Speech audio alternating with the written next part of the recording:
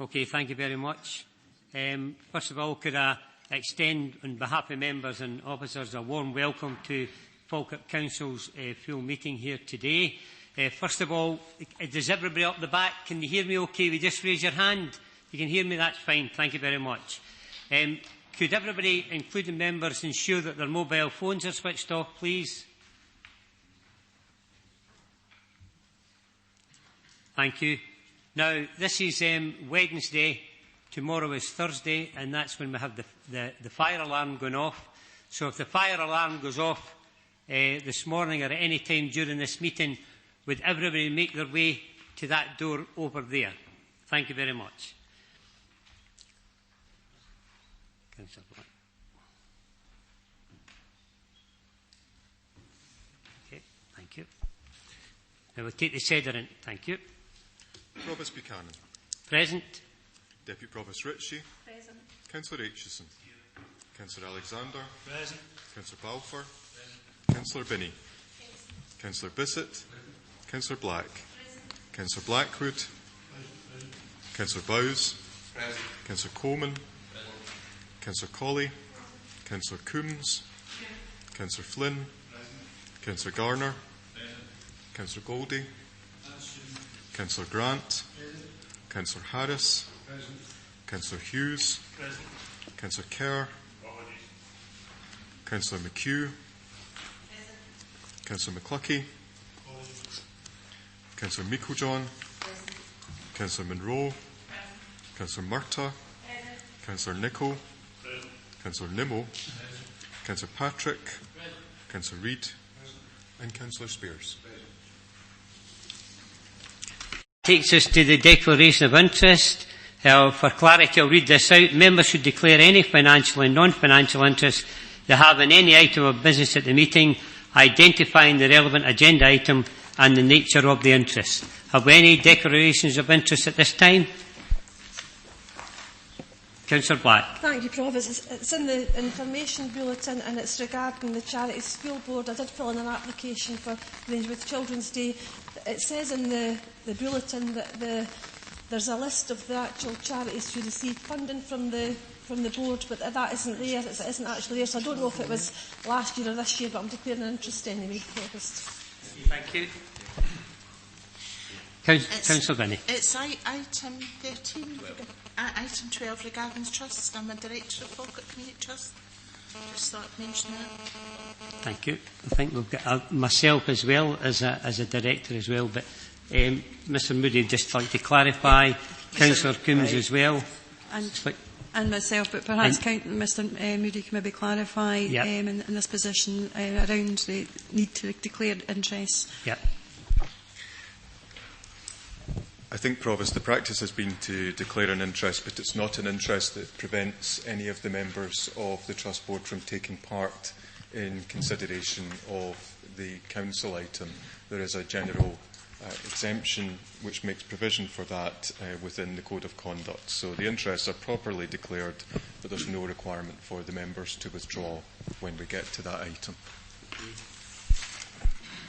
Thank you for that. Before we go into item 3 matters, first of all, members will all be aware that we've had an application in for deputations for items 13.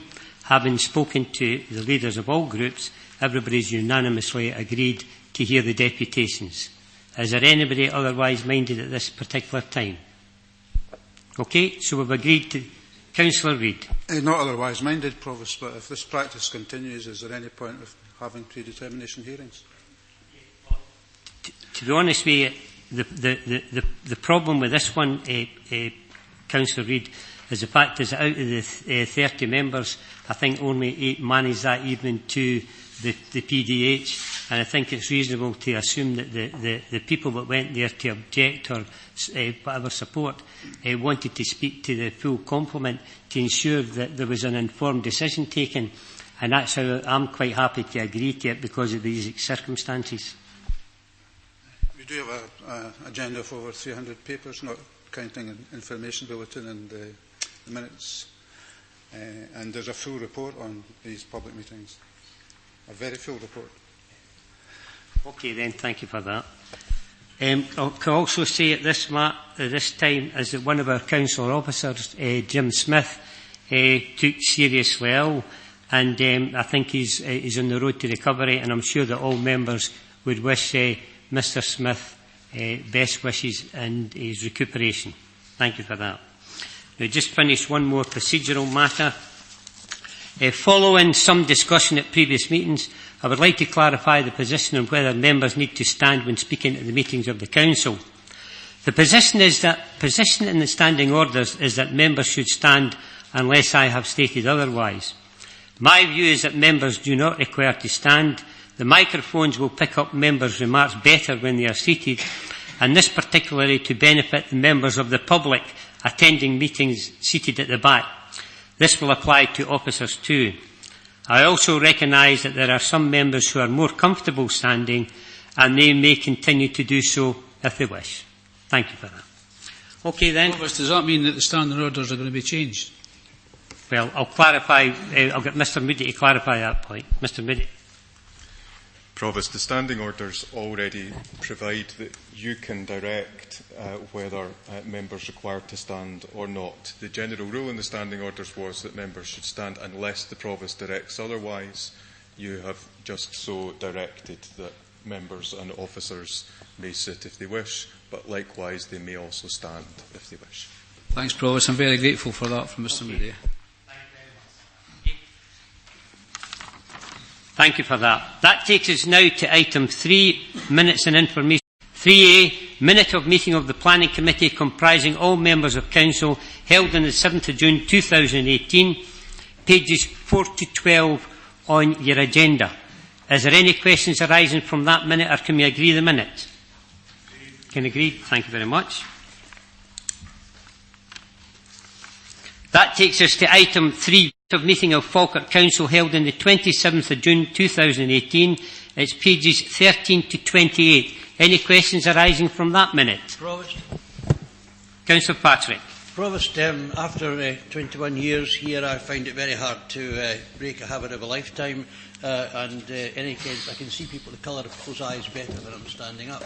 And also know, by the way, I would mention that going back to the days when committee meetings were held here, and we used to have to sit in the visitors' gallery, it's a very poorly, a place where you don't hear very well, and therefore I still think personally that we should be standing. However, I respect your, I'm sure other members will respect your opinion. Can I refer to, please, to FC 28, page 22? Item 1 was in the agreement was that we agreed to act as guarantors, providing the Clickmannon and Stirling would do the same. Could I just for the record be advised if Stirling and Clickmannon have indeed complied with their part of the arrangement? Thank you. Mr. Steele, can you respond to that? Provost, just to confirm what Councillor Patrick has said, so happily all 3 councils are in harmony on that to the ultimate benefit of the initiative that was proposed.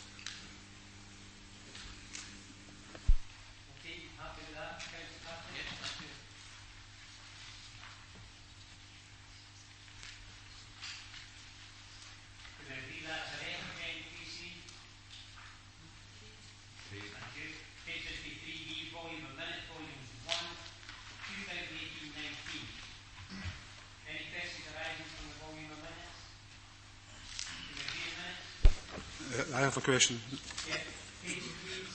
It's a big number, page 237, 238. It's the meeting of the COSLA Community Wellbeing Board, which was attended by Councillor Flynn. And there was an item on open government partnership. I don't know if Councillor Flynn could elaborate on exactly what that is. It's 237, page 237. Oh, the date, 4th of May. Okay. It's interesting to note that there were 19 present and 20 apologies given at that meeting. And one wonders the efficiency of this organisation called COSLA, which I think is living way beyond its means.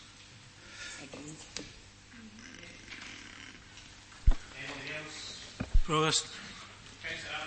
Just to point out to Councillor Reid, the absences would be amongst the members. And perhaps it's the members we should be looking at rather than COSLA as a body. No, I won't enter into a debate with Councillor Alexander. No, given Councillor Alexander's changing position regarding COSLA, I won't comment. Okay, we'll move on then. That takes us to item 3A, Information Bulletin, Volume 1, 2018 and 19. Any questions arising from the Information Bulletin? Councillor Nimmo. Thanks, Provost. A couple of questions. The first one relates to page 16 and 17.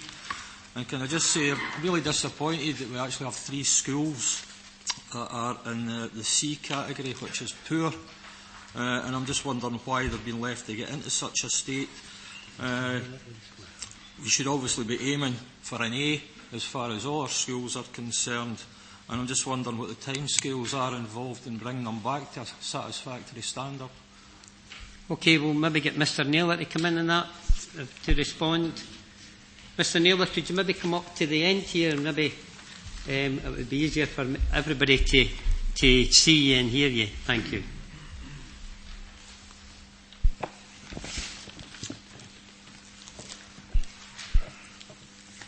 Can't get the light on. Right. Councillor Nimmo, one of the schools that's in Category C is Larbert High School, and by this stage it will no longer be in Category C because of the works undertaken over the course of the summer, but the report was written prior to the summer so that the annual SENT plan could be submitted to the Government.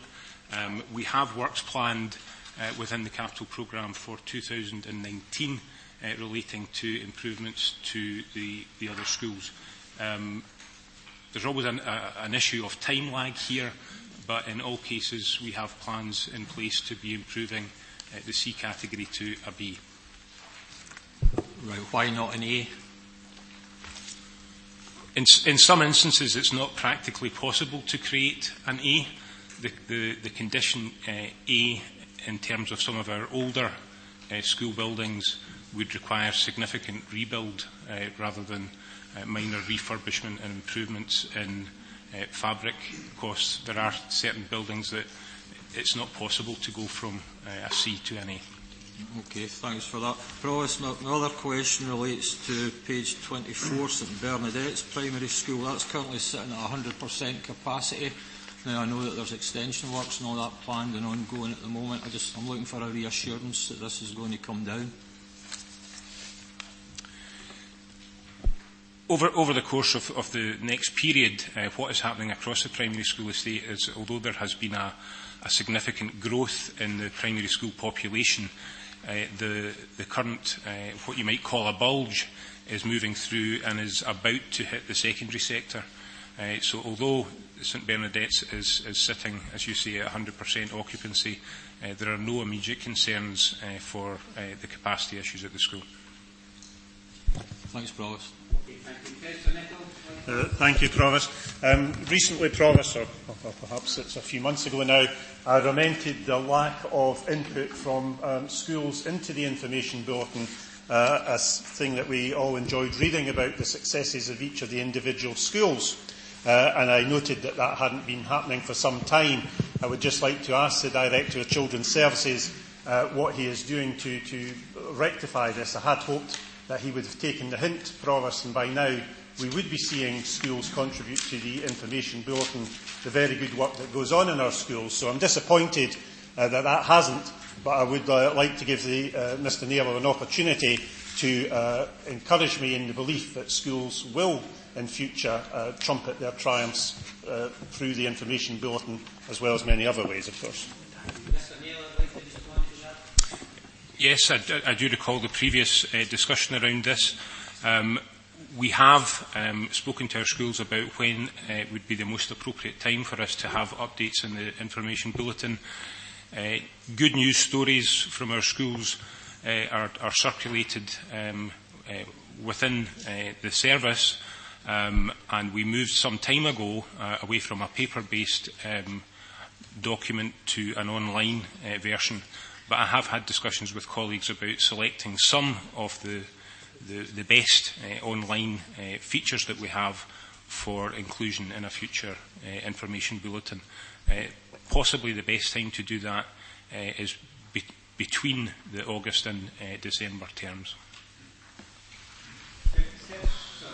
Willie, wasn't it, Provost? No, I'm not too happy with that response. I think if it is being circulated electronically, which I do accept, then perhaps the Director could look at giving members the information electronically also.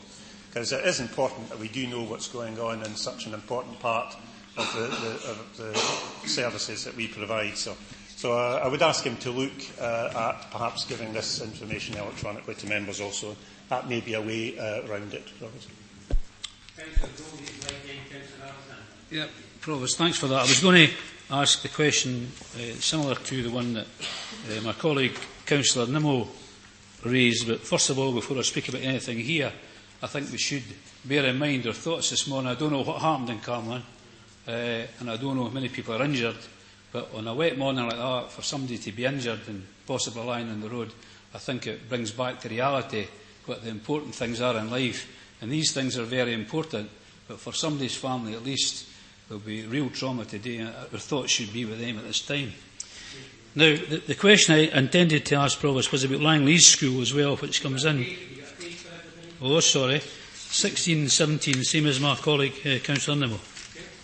Now, Langley's School is a school that's been there for a long time. It has had some refurbishment, I appreciate that.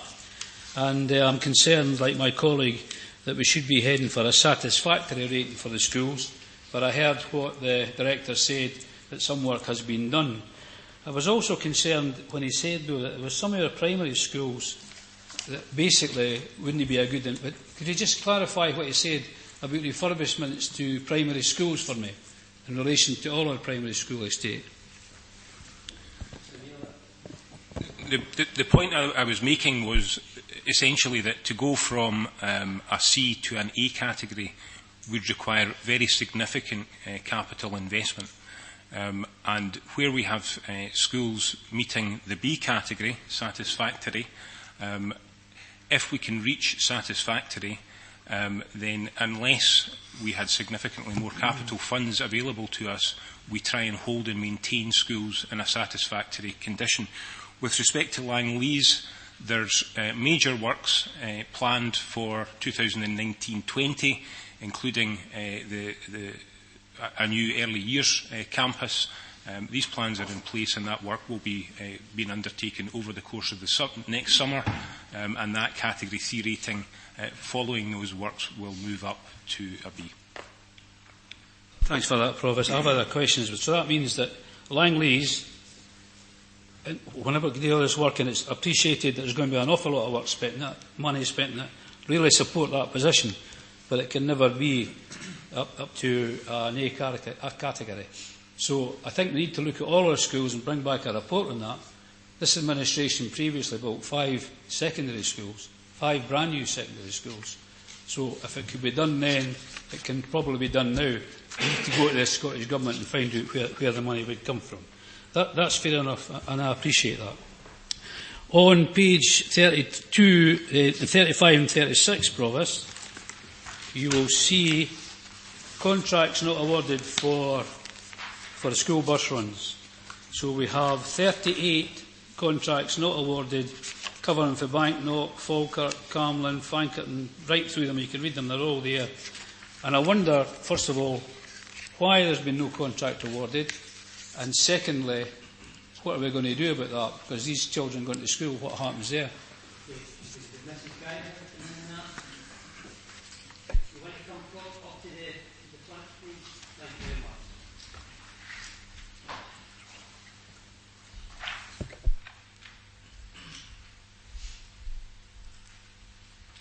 Thank you, Provost. Just to say, I don't have that detailed information with me. I can certainly get it for you, but just to note that this is actually historic information. I think that this report missed for some reason, missed the bulletin at the time of these contracts being awarded, and so this is just to rectify that omission at the time. But I'll certainly get that information for members, Provost. Yeah. So just before Mrs. Geiser goes, did you say that they now have been awarded, contracts have been awarded? all the contracts that are they are ongoing. There's an ongoing review. As you'll know, that they are reviewed and retendered on a periodic basis. And this is actually an historic report. This is for August 2016. So this is historic information anyway. But I can certainly get all the detailed background for members. I'm very grateful, Provost Mrs Geisler, for that. But I'm a wee bit confused when we've got a report for August 2016 on the table. And if I'm confused and elderly, I don't know what members of the public would feel reading that. But thank you for that information. Provost, I have another question in regards to page 24, St Bernadette Secondary Primary School. You see the figures in St Bernadette's, as my colleague has also alluded to, and we had the answer from the Director. But when you look at the Catholic schools or the denominational schools, right across the card there, apart from, I think it's St Mary's, St Mary's, they're all breaching, well, just about reaching over capacity. And I wonder if Mr Naylor could tell us if, in the near future, we should be planning for another Catholic school, if these figures are going to be like that. You also said that the bulge would hit secondary schools. So, with no disrespect to other schools who, I think they've got the capacity, they'll move from primary to secondary. How will St Mungo's fare, and how many of these pupils are going through to St Mungo's, and what's the capacity at St Mungo's? I don't have the figures with me, but I'd be happy to share with the member our role projections for our secondary estate. The primary concern that we have at the moment in terms of the secondary estate is Larbert High School.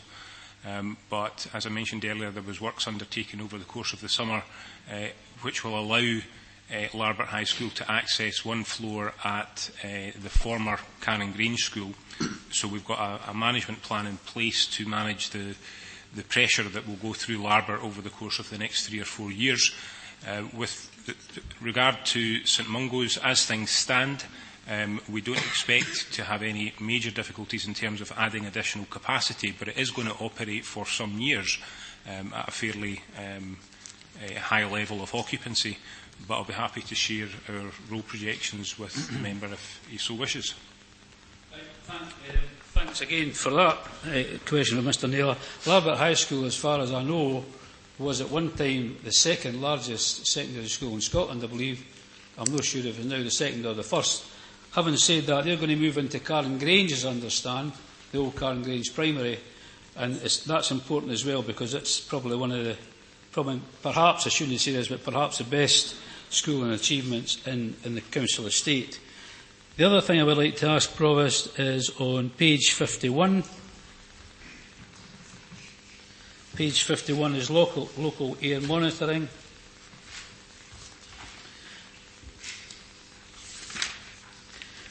This, of course, again, is a very important report and it's quite detailed.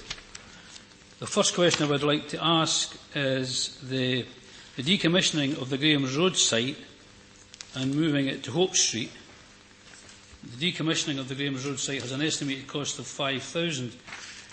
Now, what I'd like to ask Mrs Geisler, because that's very close proximity, obviously, and the biggest problem here, I would think, would be traffic monitoring. So what's the point in moving it for Graham's Road to Hope Street? Is it to get the saving of £5,000? Because that's what it says here, item 3.6 on page 5.2. So is it being done as a cost-saving exercise, or is there a real benefit to the community in relation to being able more properly to monitor the air system? On page 53, Provost, item 3.7, it tells us the Council already has an extensive network of diffusion tubes mounted usually on lampposts or drain pipes, etc., which monitor nitrogen, dioxide, benzene, toluene, ethylbenzene and xylene. I don't know how that's produced, how that's pronounced. But can we have a map telling us where all these sites are on the lampposts, etc., and that allows members who feel that there's a problem in an area where, with traffic fumes or whatever kind of fumes, it would allow us to be looking at that and saving us wandering about looking at lampposts. to see if our area has been properly monitored. So I would ask Provost, through you to Mrs Geisler, is it possible to have a map with these sites on it, and is it just purely a savings exercise between Graham's Road and Hope Street?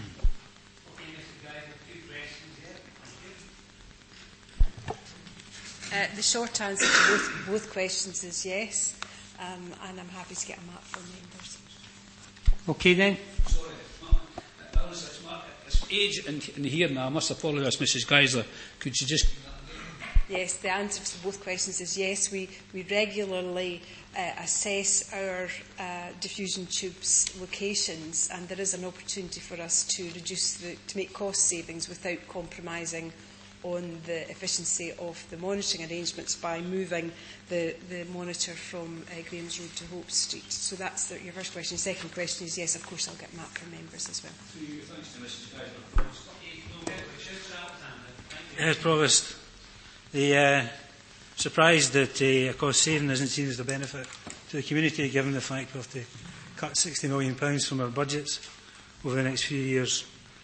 Coming up on some of the issues that have been raised before, 24, page 24, and 16 and 17. Can I ask, first of all, the report with regards to the bus contracts? Could Mrs Geisler please inform me? I appreciate you won't have the information with her just now, but could Mrs Geisler please inform me which contracts, if any, weren't renewed after that particular exercise in 2016? Secondly, in relation to the grading of the schools, can I ask the Director, he said that the report was written prior to the summer. Can I ask when the survey work was actually completed, or carried out even?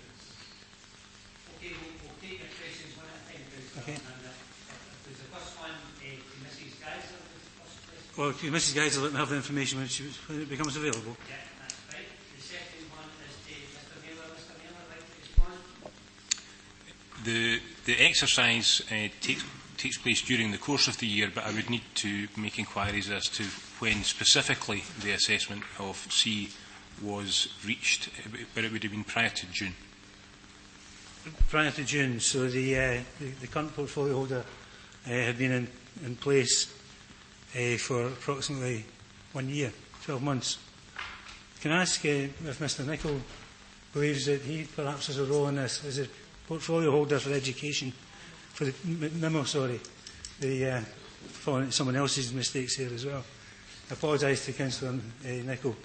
If Councillor Nimmo could ask why in the previous 10 years these schools weren't brought up to standard on his watch.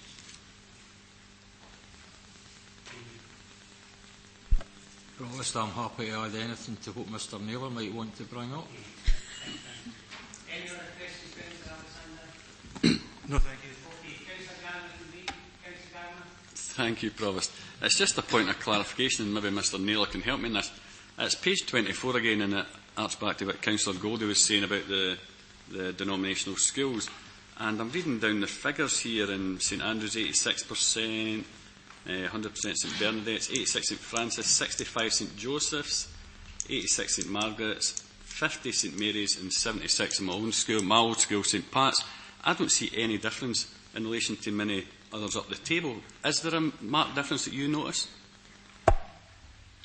Only with one or two schools, St Bernadette's being the obvious example, but we don't have a general concern about capacity in the denominational sector. 19.1, Provost. 19.1 I was named.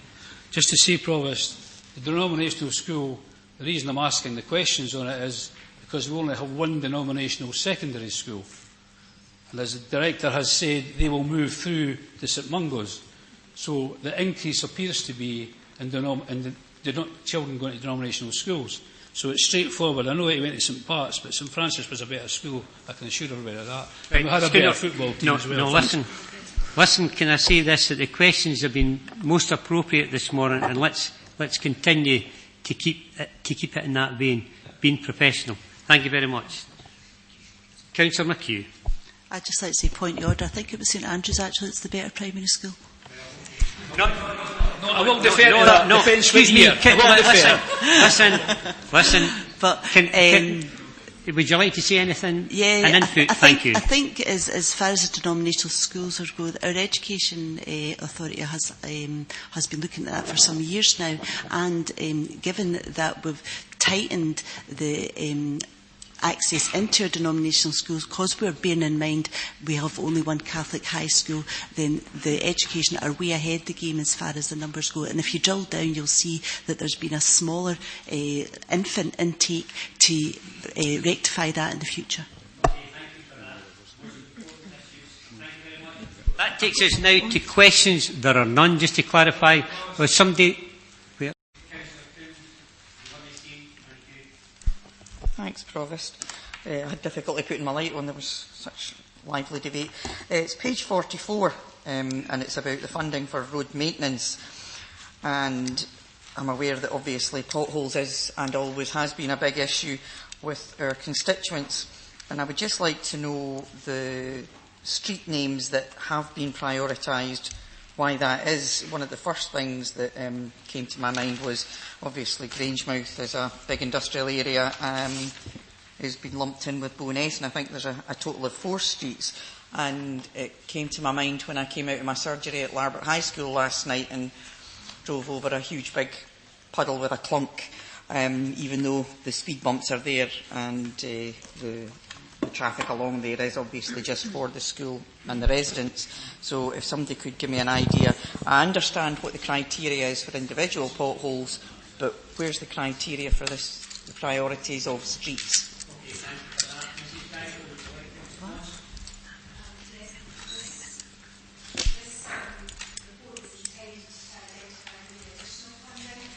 Was applied. Obviously, we have our normal funding, which we use in the day for day-to-day works in relation to potholes. And in respect of the criteria, I can certainly get you a copy of that. Thanks very much for that, Provost. I've got one further question. Page 51. I just wondered if we could ask, does Councillor Spears agree with the council leader? The front page of the Herald last week was saying that the new furnace in Ineos was to be welcomed. And I just wondered, as one who was constantly talking about the industry and the gridlock in Grangemouth, does customer... Well, the issue is this is questions in relation to the information bulletin, no direct questions to any other member, so it's up to Councillor Spears if we want to answer that. Yeah. But you're referring to Councillor Spears in the Falkirk Herald? Right. Thank you.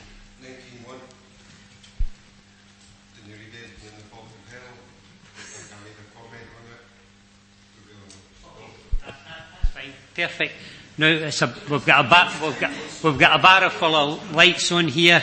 You've already been in, but we'll let you back in if it's. We'll go to Councillor Murtagh and then Councillor. Just to assist Councillor Coombs as a fellow local member in Carskinard and Trice that the road directly outside Larbert High is in fact a private road and not the responsibility of the council to repair, which is why having a previous inquiry earlier, quite early in the term serving, that's already come back, so just to avoid putting in an inquiry on that. But I think it would be remiss, given the comments that have been said about education, particularly with respect to Larbert High, St Bernadette's, that I take the points about the school estate in the report, but the main point being that these are excellent schools of a very, very high quality and high standard, and that when Councillor Nicola is bringing up about the reports which it's great to have positive stories and information bulletins, but actually the priority is for our members and our teachers to be getting on with the business of the excellent standard of education which they deliver. And I certainly feel as a local member I have many opportunities to both engage with the schools and get that information back. So I think it's important that when we're balancing up, bringing those points up in an information bulletin, that we say that there's not just one point of view there, but I think it is very important to highlight and put on record our excellent standard of education within the schools, whatever the buildings are at any particular point. Could I just say at this stage, we have 30 members of the council, everybody's entitled to their opinion, especially when we're asking questions on the information bulletin or minutes. It's an issue that comes to everybody that they want to ask questions on, and it's what their thinking is. The fact of the matter is that what happens is we're getting away from the information bulletin and the questions that's going to be asked when personalities are brought in and other information's coming in. If somebody there or wherever comes in with what they feel like, and that's how they interpret things, well, they're entitled to that. And as same as everybody else is entitled to it. It's a matter of opinion. Councillor McHugh, thank you. I'll let you back in, Councillor Bowes, just letting the lady in first. Thank you.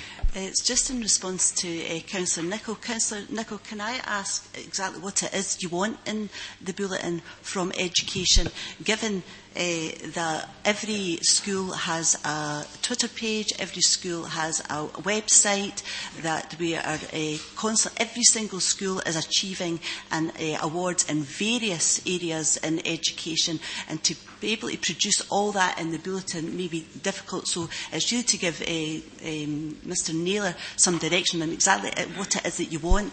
Well, given that there is various other avenues that you can find this information. I can understand, but I've just explained the situation. Councillor Nicholl, other councillors come in and they said their piece, concerns or whatever, they got information back for the director. What we didn't want to start here is starting a debate across the chamber because somebody said this and somebody said that. This is an opportunity to ask questions in relation to the bulletin. Councillor Bowes, thank you. Provost, taking you to your word and your advice, obviously Councillor Murtagh and I obviously put a light on roughly the same time, so I'll just reiterate exactly what Councillor Murtagh said. We'll move on for that. No, we'll move, hold on a second. No. The fact of the matter is we're getting into debate that isn't necessary. We've got the professionals here. The questions have been put to them. They've given the answers. What we don't want then is, we don't want a debate across the chamber that you said this and I said this, and this is what I feel. Councillor Reid, you got a question? I have one or two, but very quick ones, and I don't think they're controversial. I don't think they'll lead to debate. Pages 67 and 68, and it's the contracts for fencing, not fencing as in musketeers, but council fencing. There seems to be a mixed picture, and I don't think I'm alone amongst the councillors in having complaints about why Mr Smith got a fence and Mrs Brown didn't get a fence, or Somanon got a fence, but Bainsford didn't get a fence. And walls seems to have disappeared completely. I could be wrong on that, but could Mr Ritchie enlighten us as to how these contracts are planned, how they are prioritised, and have walls disappeared now? Break down other walls. Right.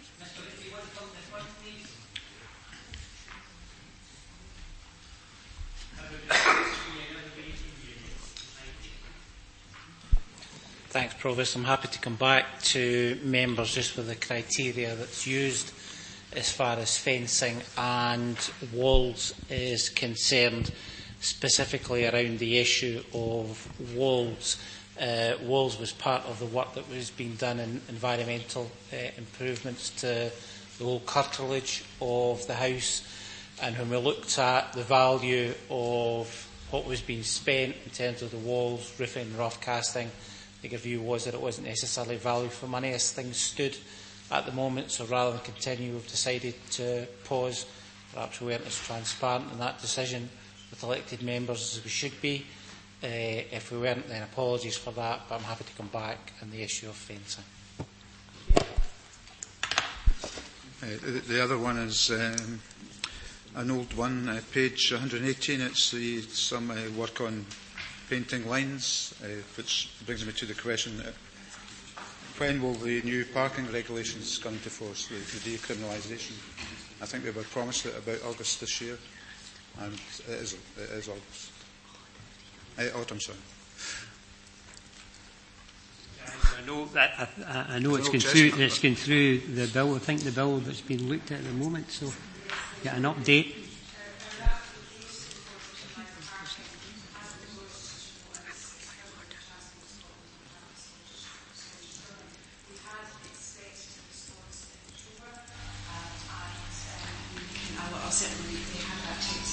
Still expecting that. If that is the case, we'll bring a report to the executive as soon as we get the go-ahead from Scottish Government, and there will be a start date within that. There's quite a bit of pre-publicity that we're required to do as well, to make sure that people are aware of the fact that these changes will be coming in. But I'll include all of that in a report to the Executive once things are clearer, and I'll get an update on the current position, and I'll circulate that with the members. Thanks, Mrs. Guyver. That's end for questions. Just a correction to what Mr Garner said, and I do so with the greatest of respect. St Margaret's is not a denominational school with a very ecumenical-minded employment. Okay, thank you very much. Now, point of order, Provost.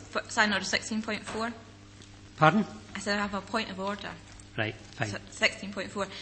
You previously, Provost, which standing order at the point of order being raised on? 16.4.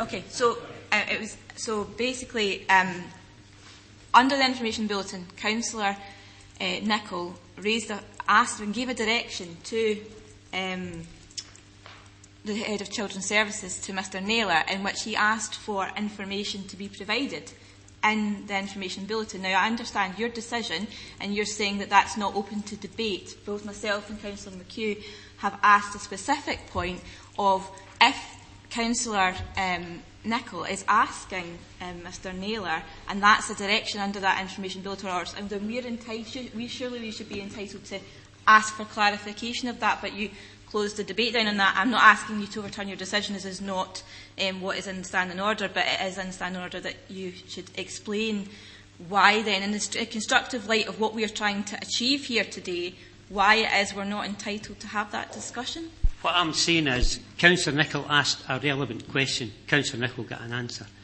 But it's not up for debate for anybody then to go back to Councillor Nicholl and then ask Councillor Nicholl questions on why. We're moving on. Right, it's next item is item 5. First of all, there are no questions in item 4. Just to clarify that, no questions.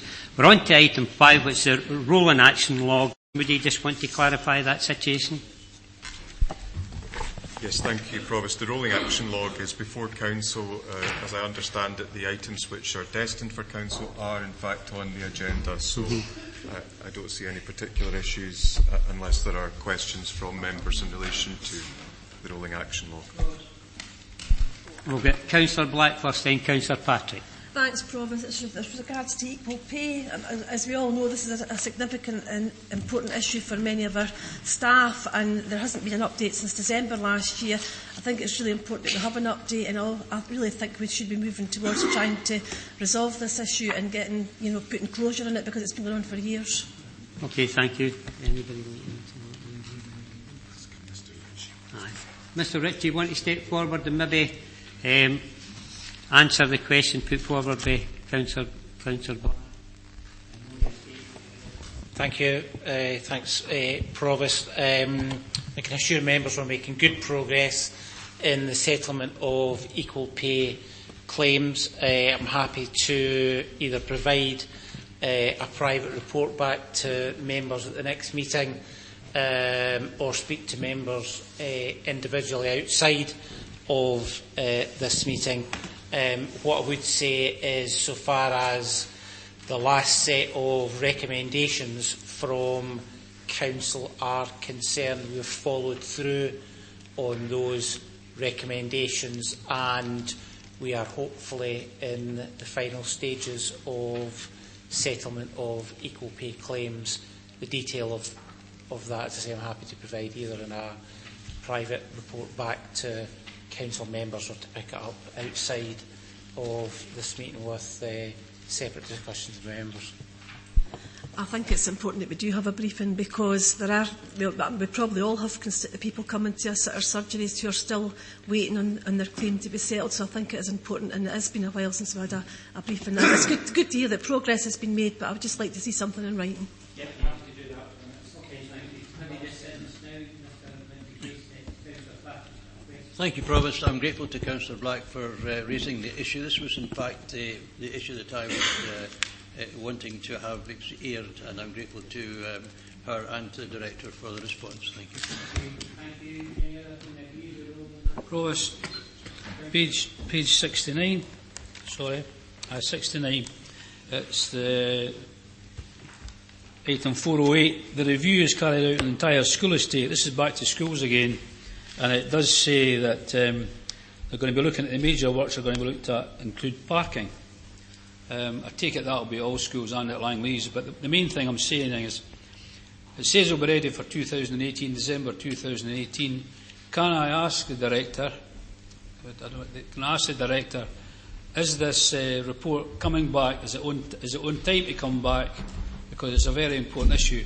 When I went to the school, the only car at the school was the headmaster's. Things have changed a wee bit now, but some of the school playing grounds are in fact the same size, and you can't get in. People going in and out with cars is a very dangerous situation, even if it's a teacher. So in essence, Provost, what I'm saying is, I'm asking the Director, is this report on track when it says we'll have a report by the 5th of December, next council meeting? And is that going to be on track, and are we going to have the final report then? Yes, that work has commenced over the course of the summer, and we are on track to have a report outlining the main concerns that we have, with a priority listing of the schools that present greatest concern. Thanks for you, Provost, the Director. Okay, thank you. We now go on to item 6, options appraisal. The report is by our Chief Executive. It's pages 70 to 98. Thank you very much, sir. Thank you, Provost, and my thanks specifically to Ian Henderson. Henderson is the author of this report.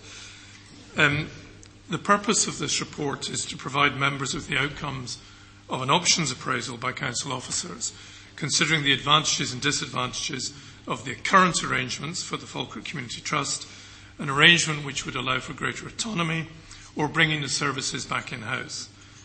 The appraisal covers financial, workforce and governance implications, as well as benefits and disbenefits in relation to achieving savings and efficiencies and service redesign. The report also considers the broader issue of how to ensure strong and effective partnership working with the Trust.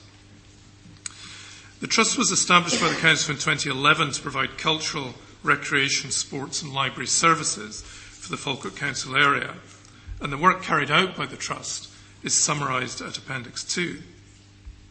Achieving charitable status for the Trust was a key consideration when it was being set up by the Council. This was primarily because charitable bodies can secure tax benefits such as relief on domestic rates. Appendix 3 to the report sets out a summary of the contractual relationship between the Council and the Trust, which includes the funding agreement and the annual business plan process. The Trust was subject to a review by Audit Scotland in 2014, and the outcome of this was broadly positive. The Executive subsequently established a policy development panel to review the Trust, and the Executive agreed a number of recommendations as set out in Appendix 1 to the report. And while some of these recommendations were implemented, I think it's fair to say that sufficient progress was not made on the other recommendations in advance of this options appraisal process. The performance of the Trust in terms of attendances, income, levels of volunteering and public subsidy are set out at paragraph 3.10 for members' information. Paragraph 4.1 sets out the various meetings and consultations that have taken place in conducting the option appraisal and summarises the consistent themes and challenges that have been identified. The report goes on to consider in some detail the advantages, disadvantages and other relevant considerations in respect of each of the three options. I do not intend, Provost, to go through these in detail, and I think they are probably best summarised in Appendix 4. Paragraph 4.2, however, does point out that consideration of governance arrangements alone may not be the best route to resolving challenges or concerns that have been raised by members about the Trust. And members will want to ensure that whatever route forward is chosen, that it helps the Council meet its own objectives and improves outcomes for communities who rely on the important services currently provided by the Trust. The report concludes that in the context of the Council's current financial position, it is difficult to recommend that it gives up the tax benefits that allow it to save £1 million per annum. Clear evidence would be needed that any alternative approach would enhance performance and outcomes, as well as generating offsetting savings and efficiencies in the short and medium terms. An important point about VAT implications is also made at paragraph 11.3. It is clear from the analysis in the report that there is insufficient evidence at this time to support either option 2 or option 3. However, a simple continuation of the current arrangements is also clearly insufficient, given the challenges and concerns that have been raised. Therefore, whilst the report proposes that there is no immediate change to governance arrangements at the current time, it is also proposed that the Policy Development Panel recommendations be used as a basis for developing a stronger and more effective partnership with the Trust. The PDP recommendations provide a platform for joint working to develop a shared future vision for the services, address challenging issues, and explore and review matters such as monitoring and reporting arrangements, the funding process, the role of elected members on the board of the Trust, and engaging elected members from across the Council, along with some more detailed considerations. Turning to the recommendations, Provost, it's recommended that the Council agrees that the current arrangements with the Trust be maintained at the present time, that the Policy Development Panel recommendations be used as a basis for developing a stronger and more effective partnership, that I write to the Chief Executive of the Trust requesting that the Trust works jointly with the Council to take this work forward, that I or my nominee, in consultation with group leaders and the portfolio holder, establish the Council's representatives to work jointly with the Trust on these issues, and that the Council is updated on the progress of this work to improve partnership working at its meeting in June 2019. Finally, Provost, given the importance of these services to our communities and the various issues that have been raised with me by a number of elected members, I think it's appropriate that I lead this work directly as Chief Executive in terms of moving this forward. I'd be happy to take any questions, Provost, and Mr. Moody will help with any questions of a more technical variety. Thank you very much. Councillor Meikle-John. Thank you. Thank you, Provost. Some habits are going to be difficult to change, so I feel more comfortable standing. I would like to, as the Chief Executive, as already said, thank Ian Henderson for the inordinate amount of work that he's put in to this options appraisal, and I know that many will have found this quite a dry and lengthy paper, but I think it's appropriate that he include absolutely everything within the options appraisal in which he was tasked to do by way of information and understanding. I would also like to acknowledge the Chief Executive's commitment to wishing to take forward the work that is required here, and I think that's very welcome to us. Trust was set up in 2012 with a view to being able to attract external funding as a charitable entity that the Council could as a service. It has attracted rates relief, which has been the biggest external benefit to the Council, and has also been successful in obtaining a number of project-specific funding, around 800,000, that, however, only part of that wouldn't have come to the Council anyway. Council is the main shareholder, and it's been obvious for the last few years that members want to have more influence and oversight of the way the funding is used. That has been clearly demonstrated each of the last 3 years at the budget time, and has resulted in a mismatch in the Trust vision and that of the Council. And as recently as we now see that relationships aren't just quite as they should be. And that's no fault of either organisation. I think that has been an evolution, and it's right that we take stock and look at the processes right now and put that particular relationship right and onto the right footing. Relationships with the Trust, other than the Policy Development Panel, has never been revisited since 2012, and therefore after 6 years the time was right to do that and to check if the current model is the right one, and that is the outcome of the options appraisal. Mr Henderson is given the task of doing this, and that's what we have before us. Chief Executive has also come in new, fresh to the authority. He's able to be objective where the rest of us may be coming from a different angle. But that fresh view is very, very welcome, and the pros and cons have been clearly set out from within the paper. It's evident from that on the various options that bringing the trust back in-house would have a significant impact on the Council's budget, and the loss of the rates relief, along with the other consequences around the VAT activities, could increase the cost to the Council by up to £2.4 million. Similarly, there are significant issues with the options of greater autonomy, and while this could create an opportunity for more commercialisation, there could also be controversy around the issue of the transfer of assets. Considering members' desire to have more say in the influence on the trust, I don't believe that there's an appetite to give that particular option further consideration. The report has indicated there's not enough evidence to support either bringing the trust back in-house or greater autonomy, and I think that's fairly clear, and I would agree with that. Therefore, that leaves us with the status quo, and the Chief Executive has indicated he doesn't believe that the governance is the key issue, but it's about improving the relationships between the Trust and the Council. But in taking the current governance arrangement and combining that with a commitment from both the Trust and the Council to develop a strong strategic partnership should be the way forward. This will take both sides to actually work together, as it is in any relationship, in order to be able to achieve the desired outcomes.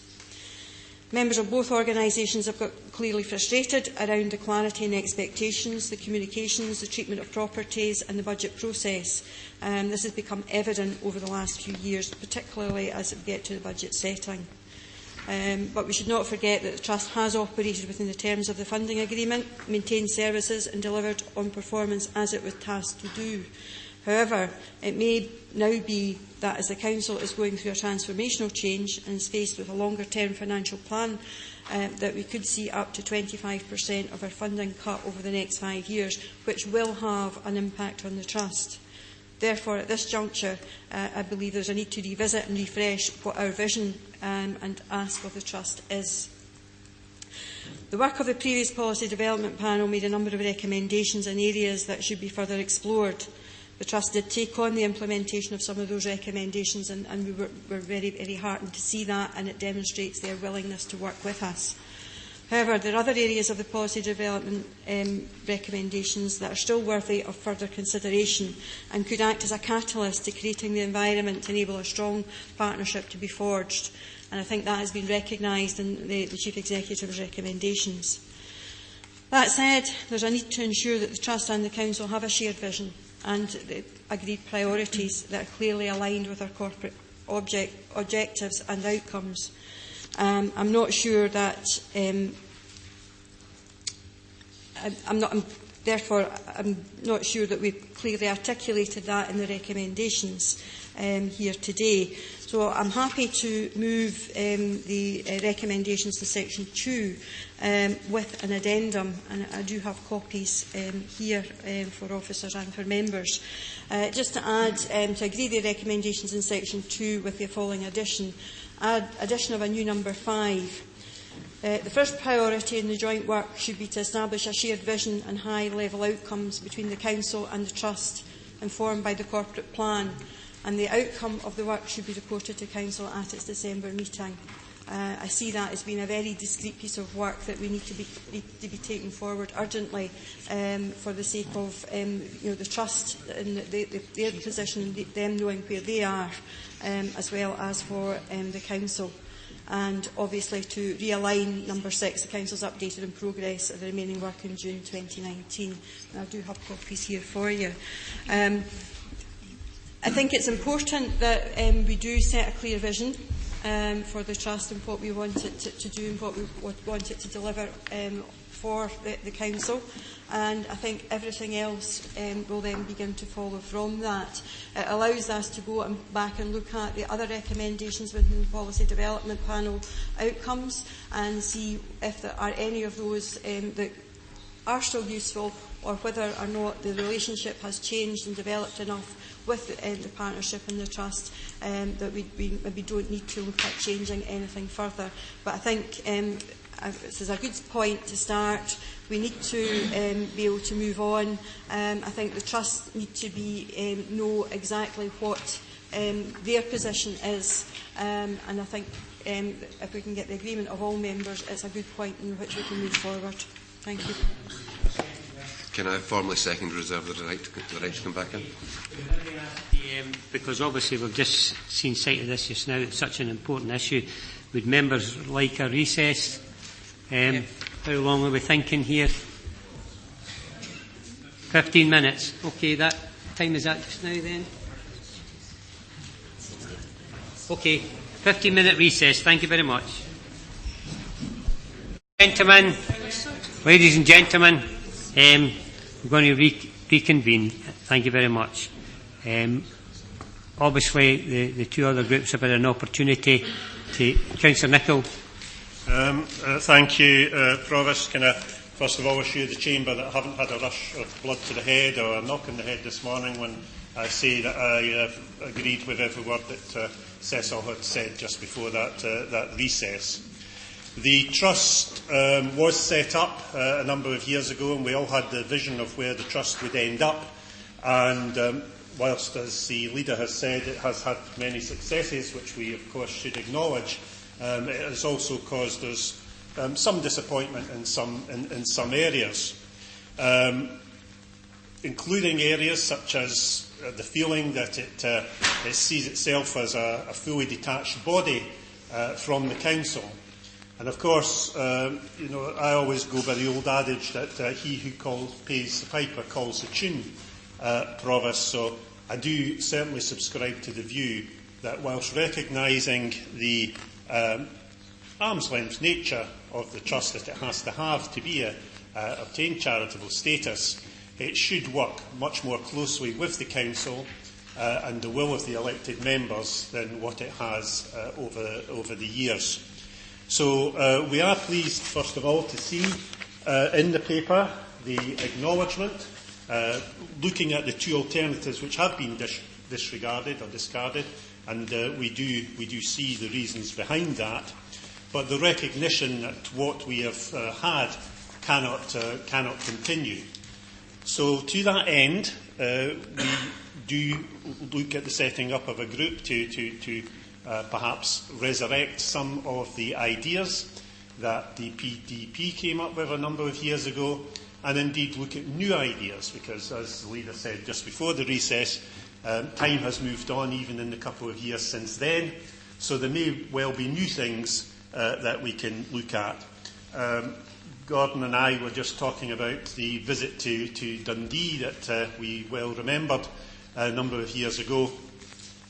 And in the case of Dundee, there were options which we discussed, the PDP at that time, such as the Chief Executive of the Trust reporting to the Chief Executive of the Council.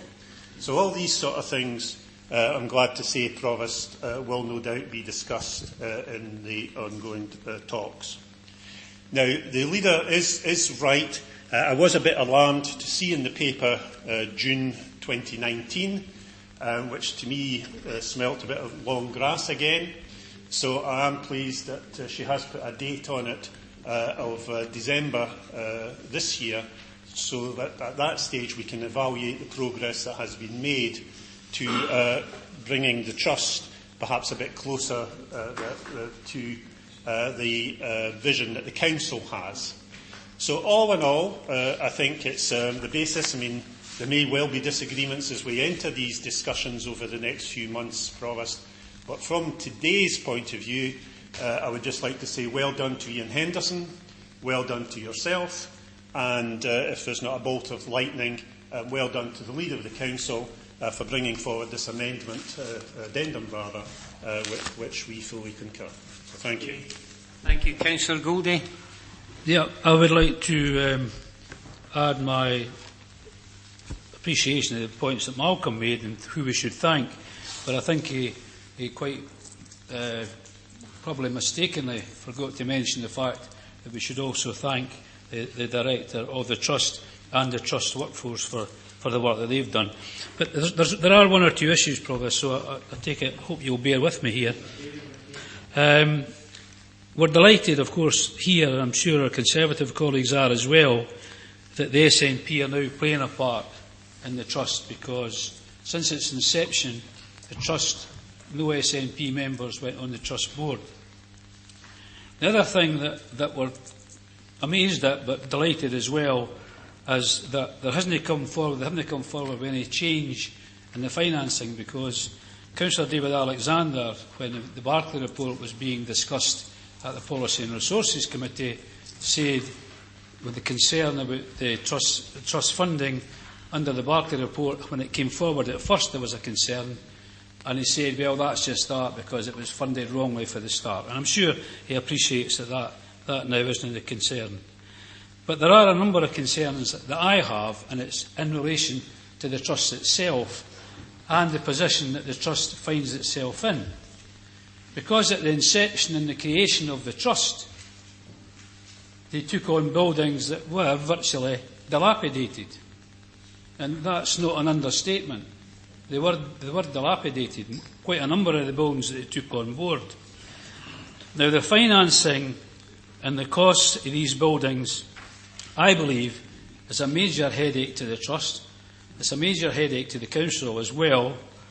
But we can hardly expect, when we say to the Trust, and the leader has said we can all expect a 25% cut in income for the next few years going forward. And that's a real concern for us as a Council. It's a real concern for the Trust, and it's a real concern that the administration just rarely puts their hands up and says that's what it's going to be. I think collectively, this side of the chamber anyway, would be wanting to fight the cuts as they come forward. But I would like to know, in the situation of the dilapidated buildings, what the administration is going to do about that, because that's a state of fact. Now, the Trust rents these buildings in some way, or that they occupy these buildings, but they're not their buildings. So if the Trust, for instance, when we spoke about Greysmouth Town Hall at one time, the Trust said they would withdraw from that building because they don't own the building and they weren't closing the building. I know it's a bit complicated, but they leased the building. Therefore, the Town Hall would have been there at that particular time. Thankfully, it's improved greatly.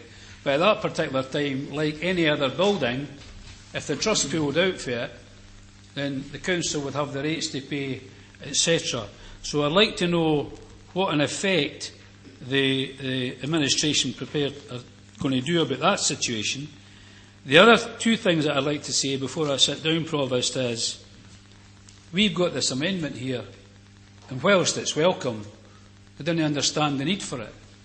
Because this report's come forward, and that should have been, the amendments here should have been included in the report, and that paperwork should be here for us. And one final thing, Provost, and I'm sure it will be appreciated across the chamber, as I see to my rear my former colleague, Adrian Mahoney. When we talk about the Council Trust, no member put any more effort into it and making it happen than Adrian Mahoney, and I think I would like to recognise that here in the chamber this morning, Provost. Thanks.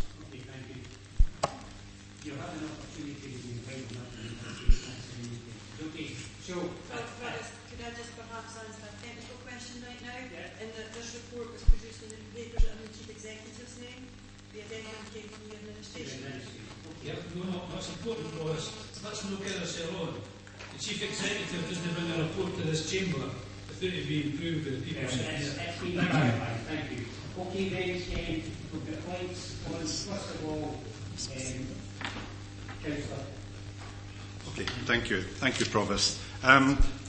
Coming from a sales background, I think I've sat in dozens and dozens of meetings where somebody in high has decided what the vision for this company is going to be, or the sales team of that, which is good. It comes out with fancy words. And I know that the Trust have been working for a long time to develop a vision, and the board is working towards one very, very soon. I'm in agreement with the Trust having a vision, and I'm in agreement with the vision marrying up with the vision that the Council has. But what's more important to me than visions are fine, is the action that supports that. I think the key thing is that, as mentioned by the Chief Executive, the overall objective is to improve outcomes for the communities. And I think the action should tie in with that. There's very little, in some instances, where the communities have been closely involved as they should have been. And that's clearly shown with the recent scenario with the Stennismuir Sports Centre, where only after the event that decisions have been made to convert it into a state-of-the-art gymnastics centre, the discussions start to happen with members of the public, and even the schools only found out when they went to renew the next block of lessons or time with the community centre. And that's not good enough. The key to our community are the very people that are in it. It's fine, I agree with trying to hit a balance, statements to make things pay for themselves. Totally agree with that. But what's more important, that 300 children from Carden Primary School and Larbert High School should not be disadvantaged. It's totally unacceptable that now these children are having their curriculum upset, that school heads, and we spoke about schools earlier on, are under pressure. It's just not acceptable. So in terms of the vision, that vision should actually look to increase the communication in advance of decisions. You make the decision, but consult. Now, I've had a lot, I'm sure the other councillors have, of people come to me and commenting on what's happening with Stennismuir Sports Centre. We didn't know about it. Why is this being done? And that's only one example. I could give you others. So, yeah, visions are fine, but what I would say is let's tie it down to real action, but involve the people. If we really do care about health and well-being, it has to be carried out from stage one right the way through, and then we can improve things. Thank you. Okay. I think there will be an opportunity when the new consultation groups meets to have an input into that issue. Councillor Binney, if I'd like one for a while. Thank you. I just want to thank Mr Lawrie and Mr Henderson for making this report. It's come at a pivotal time in light of a possibility of budgets being really severely cut next year. But one thing we have actually forgot, it's the community. It's the community here that actually benefits from all the decisions we make here, all the debates we have. I'm sure we'll all agree the relationship between the Trust and the Council can be better, can be more transparent, and communication between both be more honest, and also its aims understood. The Trust itself recently has made some improvements, and I know they're gathering their expertise, and they do have that, they're in the community at the moment, to make this continuous improvement. Balancing their budgets. I think it's extremely important we all have trust and respect, and both organisations aspire for continuous improvement. I fully support the recommendations that is the current arrangement with the Trust maintaining at the present time to include all the other parts of the recommendations. Because at the end of the day, communication is the key for further improvements. Remember, it's not them and us, it's all of us. The reason being is having the best choices, making the best decisions for our communities, for them to thrive, learn with cultural activities, increase their health and well-being, with improvements for their sports centres. And with regard, Councillor Flynn, I totally agree here, we're missing a point here, and I think the Trust, perhaps, and the Council could work better when it comes to community empowerment, get our communities to actually do more. And I think that needs a bit of resource put in actually to the Council and the Trust, so that maybe our communities in future can do things for themselves, improve their own service and cut our own budgets. It's going to happen in the future. Thank you. Thank you very much for your input. Councillor Alexander. Yes, Provost, thanks very much. The past, as they say, is in the past. The future is in the future. The present day is that we have a trust who are effectively the managers of our property and our services. So there has to be a positive relationship, where possible, between both organisations. The trust is there, and because it's there, and because it has a role in delivery of services, it's incumbent upon us all to try to match the expectations that are contained within the amendment and or the addendum. And I certainly welcome that. Certainly welcome the fact it is an addendum. That it was a regular occurrence in the previous administration. It will be a regular occurrence in this administration. Of course, the Barclay report could have led to quite a major funding problem for the local authority, and I think we have to thank our own group leader, our own council leader, for the lobbying that was done at COSLA in order to get COSLA to speak as one voice with regards to this aspect of funding. The Minister listened, and we should be grateful for the fact that not only did the Minister listen, but we had someone with the foresight as Deputy Leader of the SNP group within the COSLA of Councillor Meiklejohn. So I think when it comes to fighting cuts, you'll find we're at the forefront. If Councillor Goldie wishes to join us at the forefront, he's very welcome to do so. I think there will be every opportunity over the next few years for us to come together for the sake of local government, and I hope that that happens. With regards to the funding issue as it relates to the authority, then, as I said, there will be an opportunity for us all to come together. I'm hopeful that some of the concessions that we saw last year, for example, some of the additional money that was made available to local government will be made available again.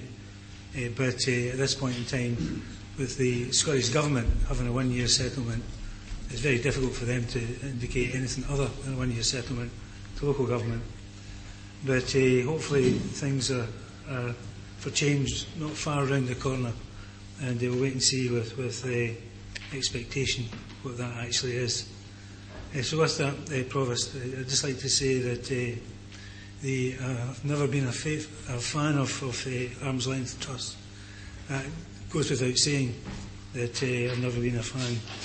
But the fact is that the trust is there, and we have a responsibility to make that relationship as positive as possible for the people of Falkirk. I think there have been steps in the right direction, just as there have been nationally within COSLA. And I think that we take advantage of those steps in the right direction and speed up the process where possible. And I think the addendum adds to that particular process, adds to the whole experience between the authority and the trust, and allows us to move forward. 19.1 Provost. Mr Alexander encouraged me to join with the SNP group. Is that not magnanimous? No, it's not magnanimous, Provost. Provost, Mr. Alexander.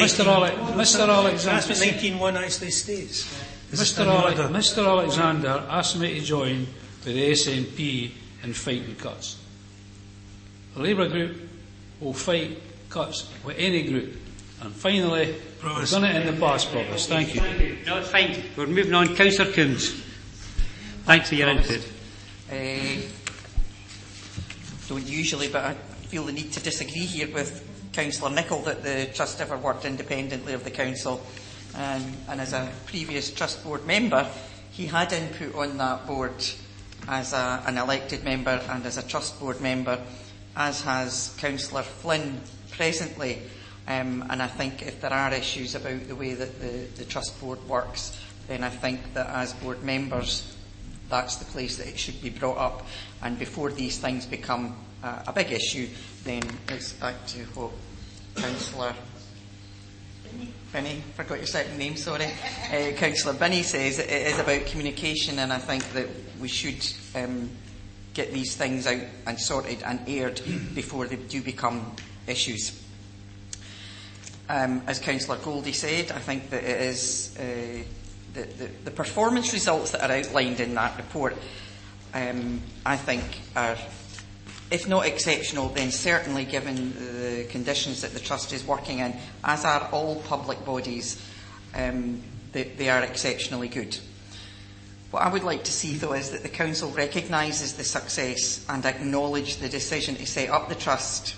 Councillor Goldie mentioned already ex-Councillor Mahoney, who did stick his neck out on the line, and if I remember rightly, he got shot a lot of times for suggesting that we should do it, and I think there are 8 million reasons now show that he was correct in doing so, and I think that everybody in the Chamber realises that that £8 million saving, before you even look at any other of the figures, the income generated in the past 5 years alone it's an increase of £1.5 million.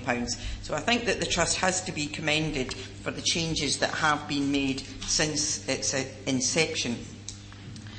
And I think one of the main things that we are all talking about here is that it's about let's trust the Trust. I think they are doing a good job, and they need some help to continue to do the right thing in terms of the choices and the decisions that they make. Half of the board is made up with members from this Chamber. There are 5 elected members on the Trust board, along with the independent members who, I hasten to add, give up a lot of time and give a lot of experience on a voluntary basis to help to run the Falkirk Trust board. I think the review shouldn't actually distract from the core purpose of the board, and it should look to engage positively with the independent members, the elected members, and the staff members that are on the board. Absolutely agree with Councillor Alexander that the input from Councillor Meiklejohn on the Barclay report, because that was a worry for the Trust Board members. If that rates relief had been taken away, I think we would have been looking at a different decision here today, because it is a major impact, obviously, on the funding. Now, it was touched on about the state of the buildings, and obviously it does have an impact on the decisions that the Trust Board makes. And given, as I say, the financial implications and the state of the buildings, and I'm not sure if this is the place to ask it, but I've got the floor, so I'll do it anyway. Who's responsible? I know that the Council does own the buildings, but I'm aware that at the point of the Trust Board being set up, I'm thinking who's going to know the answer to this, possibly Maureen, that repairs up to a certain level were the responsibility of the Trust, and over and above that it was the Council. Am I right in saying that, or am I making this up? No, we get a response from you. Who's going to, somebody, one of your officers wants to listen to the question. You want to come up here, Mr. Strain? Yes, certainly, Provost. Everybody can see and hear you.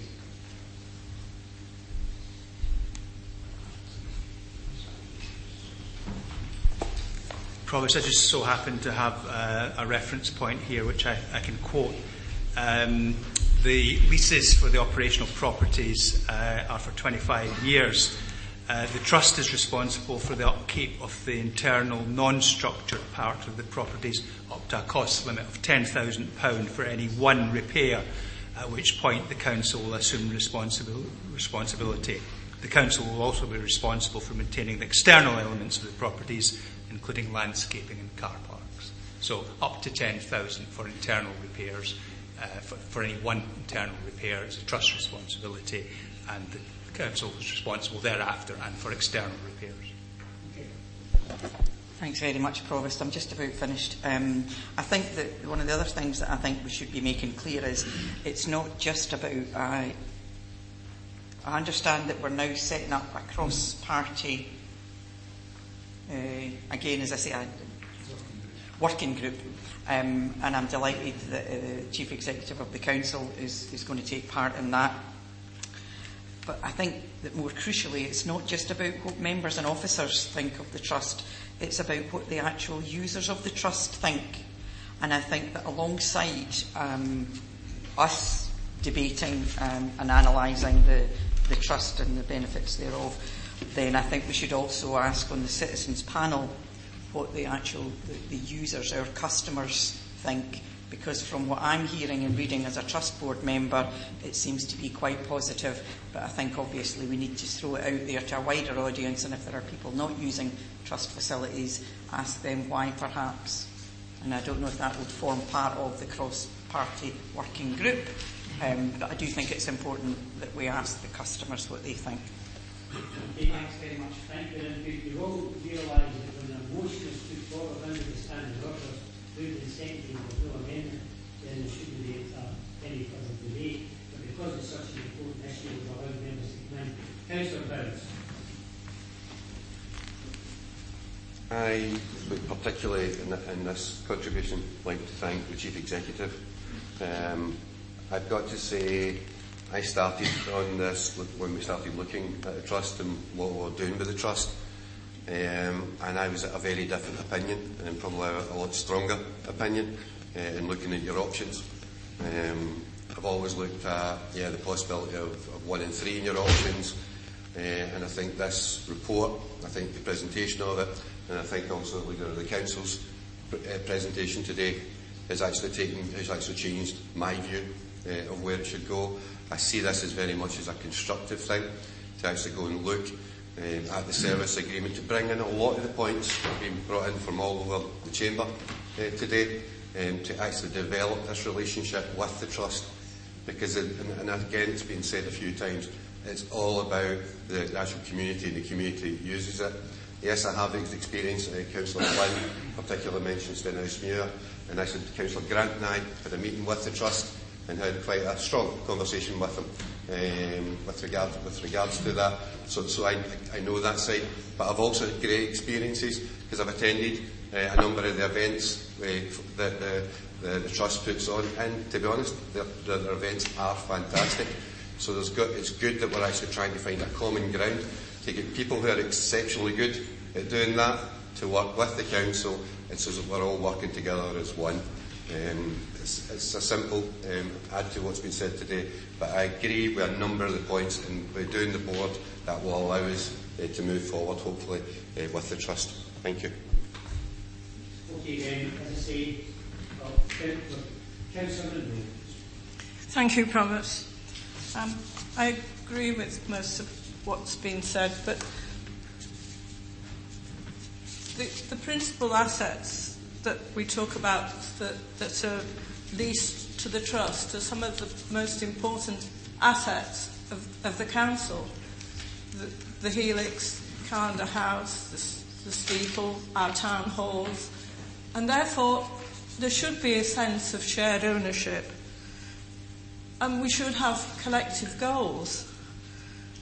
We need to work at income generation for these buildings and look at ways that they can actually be used for co-location of services to help us.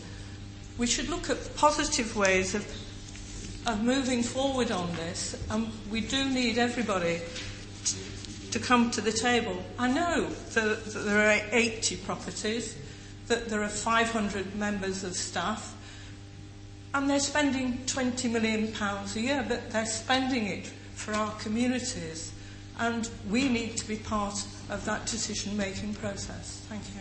Okay, thank you. I think it does tell you the importance of the working group.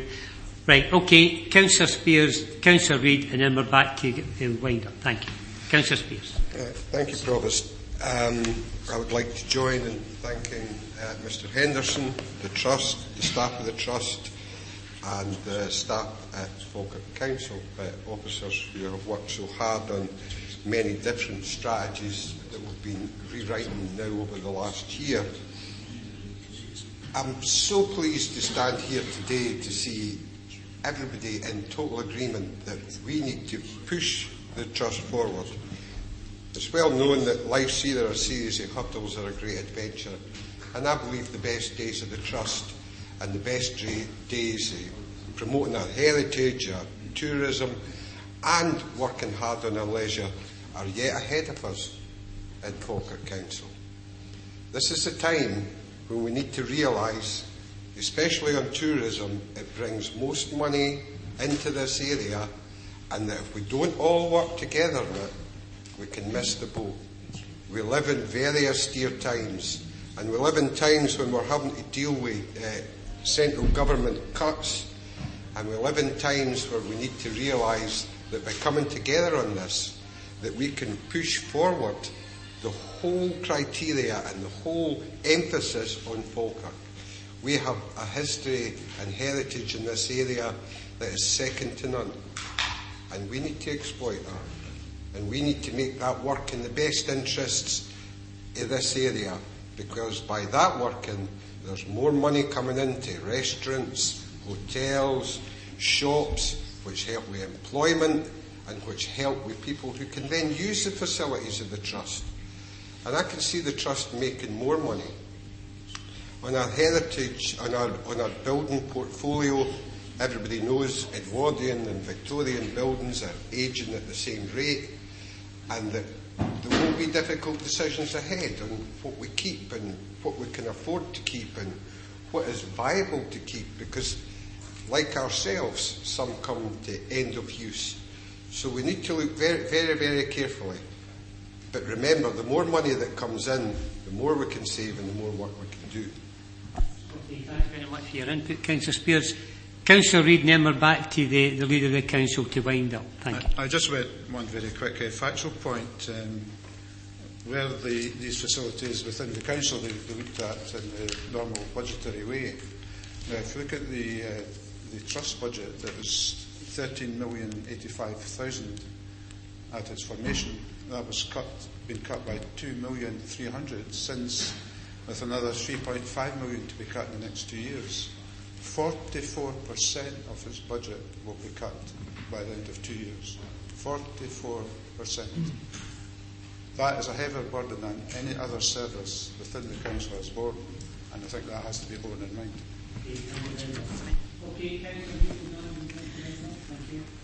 Thank you, Provost. I'm not going to say too much because I think my colleagues have covered an awful lot of what's been said, and I'm loath to go back in time, but we have to remember that when we're talking about dilapidated buildings, we have only been in administration for a short period of time, and what has happened in the past 10-year period. But the responsibility for the buildings isn't just the administrations, it's the whole councils, and it's part of the strategic property review, and it's also part of our 5-year transformational plan, and that's something that we need to work with the Trust on. And I think that the proposals that I've put forward, where we can set a vision, allow some of the discussions around those buildings to take place, the future of those buildings, and any investment that is required around those buildings to be factored in. And I would look forward to the members of the other parties in the Council bringing forward their proposals as we go forward around the budget. The reality is that we know that the Scottish Government is going to be facing a cut from Westminster, and as a result you can only share out the pot of money you've got, and there will be reductions everywhere. We're working on the best possible information, and we will fight the cuts. We will start to negotiate. In fact, I already have been starting discussions with the Finance Minister about the future and about what we might expect. And that's as it should be. But we're here today. We need to get a good working relationship, a good strong working partnership with Falkirk Community Trust.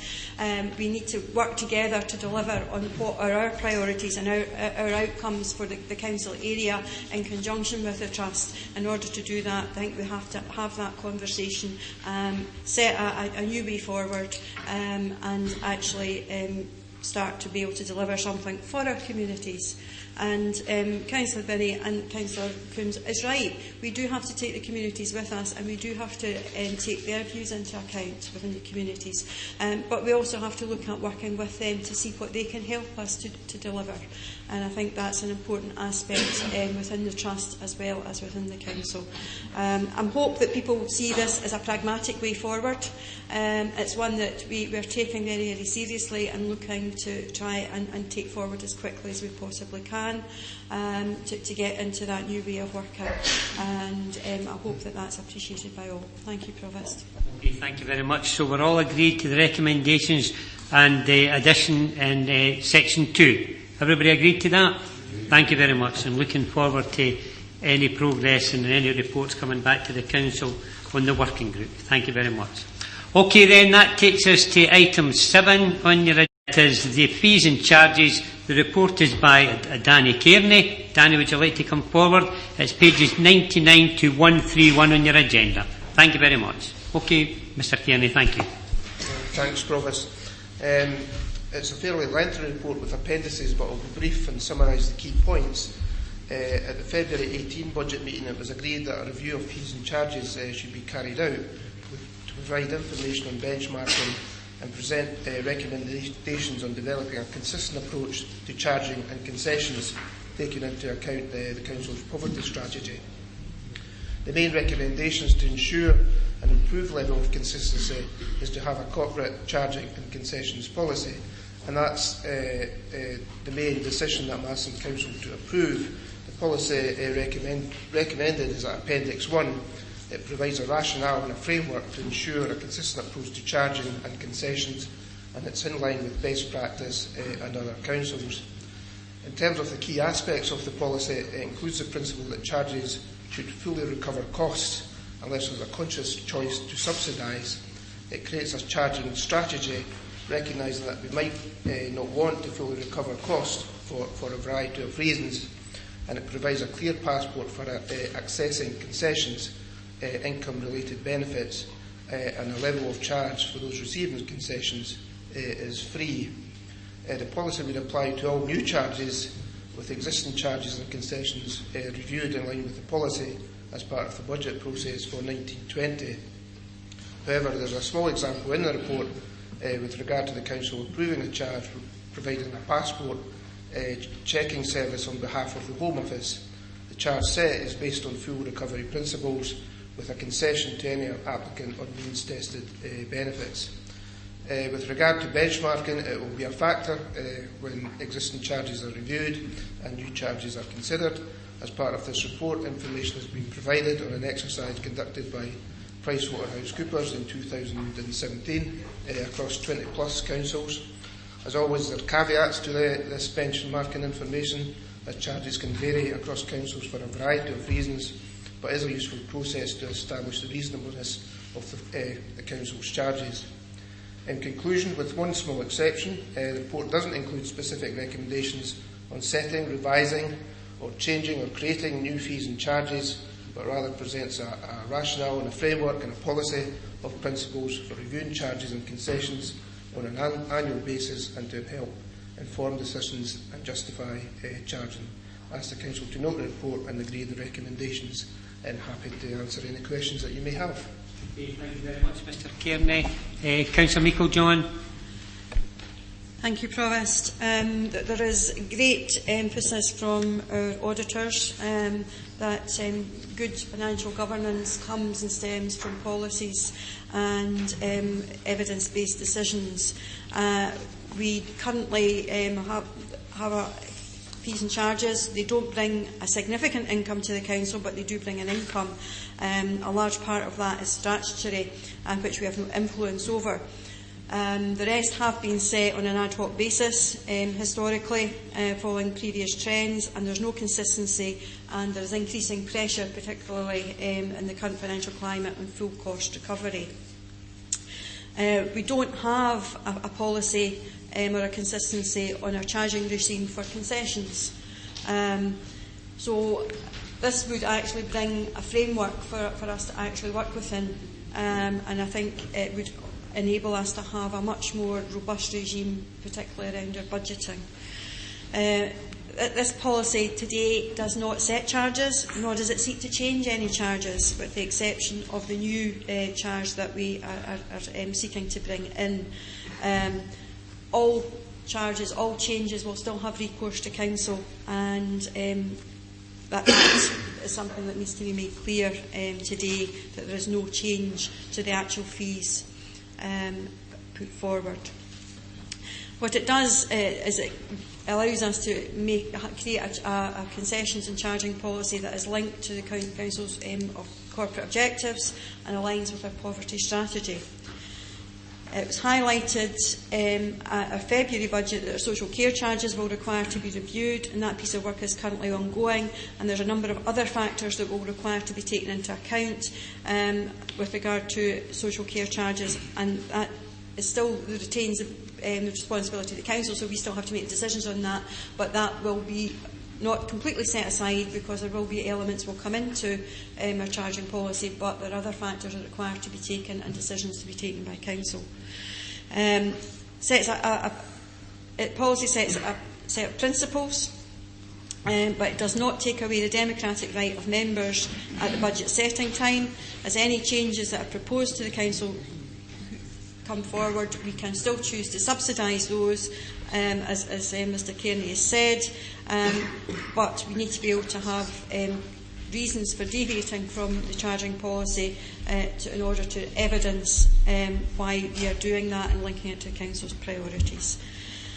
So I'm happy that this policy be approved by council. I think it's been a good piece of work. And I think it will enable us to have a more robust regime as we go forward for our fees and charges in the future. We would be one of the few councils that actually have a concessions policy, and that's something that is not there. As with any concessions policy, you require to have a threshold, because you have to have a bar, and you have to make that something that is reasonable. And what is proposed is that bar be around the means tested benefits. That would direct any concessions to those that are most vulnerable. However, it does not prevent council taking a decision on other areas should there be a link to our poverty strategy and corporate objectives to make a decision around that. But I think we are well placed in taking this forward, and it's at a juncture that is really useful in our budget process. I move the recommendations as in section 2. Thank you. Thanks, Provost. Happy to second and reserve the right to reply. Provost, I'll defer to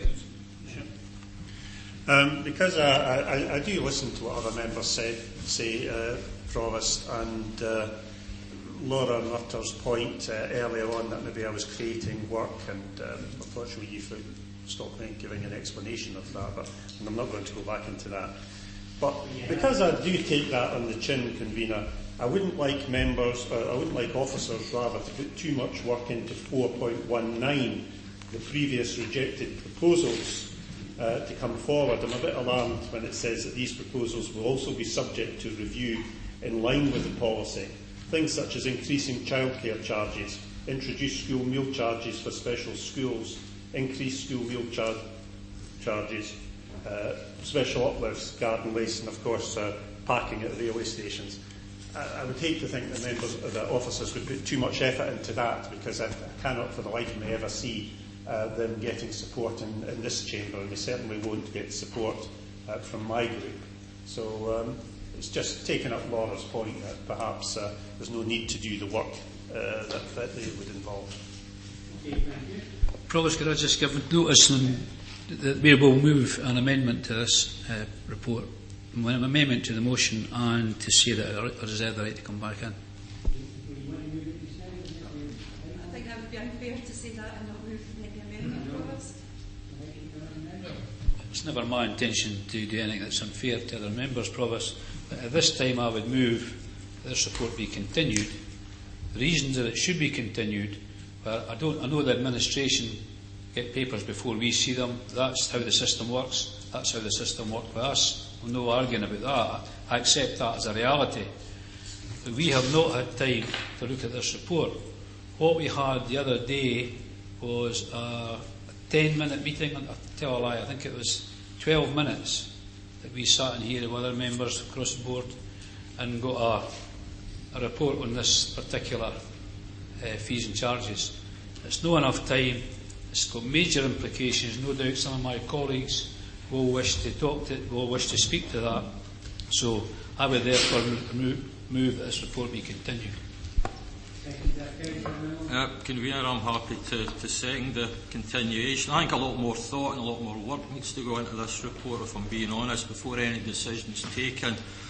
Councillor Nichols already highlighted the table at 4.19, page 105. Now, I'm only going to pick on the one issue here, and it's the one at the bottom about the introducing parking charges at railway stations. Until there's a big piece of work done in relation to alleviating the on-street parking, I don't see how we can possibly go down the route of charging for parking at railway stations is just going to cause further problems. But I'm happy to second the continuation, Provost. Councillor Nichols on the light on this now, and then Councillor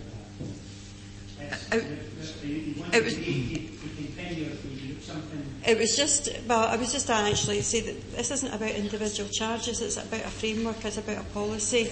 If a council so desires it does not want to take forward charges, then that should become brought forward at the budget time. This is just a framework, Provost, so I don't know if there's been a misunderstanding. I asked that, for an all-member briefing.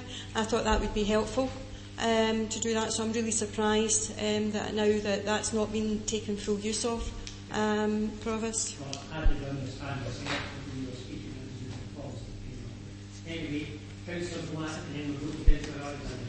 Thanks, Provost. I mean, in my opinion, it has been a good piece of work. However, I think that there are some areas that are still need to be looked at further and that need to be worked on. And one of those is the cumulative effect of the benefits on service users. We have got people who have multiple, they use multiple services, they use different things that we offer, and we really need to make sure that the charges are a cumulative impact that they have, that we know that we look at this and make sure that that's recognised and that we prevent that from happening. I also think that as an important part of fees and charging is actually us creating income for people, because, for example, in older people's services, attendance allowance is not that difficult a benefit to get. But there's probably a significant amount of older people who have Alzheimer's or who need quite a lot of care, who don't have attendance allowance, and that's something that I don't think we're still doing. We say it every year, we're going to help people to maximise their benefits, but I don't think that we do. And I think as part of this, we have to look at that, because at the end of the day, if people aren't having their income maximised, then they're not able to pay the charges because they're below the threshold for which we would make them pay. Provost, I'm somewhat at a loss at Alison's point on that one, because the issue was raised by ourselves whenever we were in opposition when these charges were introduced in the first place. And we were assured at that point in time that the financial calculations in terms of benefits, meant that the most vulnerable were looked after at that point. Given the fact that this is establishing a framework, I don't understand it as well. Where does it say in this document that we're considering introducing parking charges at the railway stations? Although I respectfully point out that Grimston Station already has parking charges. What we have is what we've had in the past has been one-line amendments to the budget.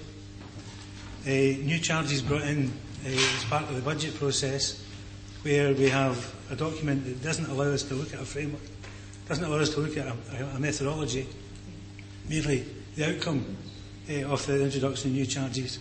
So this is far superior to the arrangement that's been in place for as long as I can remember within these chambers in terms of the budget. It allows us to properly assess each and every claim in terms of the issue of charges.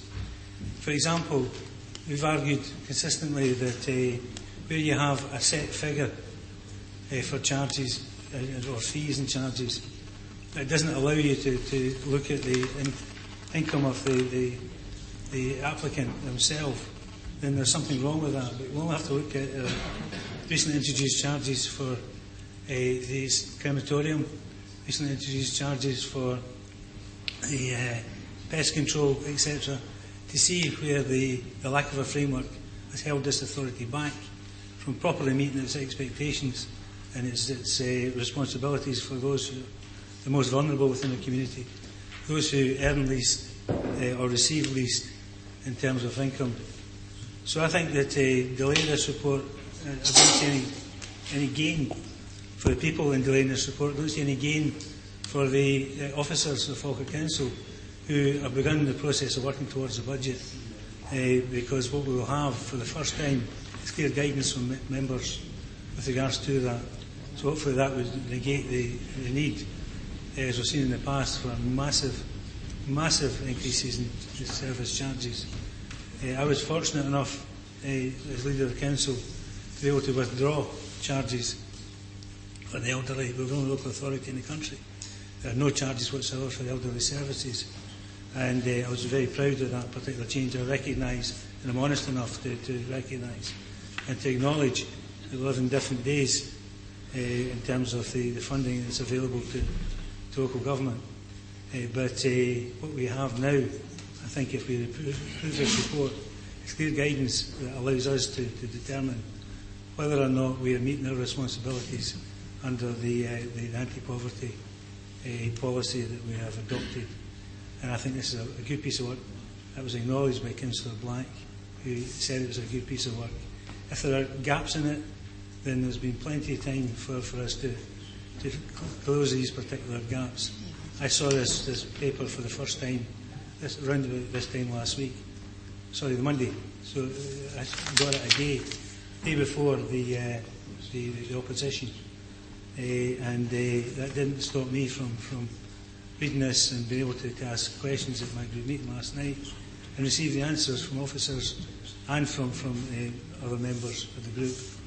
So I would hope that this framework will be approved today, because it does give our officers clear guidance in terms of fees and charges in future, and will benefit those who have least and earn least. Thank you, Provost. I'm tempted to just say what my colleague said.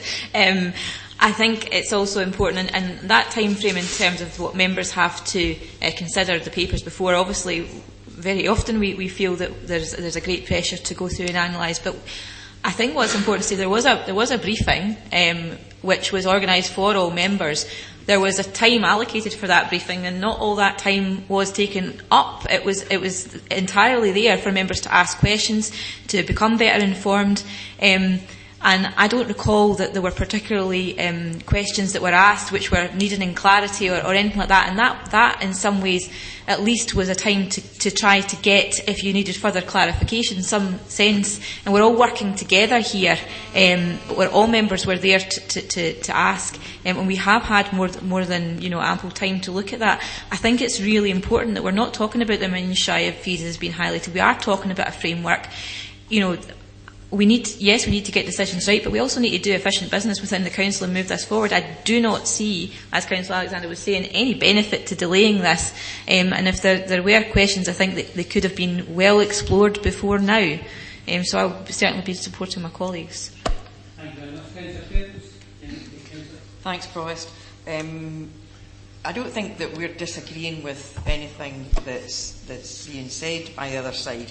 We're not saying that we're against this. What we are saying is that we need to continue it. We got these papers the day before that briefing, and I understand what Councillor Murtagh is saying about asking questions, but I can't ask intelligent questions on information that I have no knowledge of. So I think it's a kind of cart before the horse here. And I did attend the briefing because I appreciate that it is important, and it is important that we get it right.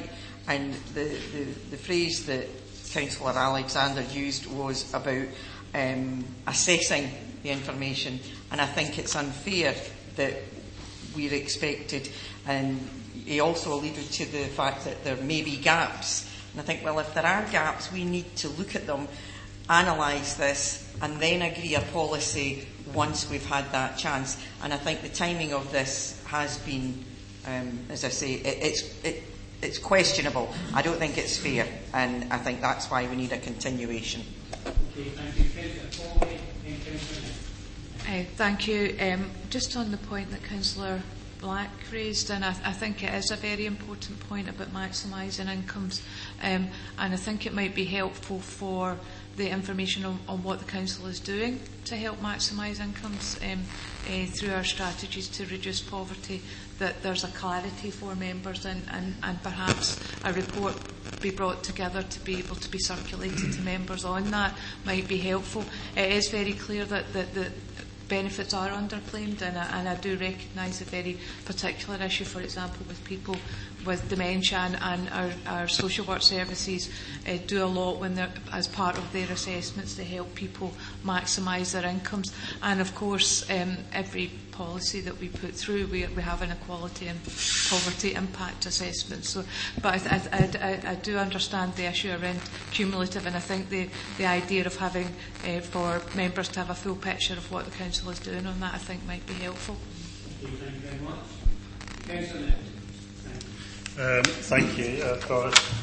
Of course, I have no desire to tie the hands of the administration regarding anything regarding the budget, but I return, Provost, to 4.19 and do feel that it would be helpful if the Leader of the Council could give reassurances that the administration, by doing this work, is not intending bringing forward in the budget 3 items in particular: introducing school meal charges for special needs, the income would only be £25,000,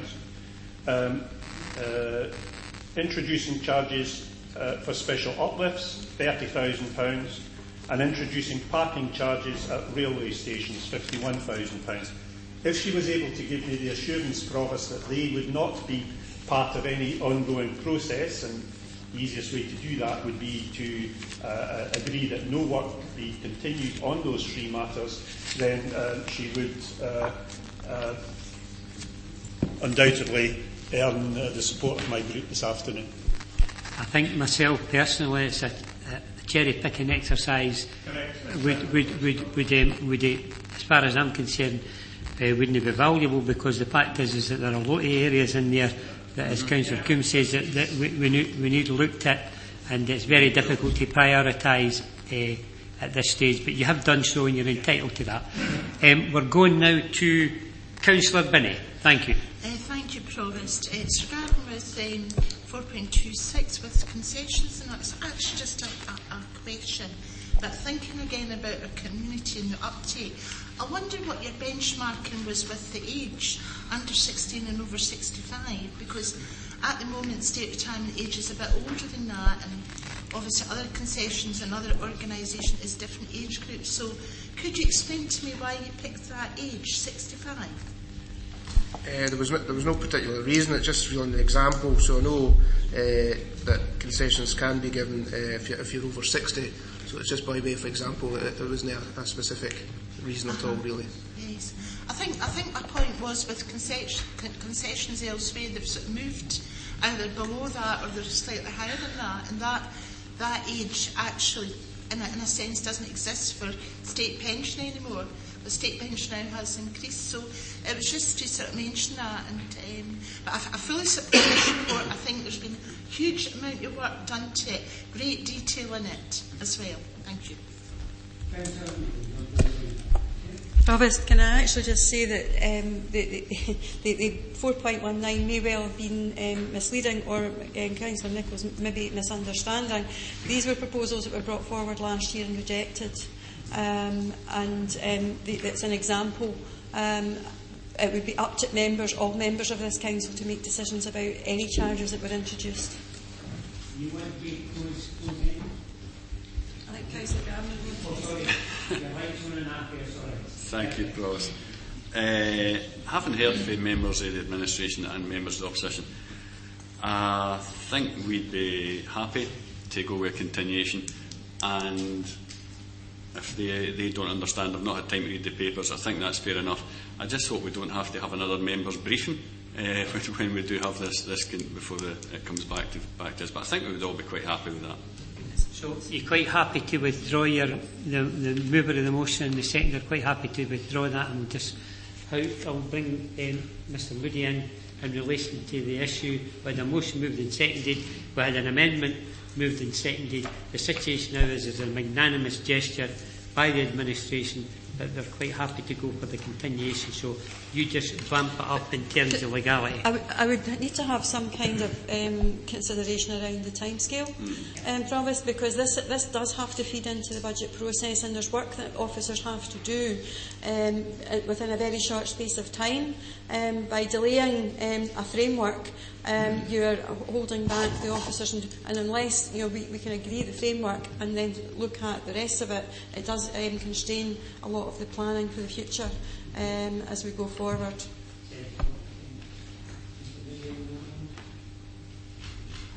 Just get the legality first in relation to the amendment and the motion. Yes, thank you, Provost. The Councillor Meikle-John, seconded by Councillor Garner, has moved the recommendations in the report. Councillor Goldie, seconded by Councillor Nimmo, has moved that the matter be continued to the next meeting of the Council, which would be in December. As I understand from Councillor Garner, the mover and seconder of the motion are prepared to adopt the amendment in place of the motion, but perhaps Councillor Meikle-John on a point of order, clarify. On a point of order, Provost, for clarity, I never said to the next meeting.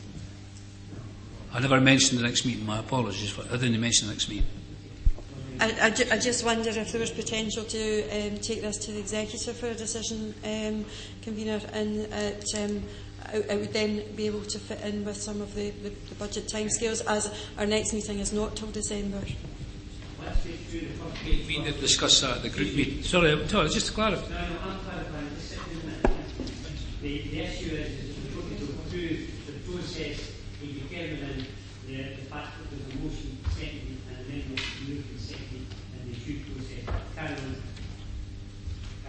Yes, thank you, Provost. The issue raised finally there by Councillor Meikle-John is, would it be open to Council to continue the matter for consideration by the Executive?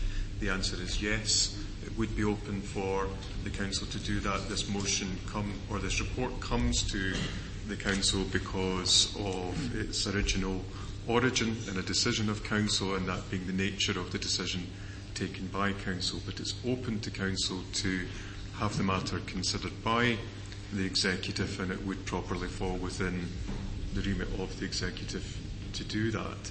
Councillor Goldie has clarified that his amendment was not to continue the matter to the next meeting of Council, but simply to continue the matter. And it may be that Councillor Meikle-John and Councillor Garner are content to accept the aspect of continuation, provided that is to a meeting of the Executive. Do you want to come in, Minister?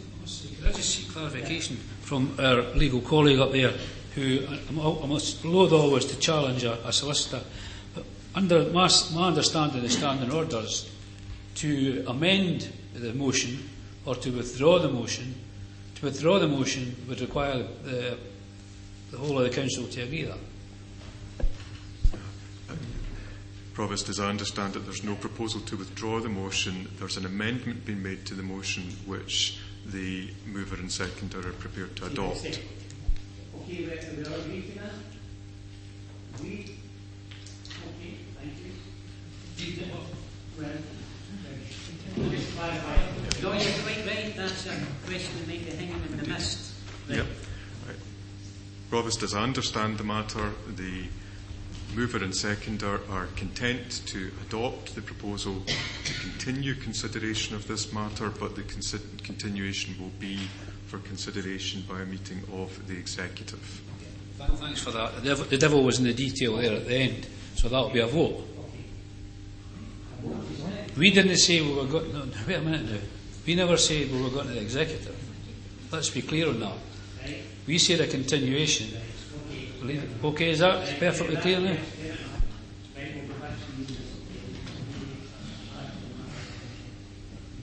Can I formalise that as a motion then, that it be continued to the Executive?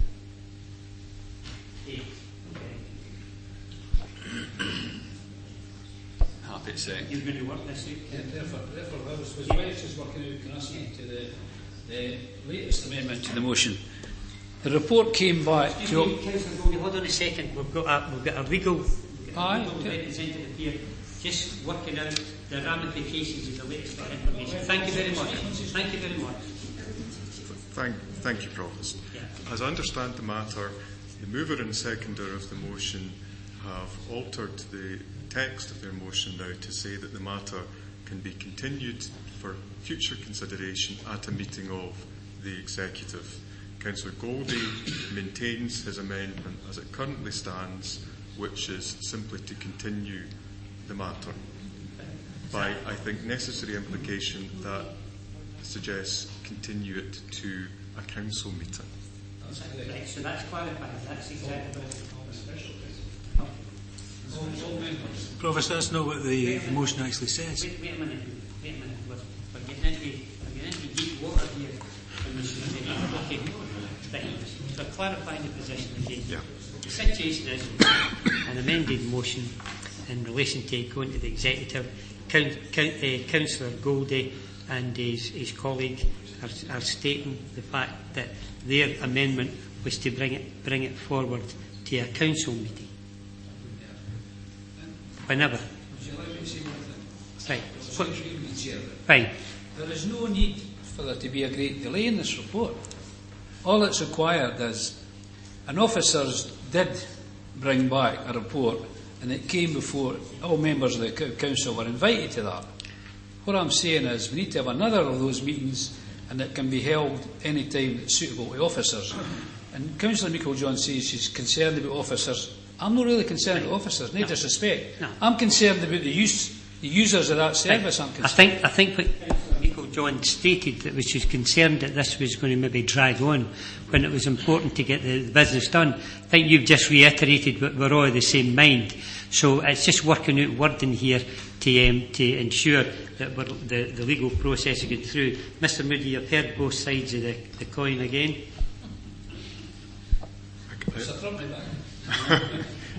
Provost, I don't detect a change in the situation. No. It's still the mover and the seconder of the motion are moving that the matter be continued for consideration at the executive.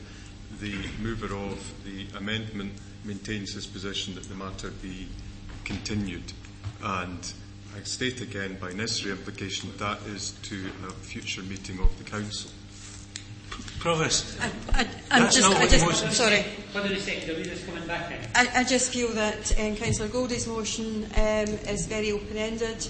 That we have a balanced budget to produce. We have to consult with the public. In order to consult with the public, we need to have something concrete to be able to give them. He's concerned about the implications of this. I've been pragmatic enough to suggest, yes, a continuation to allow those discussions to take place, but I do think that we have to put a timescale on it and it cannot be left as open-ended.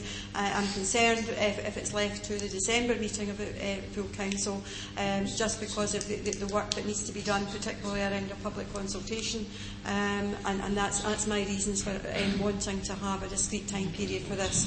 What we have heard is that they don't disagree with the principle of the policy. Therefore, I am really concerned to what the issues actually are. I appreciate that all members don't necessarily get papers as far advanced as we would like. We were on the other side of that as an opposition for many, many years. The fact was there was a members' briefing done. They had the opportunity to do that. That was not something that we had to do. It was something that I felt was quite important, that members actually got that opportunity. Difficulties with diaries, everybody's difficulty with diaries, and that's just the life that we live in. But I do think that we need to get to a point where we have a distinct period for this continuation. It cannot be left open-ended. Okay, thank you. Let's just for clarity as well with Councillor Goldie. Is it the next full council meeting, or are you proposing it be a special full council if you don't want it to go to an executive? For the avoidance of doubt, let me clarify. At no time today, you all your officers sitting there, I never said take it to the next full council meeting. At no time did I say that. Therefore, if a meeting can be held of the council as soon as possible, the administration are in charge of that particular situation. That's fine, as long as everybody gets a chance to discuss it. Okay, Councillor Alexander's next, Councillor Nicholl, and then yourself. Remember the motion is closed to debate. Yeah. Well, the thing is, she had to close the debate because the back of the Councillor Gardner, so just trying to clarify the issue. Councillor Alexander. Yeah, the amendment says that to continue the item. It doesn't say to continue the item to an emergency meeting. It doesn't say continue the item even to the next scheduled meeting. It just says continue the item. It's so open-ended, it's irresponsible. And I think, Provost, what was asked for initially was granted by the administration. We said we would continue the item, and all of a sudden there's opposition to that particular proposal. Just got to vote, Provost. Provost was very well. 19-1 again. No, to be helpful. What's being said is no true. If somebody got a meeting to go to somewhere, I'll be here all day.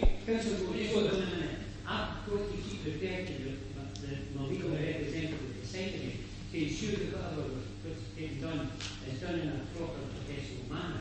At the end of it, there's wee twists to the tail here every so often. So I'm going back to Mr. Moody just now. I'm just going to try and have a wee detail of it.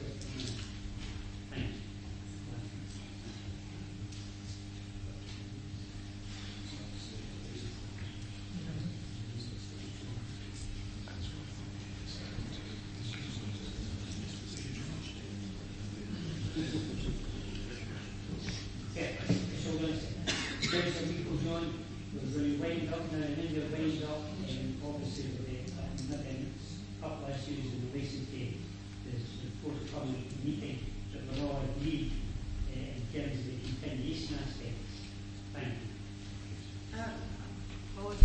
I actually thought I had wound up, but apologies. Well, as I say, I felt I'd taken a pragmatic view to the continuation.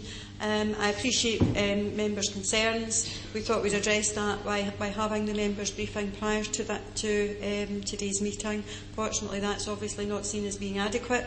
But I'm happy to the continuation. But I do think that we should have a finite time in which we take this continuation forward, and it's not left open-ended. And I stand by that it should be taken to the executive as the executive meets more frequently in council. There may be opportunities to do that. Okay, thank you. We're all clear. We're just going to go to the vote then. Okay. Yes. Provost Buchanan. Amendment. Deputy Provost Ritchie. Motion. Councillor Aitchison. Councillor Alexander. Motion. Councillor Balfour. Motion. Councillor Binney. Motion. Councillor Bissett. Councillor Black. Councillor Blackwood. Councillor Bowes. Motion. Councillor Coleman. Motion. Councillor Colley. Councillor Coombs.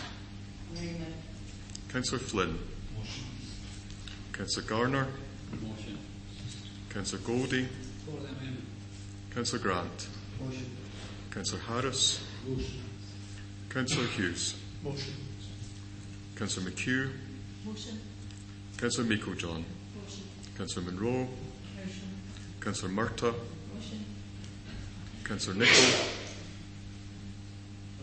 Councillor Nicholl. Motion. Councillor Nimmo. Councillor Patrick. Councillor Reid. And Councillor Spears. Motion.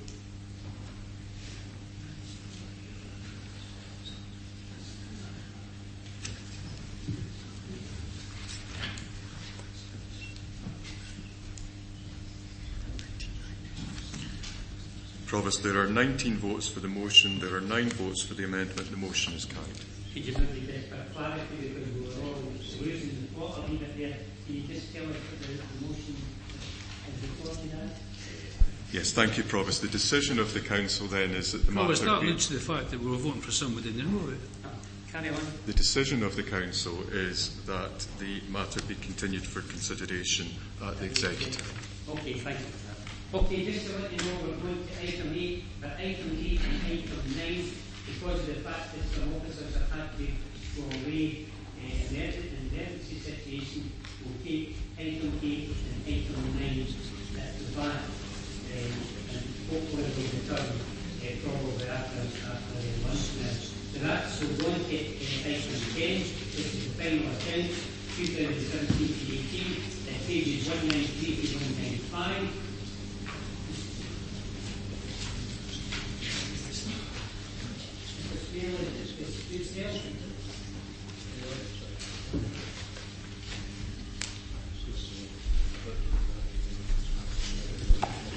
Thank you, Provost. This is a straightforward technical report just merely consistent with standing orders, asking Council to approve the remit to consider the audited final accounts, which properly sits with Council in the normal course of events, to refer that to the Audit Committee on the 27th of this month, and that better accommodates the timeline within which the auditors have managed to conduct their business. So, as I say, Provost, it's a straightforward technical matter, and I wouldn't anticipate it should cause members any difficulty.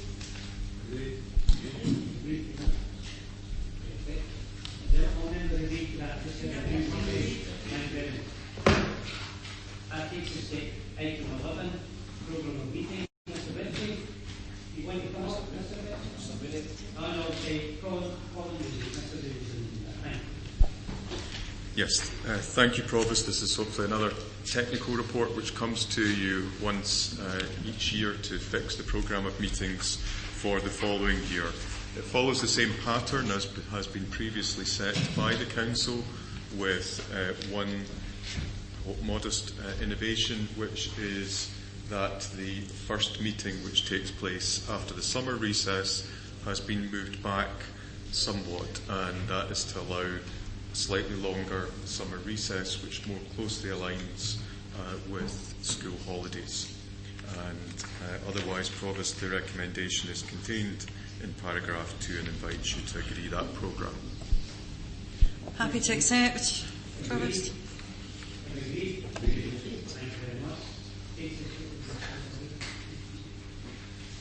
Yes, Item 12, execution of deeds, pages 206. Mr. Moody again. Thank you, Mr. Moody. Yes, thank you, Provost. This is simply an item for noting which lists the deeds which have been executed on behalf of the Council. Fine. Have we agreed to that? Thank you. Now, that's 12:30. There is an opportunity now to go to lunch before we come back, because we have the big issue, the development, in terms to come forward, and we've also got the two items in relation to social work. So what we'll do is we'll break just now. How long do you think? Half an hour, 45 minutes? Do you think? 45 minutes. So we'll come back here at 1:45.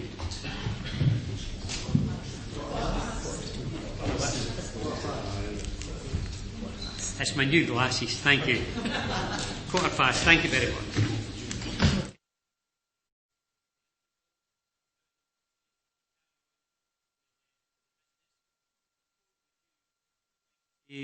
Go over to the Leader of the Council, who's got some information for us. Thank you.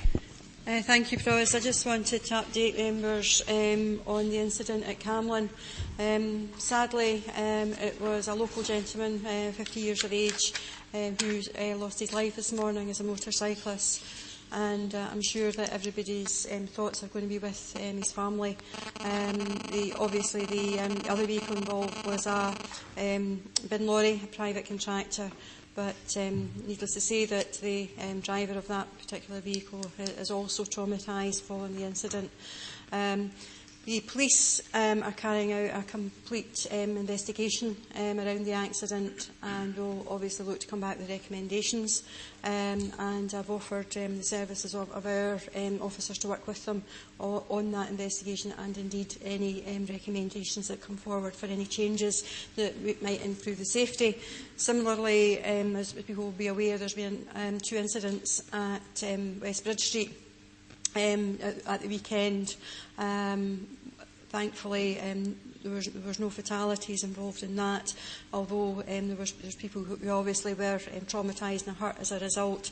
But again, there's going to be investigations around that, and any recommendations obviously coming forward to look at the road markings, etc., will be taken up through our officers. But obviously there's some families who are going to be devastated by what's happened today, and as more information becomes available, I'm sure that will be able to be shared privately. I'm sure we all share the same sentiments, and our thoughts and prayers go out to everybody concerned, and the services, police and fire, etc. Okay, that now takes item 13 on your agenda. It's a development of land for residential use, including land for a community facility associated supporting infrastructure and landscaping at land to the north west of Burnside Cottage, Stanrig Road, Wollaston for Persimmon Homes. It's pages 207 to 321, and this is like a formal application for planning, and the committee here is a formal planning committee. So the process is going to be quite simple. We've already granted permission this morning for the application for requests to speak. There are three requests have come in: Redden and Muirhead Community Council, Alison Mitchell and Maria Montanaro for Shield Hill in California. So what the process is we're going to bring them forward one at a time. They'll come up and sit beside Mr Dryden. They'll have a maximum of 10 minutes to speak. Then there'll be an opportunity for members of the committee to ask any questions. If there are any questions, they'll be answered. Then they will leave. The next person will come up, and so it will go on until the three have had an opportunity to speak. Then we'll pass over to Mr Dryden, who will give a report, and he'll take cognizance of any of the information that he maybe have gleaned for the objections to see if there's any new material that's been included. So, first of all, of the Redden and Muirhead Community Council. Sorry, Provost. I'm not sure if I need to declare an interest or not. My daughter's just moved up to Sandrig Road.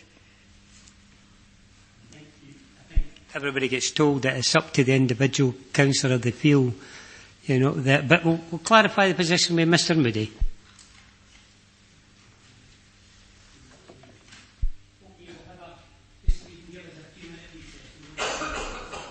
Does he want me to go out and talk to him? I'll take my briefcase just in case I'm not coming on.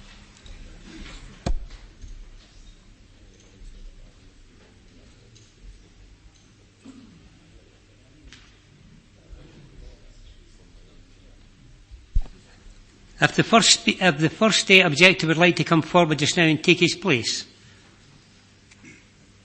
If you just go up beside Mr Dryden up there.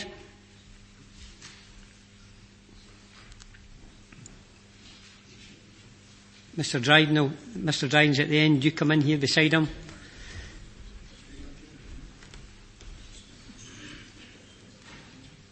And what to do when everybody's is assembled, then you introduce yourself, name and who you're representing, then carry on. You'll get 10 minutes, and then any member that would like to ask you a question, then you're available for that. Once that's finished, then you go back and we'll have the next one up, just to keep it simple, okay? Thank you very much. I'll give you the time to start. Thank you.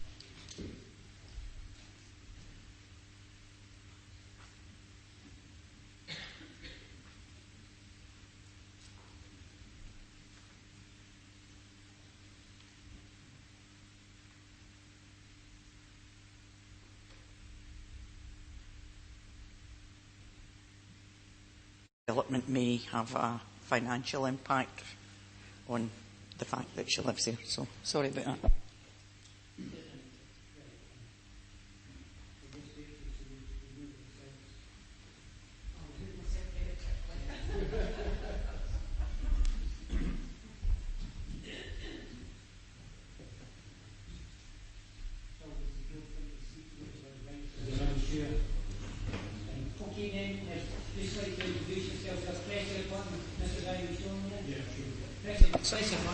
That's good.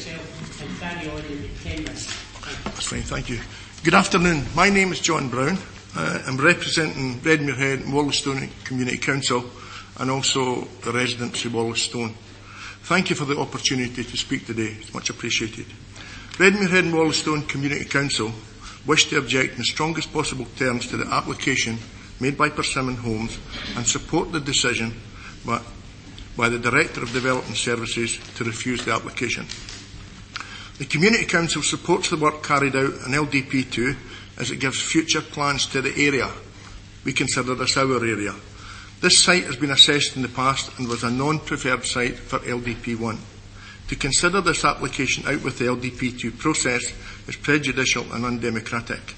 The settlement statement for the Reading, Redmuirhead, Wollaston and Brighton's area, which indicates no further major development in the area prior to 2024. This reflects the extensive growth experienced in the area in previous years and raises concerns over the suitability of local infrastructure. The main issues report issued as part of the consultation for Local Development Plan 2 reaffirms this expectation. Previously, the land to the south of Stanley Road was covered by 2 site proposals submitted for consideration during the presentation of the current Local Development Plan. Neither of these sites were allocated within the Local Development Plan.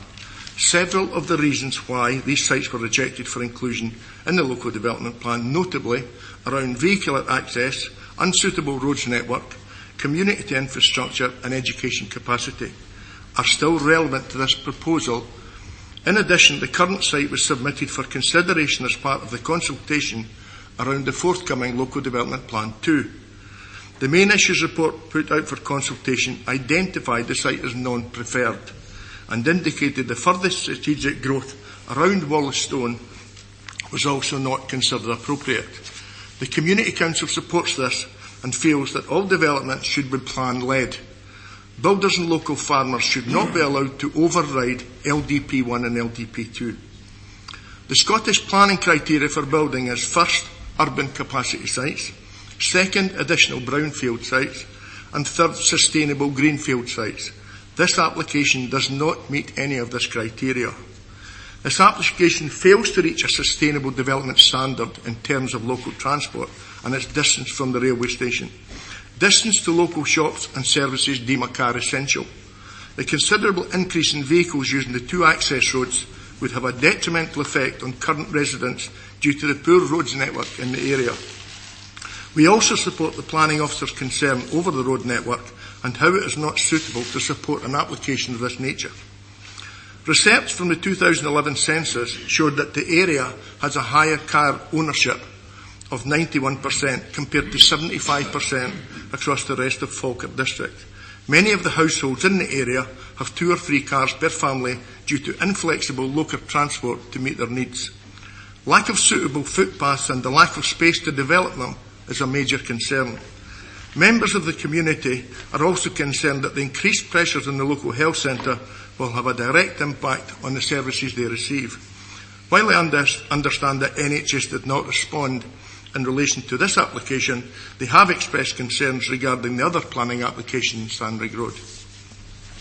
The Community Council feel it is a material consideration that Falkirk Council have agreed to reduce their housing supply target for LDP2 down to 450 units per annum. Few in the immediate community support this application, as it will change the living environment with an open and natural landscape across green fields to an area where the new houses become intrusive to everyday life. The development is overbearing, out of scale and out of character of the area. Redmere Head and Wollaston Community Council support Director of Development Services recommendations and respectfully request Falkirk Council refuse this application. That's finished, thanks. Thank you. Is there any questions at this particular time? Okay, thank you. Thanks very much. Thank you. Thank you.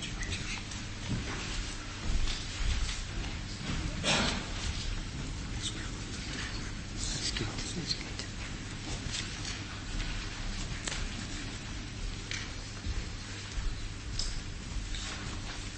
If you just introduce yourself, tell us who you are, where you stay, who you represent. Thank you. You've got 10 minutes. Thank you.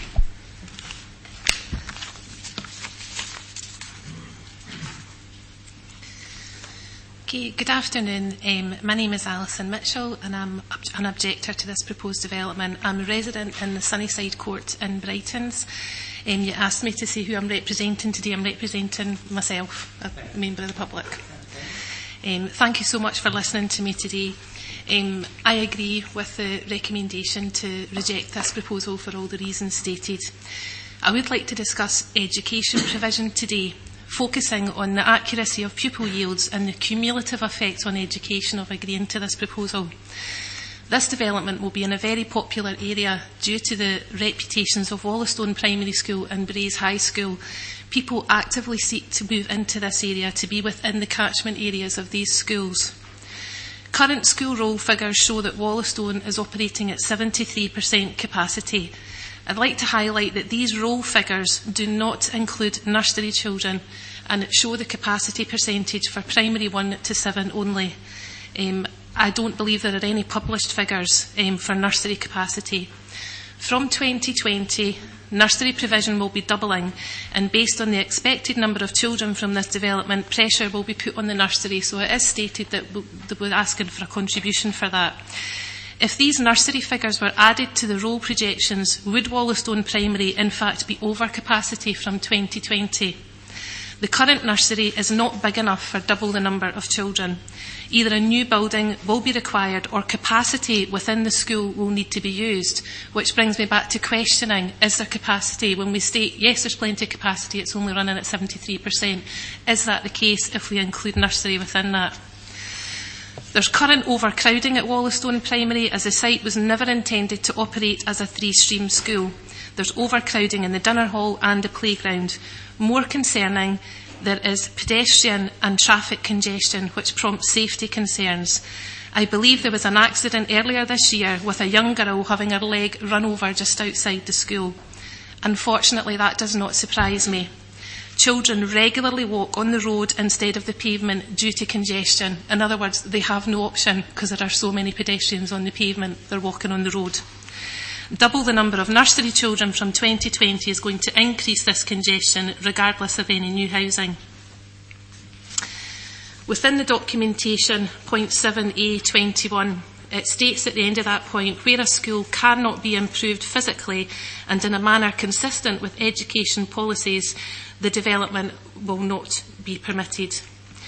More concerning is Braes High School, which will be over capacity from 2023 based on the roll projections.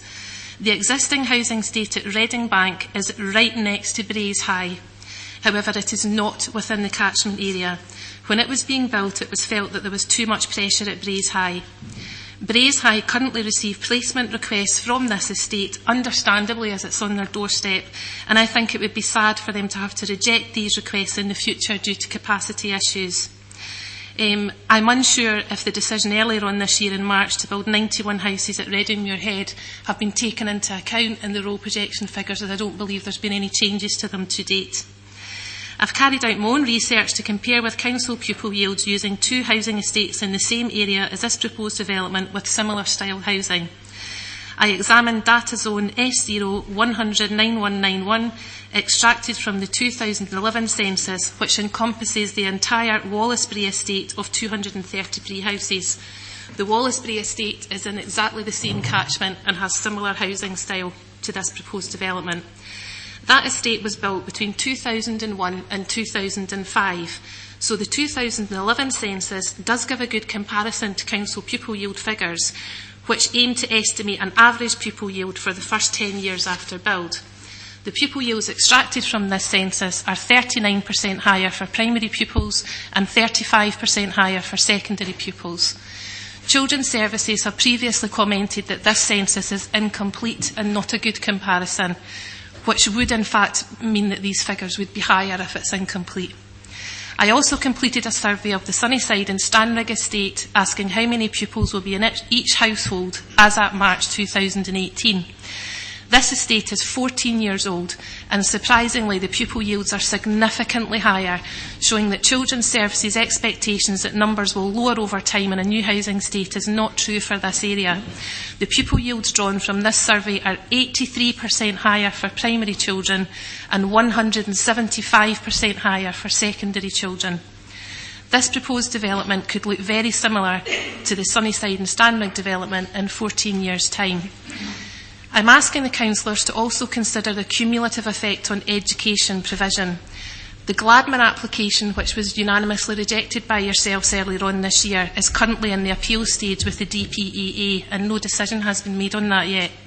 That was to build 114 houses, and in addition to this proposal on the same stretch of road, that would result in 314 new houses. If we then take into consideration the intimation at a previous predetermination hearing that should both developments go ahead, there would be a gap between them where a further 200 houses could be built. This could result in 514 houses along the same stretch of road. I feel strongly that any decision on one of these developments, if it goes yes, then the other one will go ahead. I've got copies here of a one-page summary that shows my research. I don't know if it's okay to hand that out. It just shows the figures in more detail.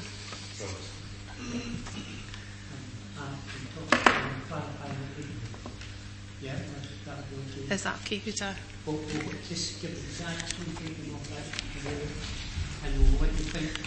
Okay, I've printed out a summary for you instead of me talking through it in detail, but it just explains a little bit more about the research I carried out, and it shows some graphs showing the actual figures, the comparison between the council yields, the census and the survey, and it shows the cumulative effect of more houses being built, which is what I'd like to hand out. Thank you very much for your time today. I hope I've printed enough. Okay, thank you very much. Oh, you could photocopy that. Well, we'll give members a couple of minutes to look at the just if you've got any questions. And then if we get any questions, they come back to us. Okay? Just going to sit there at the moment. Thank you.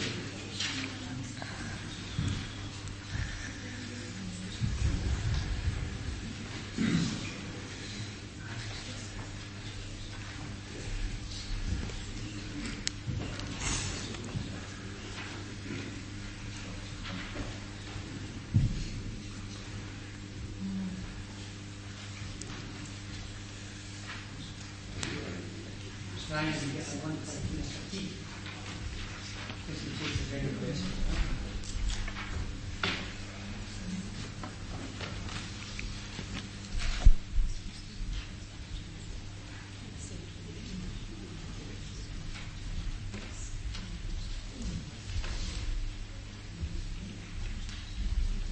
Is there any questions from either the reports that you've given or any questions in relation to the summary that I've just had? Thank you very much. I'll ask that the next objector to come forward. Thank you.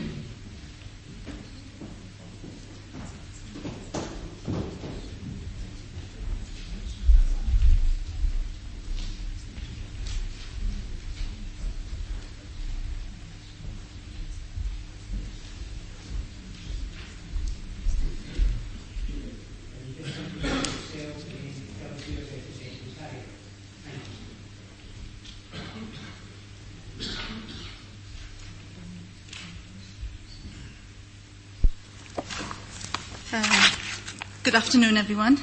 Maria Montanaro, here today representing Shield Hill and California Community Council. Thank you for allowing us to present this deputation.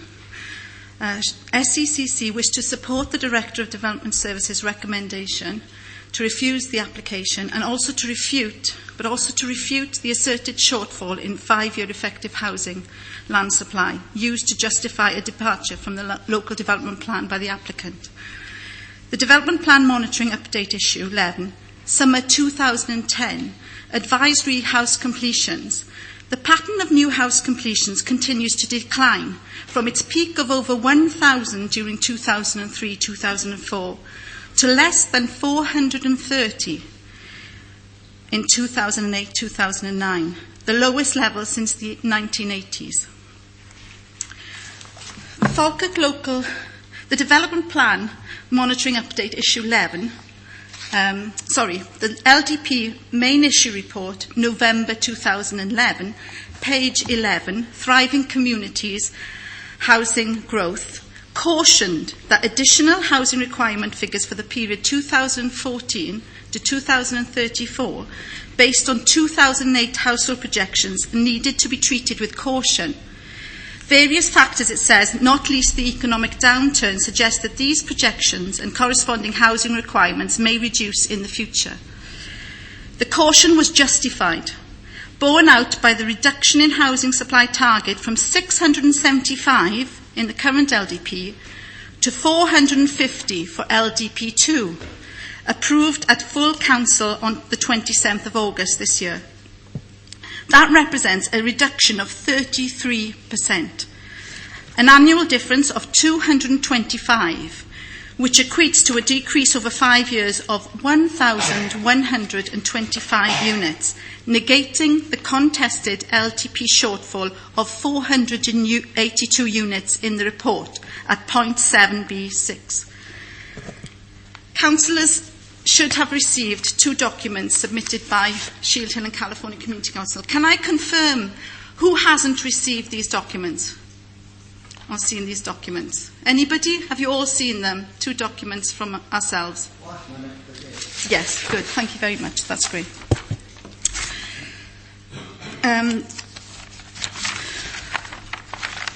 First, the response made on the 8th of August 2018 to the DPA by John Milne, Falkirk Council Senior Planning Officer, on how Falkirk Council have addressed the identified shortfall in housing land supply under LDP, including details of any sites or development proposals to be brought forward in this context, together with timescale involved. Although the request by the DPA was made in relation to the Gladman application, Stirling Road, Larbert, it is pertinent and relevant to this application, since the applicant is relying upon a shortfall in effective housing land supply as a material consideration to justify a departure from LDP. The response concludes, the Council is fully aware of its responsibilities with regard to the maintenance of an effective 5-year housing land supply as set out in the SPP and reflected in LDP policy HSG01. However, this has presented difficulties, not least because while the Council is able to allocate land, its influence over the delivery of private housing sites is limited.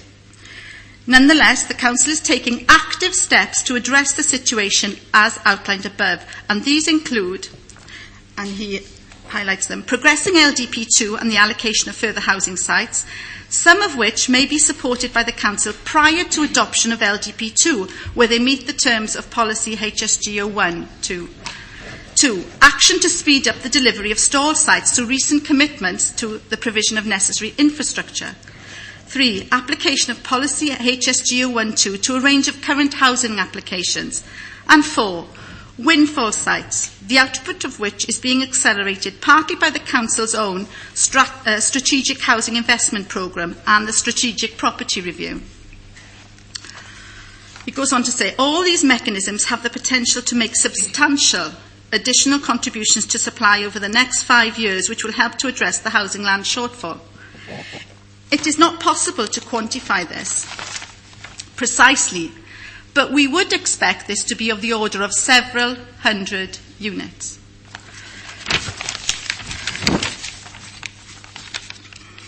The other representation which you were provided with is a representation on behalf of Shield Hill and California Community Council at some expense to ourselves by Sir Crispin Agnew QC regarding Falkirk housing supply issues made on the 3rd of May 2018 in relation to the Gladman application on Standrick Road, refused by Falkirk Council and currently on appeal, as stated by Alison previously. SEC wish to highlight the following points in the representations. 4A, page 3, the first bullet point. The Director's statement that the housing land audit and the LDP are based on the housing needs and demand assessment, produced in December 2015 and revised in May 2016, cannot be correct. The LDP was adopted on the 16th of July 2015, before the production of that Housing Needs and Demand Assessment HNDA, and it refers to an earlier HND produced in 2011. The Housing Land Audit also refers to the 2011 HND, so it too is likely to have been passed not on current demographic projections, as implied, but on such projections from earlier than 2001. 4B, page 3, second bullet point. On the basis of the recent HNDA, the main issues, Report MIR 2017 for the Emerging Local Development Plan for 2020, LDP2 assessed the housing land requirement, this is important, assessed the housing land requirement at 5,520 units between 2020 and 2030, compared with the requirement in the current LDP of 7,909 units between 2014 and 2024, representing a reduction of 30% in the housing land requirement for the council area in less than 2 years since the LDP's adoption in 2015. It is submitted that the Director was wrong to say that the figures in the 2017 IMR cannot be relied upon. It is submitted that the figures in the MIR, which are based on the 2015-16 HNDA and published technical reports are noted below, should be material considerations for the reporter and for yourselves. This is particularly so as the local housing, and this again is very important, this is particularly so as the local housing strategy 2017-22, page 22, table 6, has formally adopted a housing supply target of 491 units per year, a reduction of 26% on the LDP target of 675, adopted less than 2 years ago on the basis of 2015-16 HNDA. The summary page 11 submits that the figures in the Housing Land Audit 2016 should be treated with caution, having regard to the Technical Report 3 for LDP2 and the other information set out above. This information supports the submission that looking forward 5 years from the date of this application, there is no shortfall in the housing land supply. This is particularly so where the Council has, in the Local Housing Strategy 2017-22, already adopted 491 units per year as a requirement for housing supply in the next 5 years. As previously noted, this figure has now been reduced. As previously noted, this figure has now been reduced further to 450 units per year by full Council on the 27th of August, a reduction of 33%. In conclusion, Shield Hill and California Community Council supports the Director of Development Services recommendation to refuse this application. We further submit there is no shortfall in 5-year effective housing land supply to justify or warrant a departure from the LDP. It does not represent sustainable development, and there is no material considerations to warrant approval, and respectfully request Falkirk Council refuses this application in accordance with LDP and Scottish planning policy, and in line with Falkirk Council's recent refusal of the Gladman application, also on Stanley Road. Thank you. Thank you very much. An opportunity now if anybody wants to ask any questions. No questions? Question for Councillor Nimmo. Convener, it's just a general question. It's not in relation to any of the speakers. Sorry, can you Do you want speak up? that just now? You're going to get plenty of chance to ask general questions, but it's just specifically to Mrs. Montanaro. No, I don't. Okay. Thank you very much. You'll go back to you. Thank you. Thank you very much.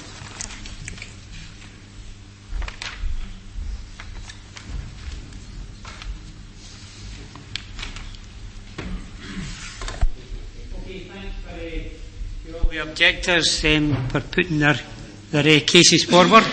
It was an opportunity, and I'm quite sure that members were grateful that they took the time to come along. Now the next part will be Mr. Dryden will give us a summary of the application, and then obviously give us an overview to see whether there's any information that he's heard or just heard that would have any changes in the material considerations or the recommendation. Thank you, Mr. Dryden. Thank you, Provost. Yes, this application is before you, given the status of the category of application. It's a major planning application, and you will see in the report the reasons for this is because it's deemed as being a significant departure to your current development plan. And through the legislative requirements, as you'll be aware, and some of you attended back in June, the mandatory predetermination hearing that's required to be undertaken as part of the determination of this application. We have attached for your information and for consideration in Appendix 1, which starts on page 273. That is the summary of that document which was presented to the predetermination hearing for your consideration. This is an application for planning permission in principle, and therefore there is some detailed information, but not the level of detail that we would have full details on the density along those lines. However, there is in support of the application, in paragraph 1.4, you'll see a number of supporting drawings and documents that were submitted. And in paragraph 1.5 on page 209, you will see that there is indicative scale being proposed of around 200 dwellings, and you will see there's additional community facility and additional other requirements to provide a new roundabout on Standrig Road. the requirement to comply with policy in terms of affordable housing, that being 25%. And you'll see there's other supporting documents in relation to open space provision to link into existing community woodlands and networks. And I would also draw members' attention to the kind of summary conclusions of the actual predetermination hearing. And you will see, starting on paragraph 2.2 on page 210 of your report, there were a number of points that required to be clarified following that predetermination hearing. And these are set out in bullet points for you. And you will see, in terms of access and road safety, there was points clarified about the road network and it's been capable to accommodate the proposed development. Standard Road being a semi-rural road. And there still remain concerns, despite following discussions with the applicant on details to try and resolve this. There remains a concern in terms of providing adequate footway provision and an adequate width of road, that the development could not be served adequately, and it is the view of officers that it still is unsuitable and substandard in terms of its width and footway provision. I would draw members' attention to healthcare, and at the time of writing this report, and it was made clear at the predetermination hearing, there remained outstanding a consultation response from NHS Forth Valley. I can advise members that late yesterday afternoon we received a communication from NH Forth Valley. It confirmed that there were some concerns that have been raised about the capacity at the Meadowbank facility. We have comments confirming that there are 5 practices that operate out of the building itself, and they have confirmed that there are concerns about the lists. There is one, I think, of the practices that still has some capacity for lists, but NHS Forth Valley have also advised that there is some concerns about the GP and the national, and they do refer to the national issue of GP recruitment. They also conclude that they are engaging now in a dialogue with ourselves and neighbouring authorities that come under their remit, and it's something that we'll have to look at. They have identified and acknowledged that your current supplementary guidance, which dates back to November, I think it's November 2015, that is now out of date and will need to be reviewed. So there is work in progress, and there is an active engagement that's now been undertaken between officers of the Council and Forth Valley. They have also identified and acknowledged that the current premises, in terms of its site capacity, is at capacity, and it's likely that any further developments that were to come along would have to look at potentially an alternative site. But again, that's something that would need to be looked at. There was also some comments made about the bus provision, and obviously there is aims to try and improve the bus timetable in terms of becoming an hourly service, but I can also advise that there are currently no plans to withdraw that service. You've already heard earlier on from deputation that there are issues with the housing land supply. It remains the view of officers that there is problems at this moment in time with your housing land supply. That is reflected in the bullet point on page 211. And it's whether there has been a recent review of the audit in June of 2018.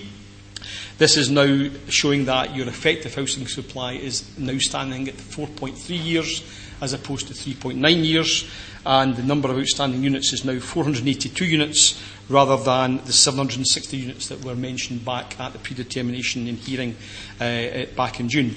So although you've heard from Ms Montanaro this afternoon, it is the view of officers still that you do have an issue with the effective housing land supply. It does not stand at the mandatory 5 years that is required. There was certainly, following, we were made aware from Ms Montanaro the Council's view that they had a look at this housing land supply. Along with Mr Moody and Mr Henderson, we took our own advice, and it concurred that there was the stance that the Council had in terms of the effective housing land supply, and the issues we have with it being some standard at the moment was robust.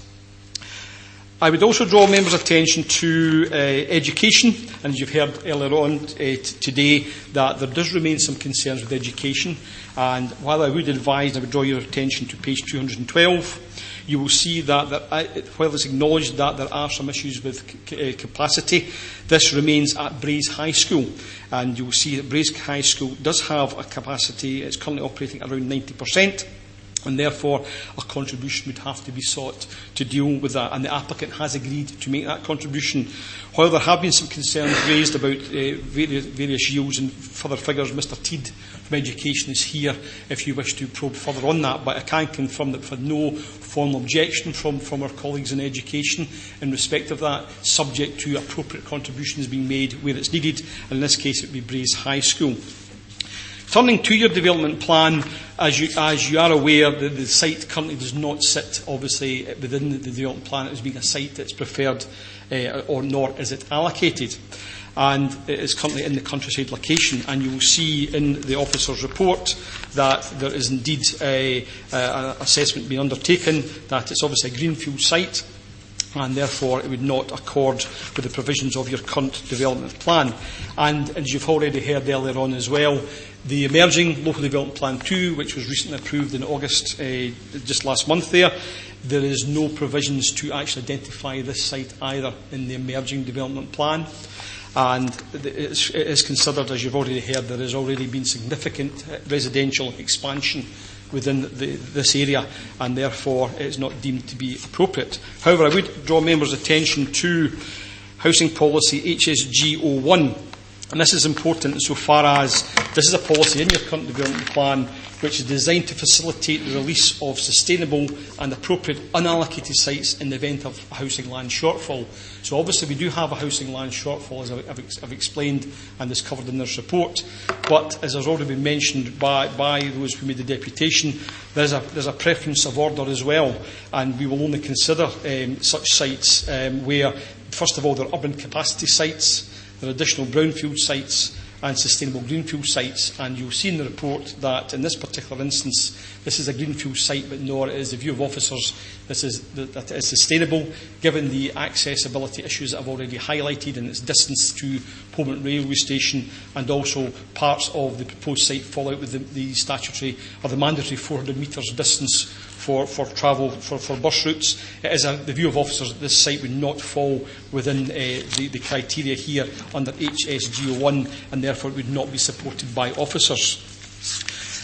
Turning to the conclusion, we've tried to provide a useful summary of the pros and cons of this application, and starting on page 252, you'll see in the conclusion we've tried to give you for your consideration the benefits which obviously of the site would bring. Obviously there's the construction that this development would bring. Clearly the applicant is a house builder, and therefore in theory has been building actively within the council's area, and therefore it is likely that if permission was to be granted, it's likely that you would see development on that site in the not too distant future. Obviously, the creation of a desirable environment, it is the view of officers that think in the detail. Yes, with some careful consideration, a residential environment could be adequately created with appropriate landscaping, accessibility and permeability. It would obviously contribute to the Central Scotland Green Network, which is close by.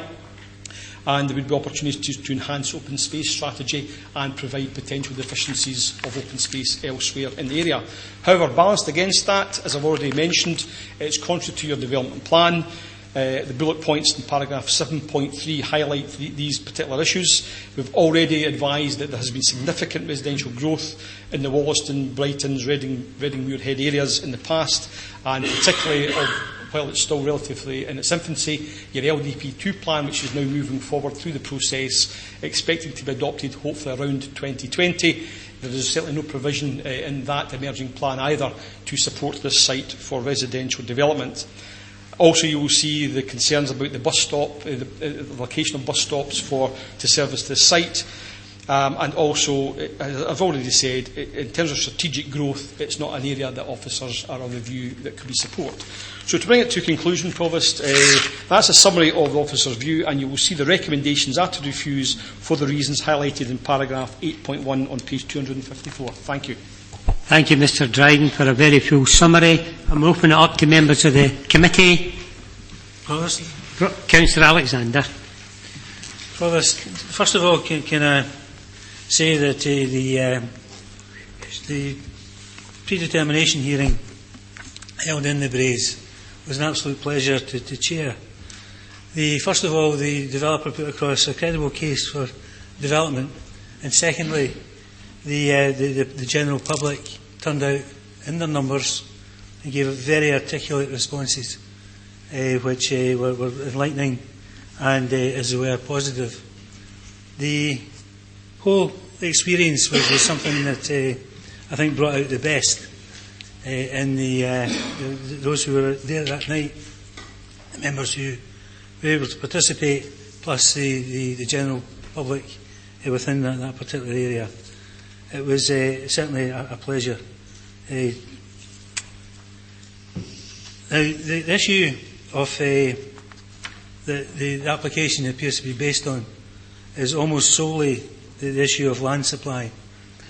No consideration seems to have been given to the fact that many, many years, while other local authority areas were looking to stand still, Falkirk was looking for growth, and we got growth in a substantial scale, particularly in areas such as the Braes, the Upper Braes in particular. That meant that the opportunities for sites at this point in time, when we're looking to identify sites, for example, for the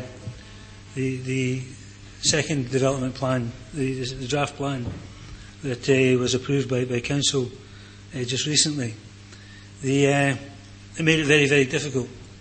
The case that's been made against this particular application by officers is very comprehensive and very clear and concise in terms of its content.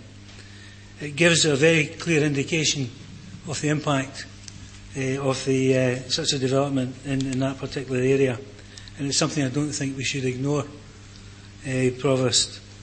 The whole issue of sustainability is one that should exercise members' minds, and my view is that this application is not sustainable.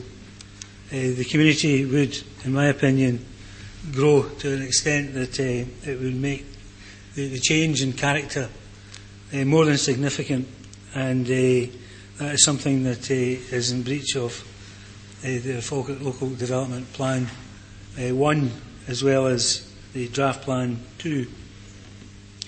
We also look at other policies in terms of the countryside, for example. We find that the application is in breach of our countryside policy. It's not supported in the settlement plans for the area. It's out with the local development plan, as already said, and in terms of our walking and cycling policy, it, excuse the pun, but drives a double-decker bus through it.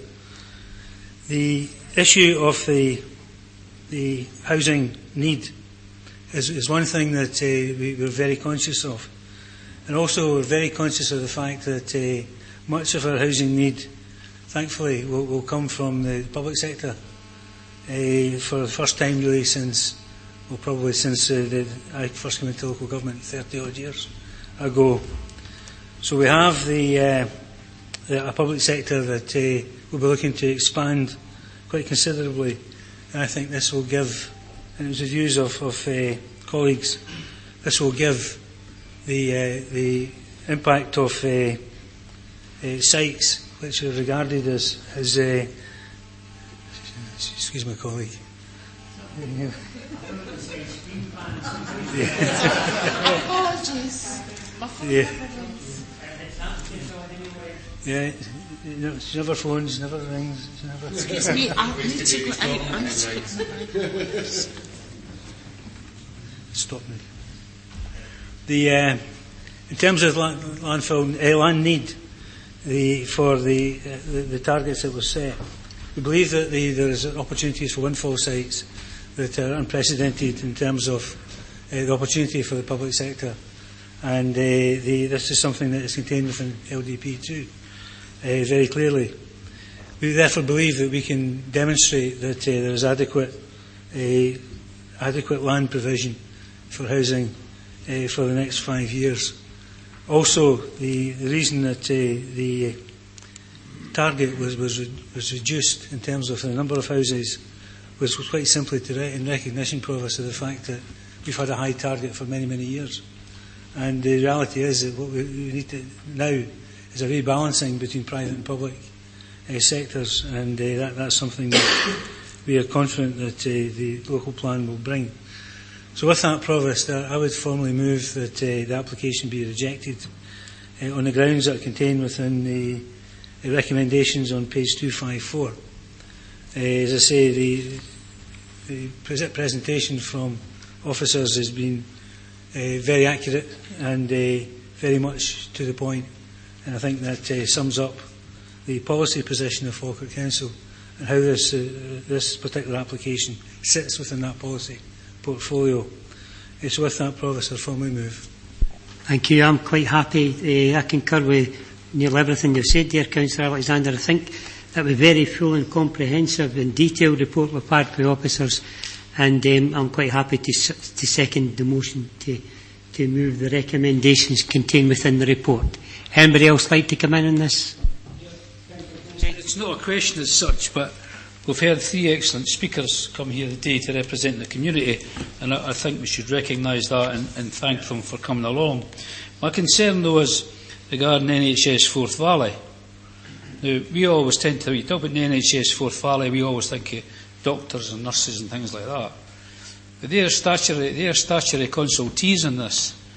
Now, the pre-meeting was on the 7th, pre-determination hearing was on the 7th, meeting was on the 7th of June. And it's simply no good enough for NHS Forth Valley not to get in touch with the Council until this morning or yesterday, whatever day it was. I mean, that's not acceptable. We spoke earlier on about we need all the information we can get, and yet here we are today, and we really haven't got the written response for NHS Forth Valley. It's not an insult. We hard people to insult up here, but it's simply not good enough, and it's insulting people in the community. And I would like, Provost, through yourself and the Council, to draw that to the attention of NHS Forth Valley. I'll echo your sentiments as well, and I think the convener of planning, Councillor Alexander, will tell you that it's not the first time that applications have come forward and that people have been trying desperately, and that our officers have contacted NHS on numerous occasions to try and get a response, and it's no forthcoming. I'll bring Councillor Alexander in because he's got his finger on the pulse. I'd just like to say, Chair, that in fairness to NHS Forth Valley, they were present that night. Jed Haney represented NHS Forth Valley, but the point made about the lateness of the written submission is well made. But they were present and they did give a statement that particular evening. Okay, we've got a motion moved and seconded. Councillor Nimmo. Thanks, Convener. I've been waiting patiently to get in. I've got a question, and it's in relation to the predetermination hearing that was on the 7th of June. And I'm just looking for clarity from Mr Moody from a legal perspective. I attended the predetermination hearing. In my opinion, it was in court. I wonder if you would like to comment on that. Yes, thank you, Provost. I didn't have the same advantage as Councillor Nimmo of having attended the meeting, but I understand from those who were present at the meeting that there was a difficulty at the initial point of the meeting where there were only 7 members present, which would have made the meeting in quorum had it formally started at that point.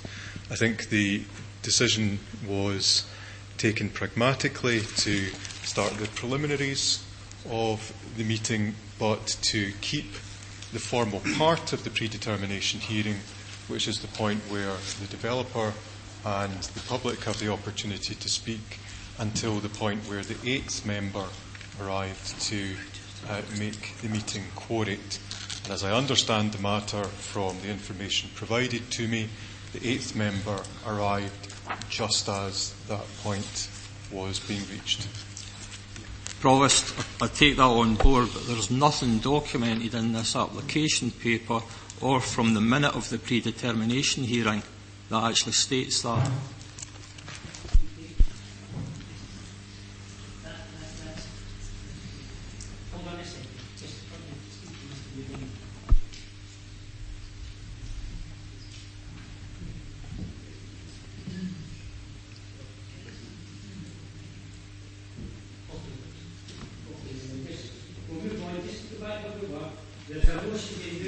Sorry, Provost, is that going to be noted? Because I think it's important. Okay,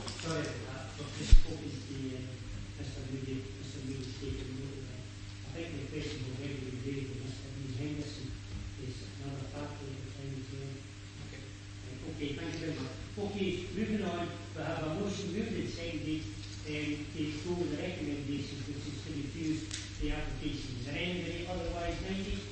Agree? Great. Thank you very much. Aye. Aye, that's right. No, he's right. He was right, I know.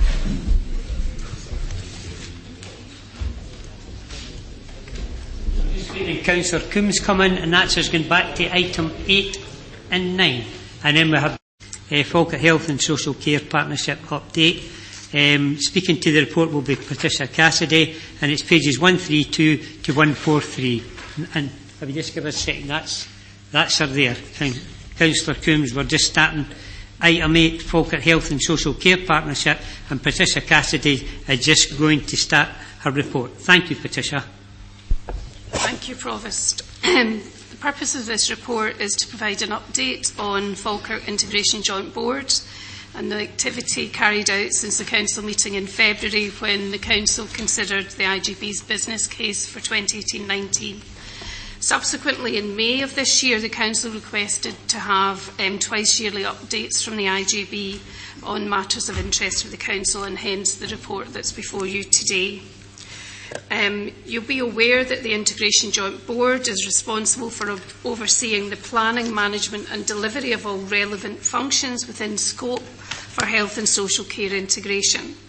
This involves the delegation of functions and services by the Council and NHS Forth Valley, and these services are delivered through what's called the Falkirk Health and Social Care Partnership. The IGB has a budget of in the region of £208 million, and the board will decide how these resources are used to achieve the objectives of the integrated strategic plan. Section 5 of the report outlines the progress with integration. On the 1st of April 2016, which was the go-live date all over Scotland for integration joint boards, adult social care services and the responsibility for those transferred into the integration joint board. And since then, all decisions relating to these services have been taken by the IGB or myself as Chief Officer or via the leadership team. In February 2017, the operational responsibility for Integrated Mental Health Team and Integrated Learning Disability Team transferred from NHS Forth Valley into the Integration Joint Board. Subsequent to that, there have been a number of pieces of work to progress the further integration of the operational management arrangements for NHS Forth Valley services, and you'll see outlined in the report some of the challenges that we've had, but also the progress that has been made over the summer with both chief executives of the organisations, and we have a development session. The report at the time of writing, it was planned for the 7th September, but unfortunately due to some family bereavement that was postponed, and the session is now going to take place this Friday. And we've got support from that from colleagues from Scottish Government, and we'll take a report to the next meeting of the IGB on the 5th of October, and we would hope to be able to report considerable progress in that regard. The report contains a number of areas of interest to the Council, and I'll focus on a couple of them. The first is the Home Care Inspection Report. Members will be aware that the Home Care Service, the internal Home Care Service, as with other registered care services, is inspected on an annual basis by the Care Inspectorate. This inspection took place in May of this year, and it took into account a range of evidence, including a self-evaluation conducted by the service, some surveys of service users, and also conversations and meetings with staff, as well as direct observation. The inspection report noted no complaints had been upheld since the last inspection, and the report also found that no previous requirements or recommendation made at the last inspection remained outstanding. The report recognises that the service has been working towards improving the consistency of the service, and noted a slight increase in the levels of consistent staffing experienced by people. This area is in relation to people receiving a limited number of carers in their home. and that's what we would strive to achieve, to have as few people going in and out of a home to deliver packages of care. And so the report noticed some slight progress, but not sufficient progress in that regard. 66 questionnaires were returned by service users, and the inspection team found that about 24 of those were raising concern about the amount of different staff who are providing their service. So the inspection team made 2 requirements as a result of the inspection, and one of those is that the service must improve on consistency and reliability in who is giving the care. This finding is counterbalanced by the positive observations about people's overall experience of care. The team reported that people told them they were happy with the care they received from staff, and overwhelmingly they told the inspection team that staff treated them with dignity and respect, and it was noted that staff said people were found to be skilled, kind and caring.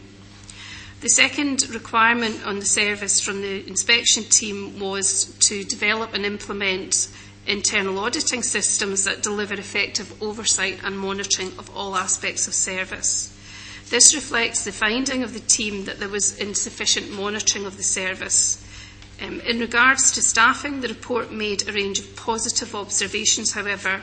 For example, they found that the training available for staff was comprehensive and responsive, and that there were good links with health colleagues, meaning that training could be organised where service users, if they were new service users or if they had complex health conditions. On quality of staffing, the report pointed to improvement opportunities regarding some areas of good practice, more consistent across the whole service. So the report was published on the 31st of July, and at the service we have submitted an improvement plan to the Care Inspectorate. It would be helpful to point out that over recent months I have been leading what we're calling the Home Care Review Team, and that's a team made up of a number of staff across the council services and health services, but also involving our trade union colleagues. And we're doing a complete root and branch review of how we provide home care.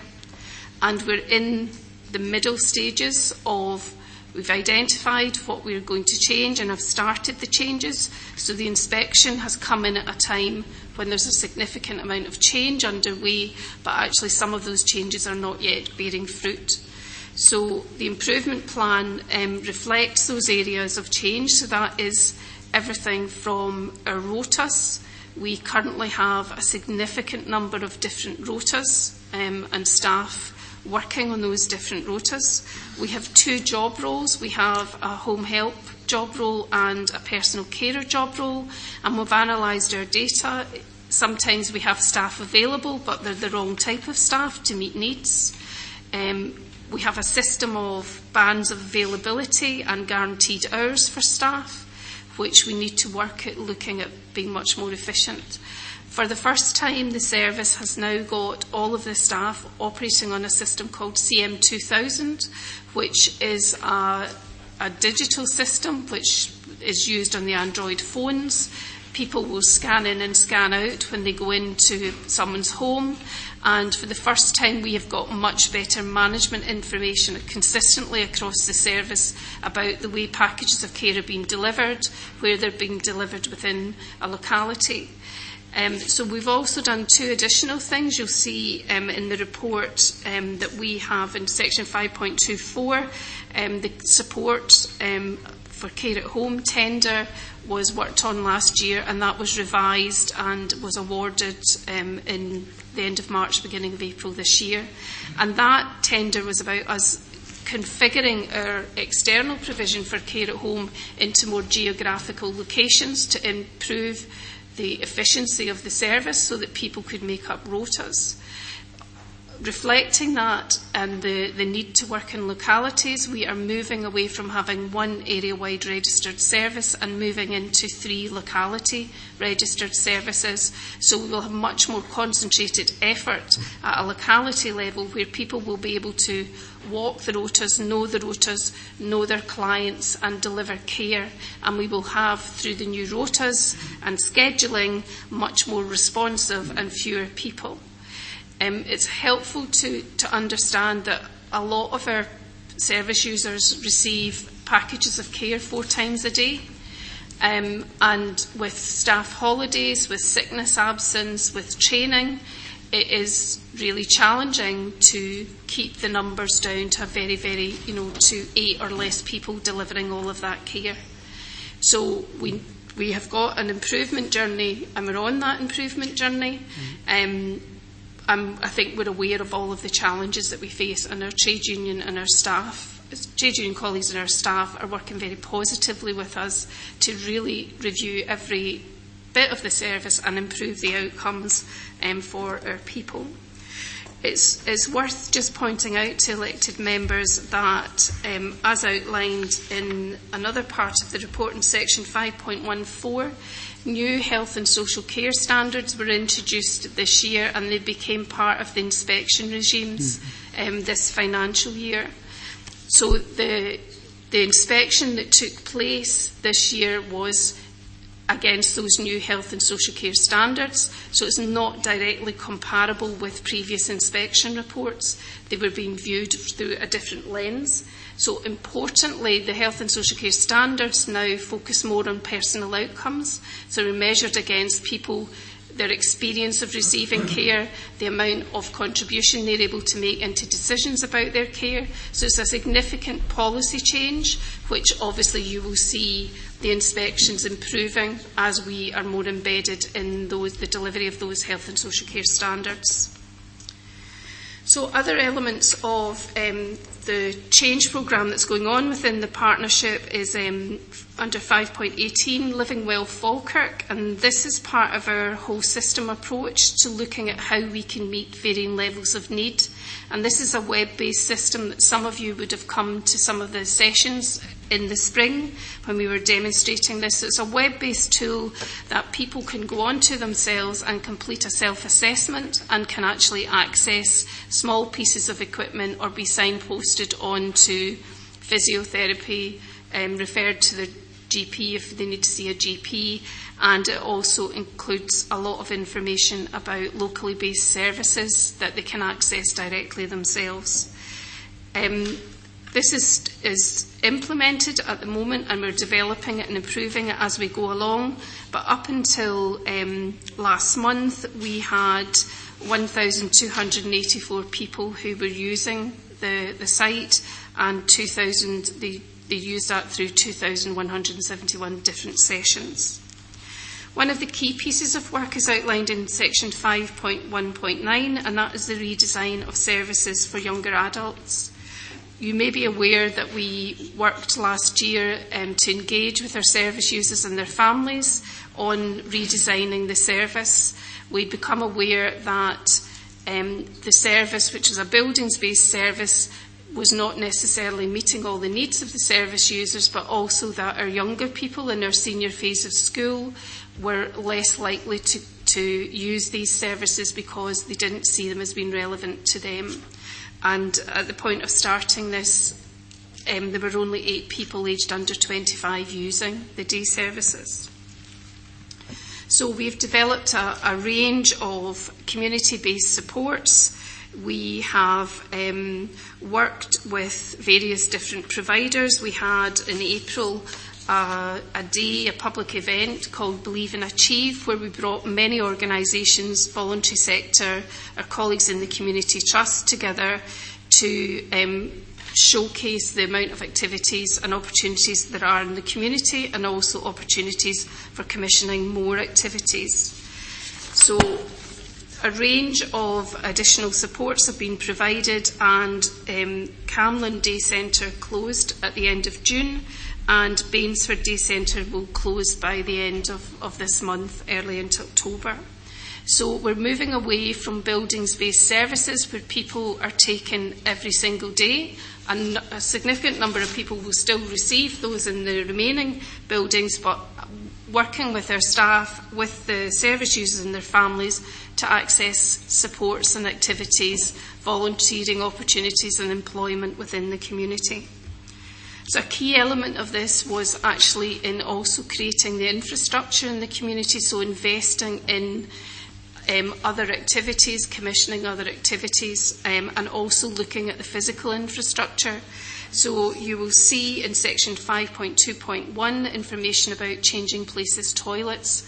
We were made aware by an organisation that Falkirk had absolutely no changing places toilets in the area, which meant that people with high levels of personal care could not be out and about in their community. Changing places toilets are different from disability toilets. They are much larger and they contain a number of pieces of equipment, including a hoist and facilities for delivering personal care to people of all ages. Through the work that we've done with the Community Trust, there are now 2 changing places toilets that have opened, one in the Mariner Centre, one in Grangemouth Sports Centre. We have a commitment from Forth Valley College to develop one, I think 2 they're developing as part of their site. We're looking to put in an externally accessible one in Cairnbank House in Denny, and we're looking to develop one in the Helix, and NHS Forth Valley are going to develop one at the Forth Valley Royal site. So there's been significant progress. So it's just to assure you this has been about an improvement journey, but also making sure that there are the right types of facilities and supports in the community to help more people become more active within those communities. You will see in the report there's a number of other areas that are covered as part of our plan this year, but I'll finish up by talking about the financial position. The last finance report went to the IGB in June, and there will be an update on the business case coming to the meeting in October. In June, the report highlighted that there were £4.5 million worth of savings that had been identified against a funding gap of £4.3 million, which is healthier than we were in last year. But there were significant overspends last year on the NHS arm of the budget, and the Chief Finance Officer developed a savings tracker to keep on top of the projected savings, the planned savings, to make sure that those are delivering. There are a number of emerging issues already, including the use of contingency beds in the community hospital, and also looking at further work around the mental health services budget and the alcohol and drugs partnership budget.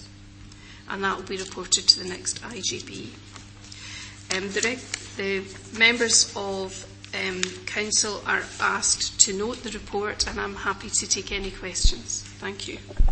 Okay, thank you very much. That was a very full report, but I'll tell you it was extremely interesting. I think all members clearly are aware that the health and social care delivery in their communities is vital. I'm going to open it up now. I see Fiona, Councillor Colley, thank you. Yes, thank you. I just want to say a few words around the report and some of the information contained within it. I probably have to start by acknowledging the huge contribution of our staff and partners in the voluntary sector and the NHS. We're looking outside and it's blowing a hoolie. And if we remember the beast from the east and any other areas of inclement weather, the rest of us are normally in our houses, and our staff are out providing valuable services to people who need them. There's a couple of things in the report I just want to know, a couple of personal observations. The Living Well in Falkirk, I think it's an excellent investment by the IGB. It will give people tools to access information about their own local community resources, equipment and support to help them choose what they think will help in their daily lives. It's an excellent resource, and I think if you haven't had a full look through it, I think, please do that. The investment in changing places toilets, I think that sits alongside the review of day services for younger adults. We need to have the right kind of facilities in our communities to enable people to use all of the facilities within our communities. Obviously, we've got the 2 in the Mariner and at Grangemouth, and we've heard from Patricia about Forth Valley College and the hospital, but also the really important, and campaigners families have been asking for this, around the development of a change in places toilet at the Helix, and I'm just absolutely delighted that we're going to be able to do that. Obviously, it'll take a little bit of time, but I think it's fantastic news. On the day services review, I think I would recognise, and I think we all recognise, that it was a very, very challenging thing for families involved.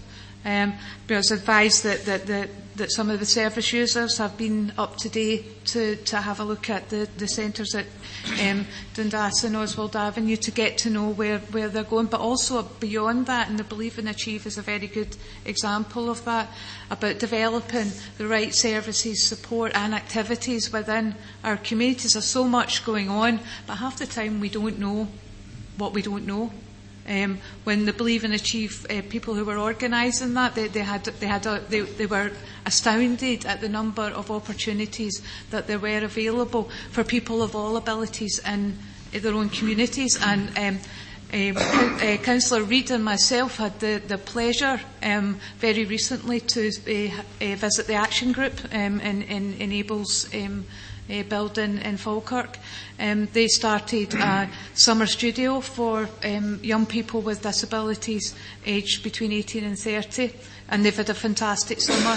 They've been cooking their own meals, they've been taking part in all sorts of activities like clubbercise and Zumba, they've been doing growing, and they're looking at developing the garden.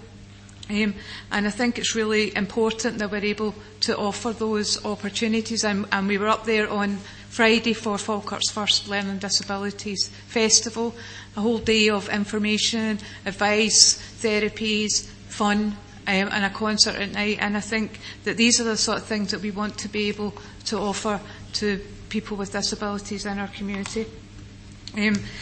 Integration is, as we all know, important in meeting demographic change.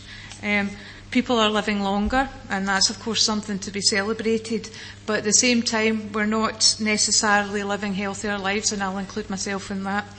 It will take time to deliver integration across all community health and social services. The IJB has made a really good start, the partnership has made a really good start, there's some really excellent activities going on, and we want to be able to build on that to take the next and future steps. Doing the same things as before in silos of the NHS and Falkirk Council is not going to work. We need to work together as partners, including our partners in the voluntary sector. Thank you. Thank you, Provost. Patricia, I would also like to thank you for the professional and extensive report that you've just done. It was very interesting and very good. Just a couple of points I'd like to raise. One, I'd like to reiterate what Councillor Collier says about Changing Places toilets. In my ward, that means a big thing, and that was a great thing, along with the trust, of course. So thank you all for that. I've got a couple of concerns about the health centres from a lot of constituents. The lack of GPs, it was mentioned earlier on with GP recruitment, we're struggling to get it. My ward is Bonnybridge, and we've had a couple of doctors away. We came from 8 down to 5, and we're really struggling. The concerns for these constituents, our customers, are what qualifications do the staff of the health centre have to ask them what's wrong with them so they can divert them to what service they think they require. They're concerned about patient confidentiality. Can you iterate? Would it maybe be beneficial for yourself to have a briefing with elected members to put us in the picture how we stand there? Is that possible? Thank you. This general practice is a challenge nationally. You will have seen a lot of coverage of that. There are actually more people going through medical training now than there were 10, 20 years ago.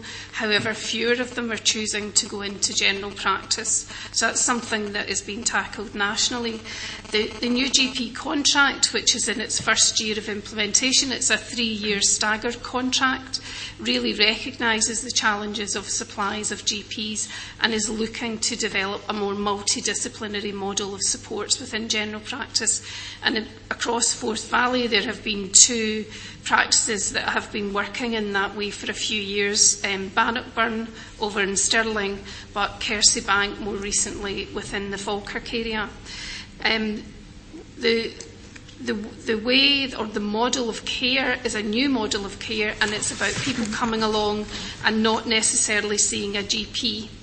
It's about people coming along and speaking or phoning and getting through to the receptionist, and the receptionists are all being taken through very, very detailed training to upskill them from where they are now to what they need to be. And those receptionists are trained in triage, so they will ask people questions about why they want to see a doctor and what's been wrong, and maybe a wee bit about their medical history. Interestingly, last night, the Patient Partnership Forum, which is a regular forum that meets 4 times a year. I go to that quite regularly to speak to members of that about what's happening in the integration space. And we had a focus session last night on general practice, so you might have seen some of the social media. I think there's a bit of coverage in the Falkirk Herald. The meeting was very, very well attended, and those people, some of them were raising concerns that they felt the receptionists, some of whom were known to them, were being very nosy and potentially breaching confidentiality. So it was about being able to reassure members of the public that actually this is a formal role, they're completely covered by confidentiality, and the reason they're asking questions is to identify, do they need to see a GP? If it's muscular or bone pain, they could be seen by an advanced physio in the practice. If it's depression or anxiety, they could be seen by a community psychiatric nurse. If it's a skin condition, they could be seen by the advanced nurse practitioner. If it's an eye problem, they'll be redirected immediately to the local optometrist. So it's about triaging to appropriate care within a primary care setting. So someone should be able to see the right person immediately, rather than perhaps going to a GP and then having to be referred on to a physiotherapist.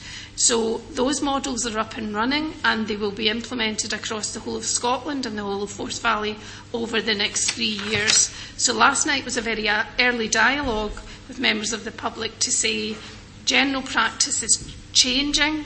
What you'll be offered at general practice should be better, but it's different. It's not what you're used to, and this is a bit of advance warning on what you can expect in the years going forward. If it would be helpful, I can arrange. Last night we had a local GP, we had the advanced nurse practitioner, physio, pharmacist, psychiatric nurse, all along talking about their roles and how it works. And if it would be helpful, we could certainly arrange a briefing session for elected members.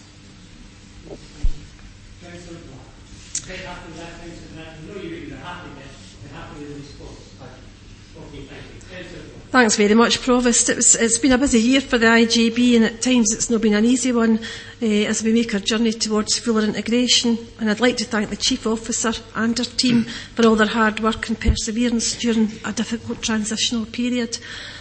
Now, myself, I'm wearing the hat as the opposition spokesperson for Labour for Health and Social Care.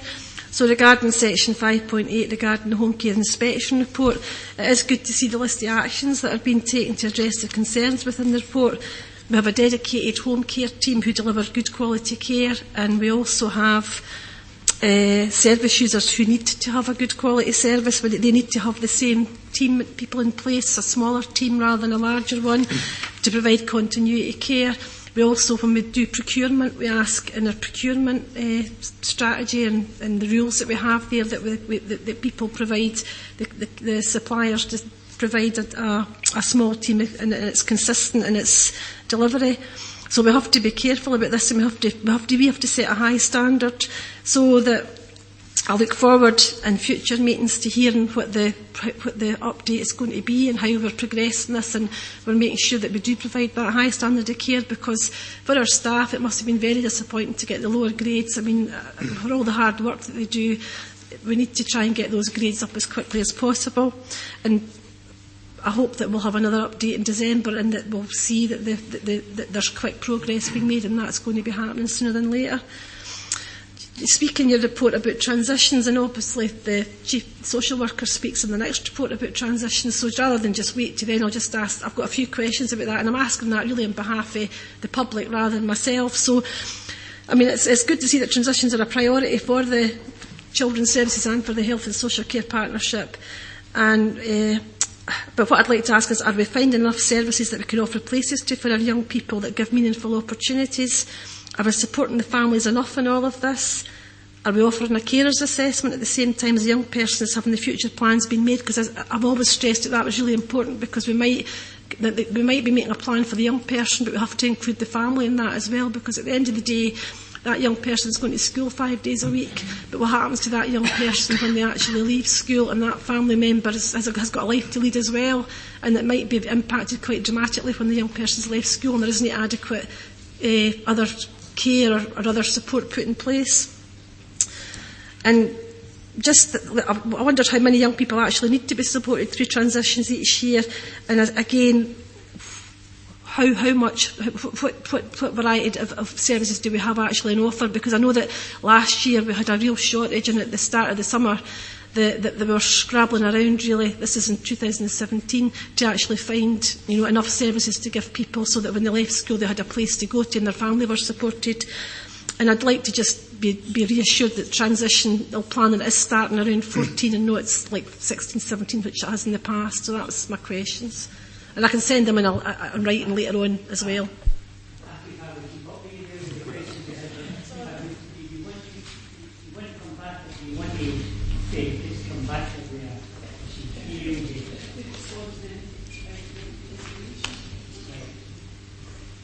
Thank you, Provost. It's a key area across children's services and adult services, as you say, and we've committed resource to actually employ a dedicated member of staff to work with across the service to deliver on transitions. There is a lot of activity going on just now across the two services, linking to colleagues in children's services social work, but also education, looking at actually what are the needs and what is the offer. I don't have the detail. I don't know if Sarah has any detail, but I certainly can provide you with that detail. But also there is a report being written at the moment that will go to the IGB. Is it in December, I think? There will be a full comprehensive report to the December IGB on all aspects of transitions, which should answer all of your questions.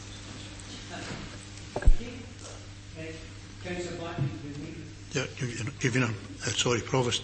My question's on 5.22 delayed discharges. This has obviously been a problem area for a number of years in the health service, and I see we now have a delayed discharge steering group overseeing the delivery of an improvement plan. I would assume that's in operation. If it is, is it working? Are we seeing an improvement?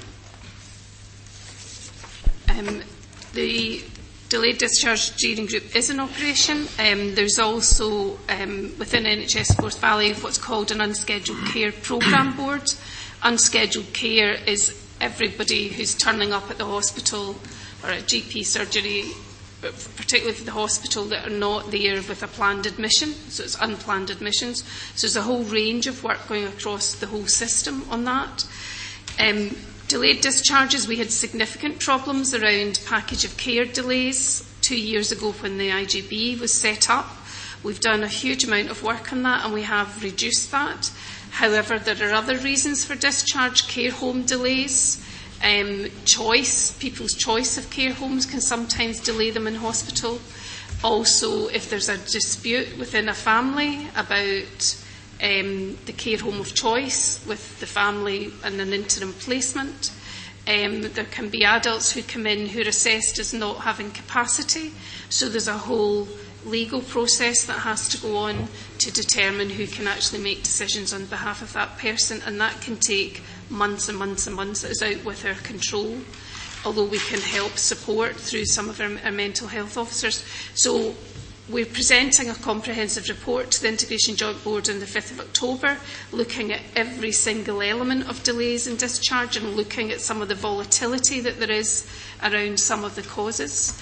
This week, the Emergency Department performance in Forth Valley has been really poor over the last few months, and there's been a lot of work going on with Scottish Government to improve that position.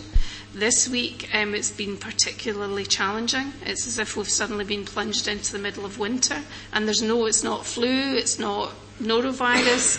There just seem to be a lot of older people arriving at ED, so we've been a bit challenged this week.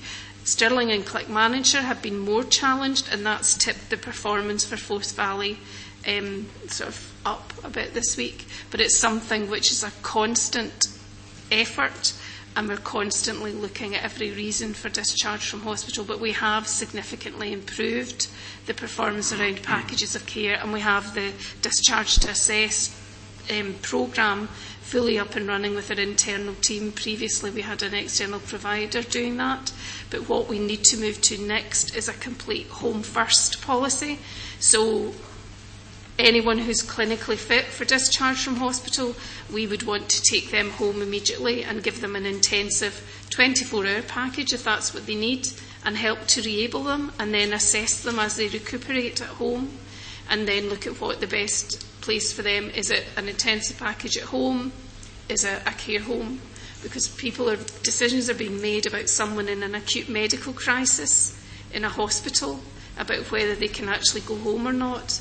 And often if people are allowed to go home, they recover their independence, they recover their capacity, and they perhaps don't need a care home at that point. They may ultimately need one, but they can maybe have another 6 months, a year or two at home in their community and with their family.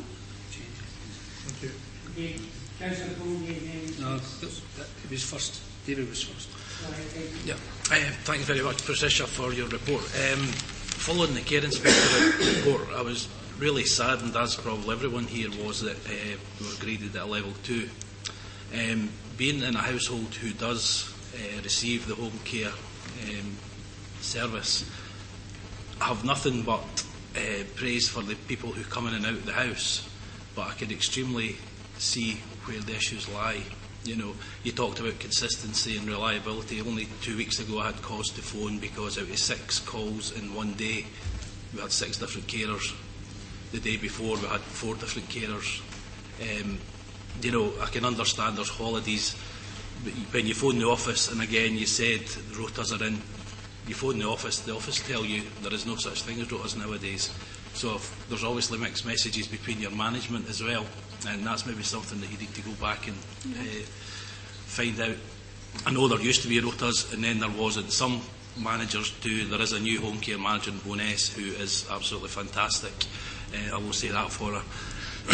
On another hat, for a person who's worked in social care for 30 years, the ball was started rolling by Linda Gow many years ago for the change in places. It offers fantastic facilities. I work in a neighbouring local authority, but it does bring other people from there into Falkirk area as well, who will come and spend lunches, have money. If the change in facilities are there, they will be able to spend longer and spend more money within the area, so I think that's a good point as well. But I think on the home care, I think it's been very, very poor from middle management area. That would be my personal opinion. Okay. Thank you for those comments that we will take on board.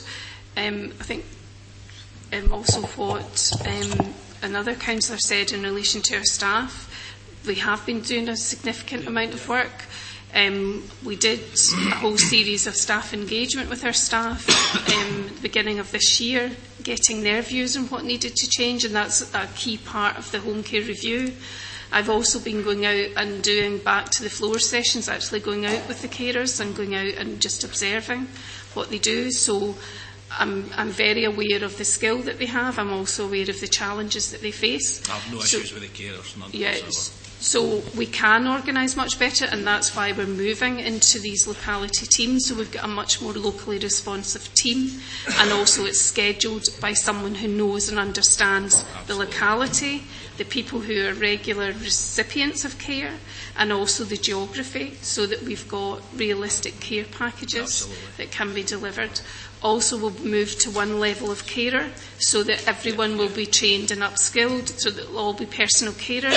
So that will take out a lot of the variability, because if you're doing 4 calls a day, you maybe need a home carer and a personal carer, and that causes some of the variability. Is there money available for that training for these people? Because I'm getting mixed messages as well. There is a paper that's going to the senior leadership team in that regard for approval to move that forward. So we are committed. We're also working with the college to look at having a training pathway for people to come in through a home care role and then receive accredited training and perhaps move on through the college into an HNC, HND or 2+2 into Stirling University. So we're in active discussions, and we've got an event at the beginning of October across Forth Valley for all support staff to talk about that. So we are looking to future-proof and improve our recruitment and retention by offering people opportunities for career and role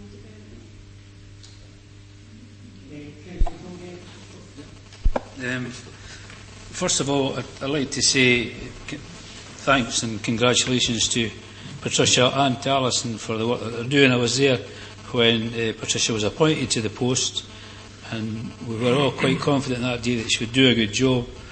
We didn't say it would be an easy job, and I certainly know it isn't, and it's the same with the contribution that Alison's making. I don't know how you'd ever solve the problems in healthcare, because everyone's looking to get better healthcare, their parents to be healthier, and the magic sponge, we all suffer for the same incurable disease, because we're all getting older. And if we could sort that out, that would really help greatly. But I hear the same stories as Councillor Aitchison about people being rotated in one day and they're away the next day. And we do know how important it is for a person receiving the service that they get the same person as often as they can, so they get that relationship. Subject, of course, to people have got to get time off. But my real concern, as well as for the carers and for the people who are carers and people who are in the home service, people supplying the service, because they seem to be run off their feet most of the time. Obviously, I didn't speak to them all, but there is this concern about they're getting run ragged and they're all over the place. So I would simply say to you to focus on the recipients of the service, but focus as well on the people who are delivering the service, because if you didn't do that, you might not get the best service. And I've got to say this, and I know what it calls a rammy, but it's hard lines when the Scottish Government has a £500 million underspend that the health service is looking for money. I know they get a lot of money, but it's hard lines. Thank you for that, Provost. I'd like to thank Ms Cassidy for her quality report and for a well-delivered report. I'd just like to speak to 511 under the Home Care Inspection Report, where we see that grades have fallen again, and we have care and supports poor, management and leadership poor, and staffing adequate. Now, I guess that ties in with the ineffective monitoring and auditing within the system, which probably goes hand in hand with the lack of leadership. So my first question is, have we made any inroads to improving that since the report in July? And my second question is there any improvement works planned for our care homes over the next year? And my third question is regarding the day centre in Camlin and the Bainsford Day Centre. Are there any plans for these to be used for some other facility in the future? Thank you. Thank you. Yes, as I'm sure you expect, I'm very disappointed in the gradings, particularly given the volume of work that was already underway. And I particularly felt for our staff, who were really committed and already on that improvement journey. However, we've kind of regrouped and we're moving on. In relation to the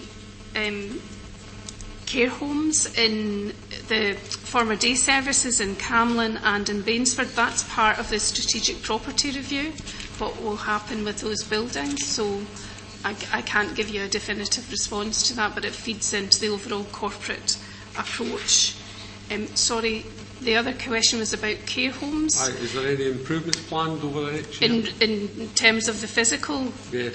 There's always an ongoing maintenance and improvement plan, but there's no major works planned at this stage, as far as I'm aware. Joe McElholm, the service manager, would have been able to give you a fuller response, but Joe's on holiday at the moment, so my apologies. I can certainly get him to follow that up with you, Councillor Bissett. Thank you.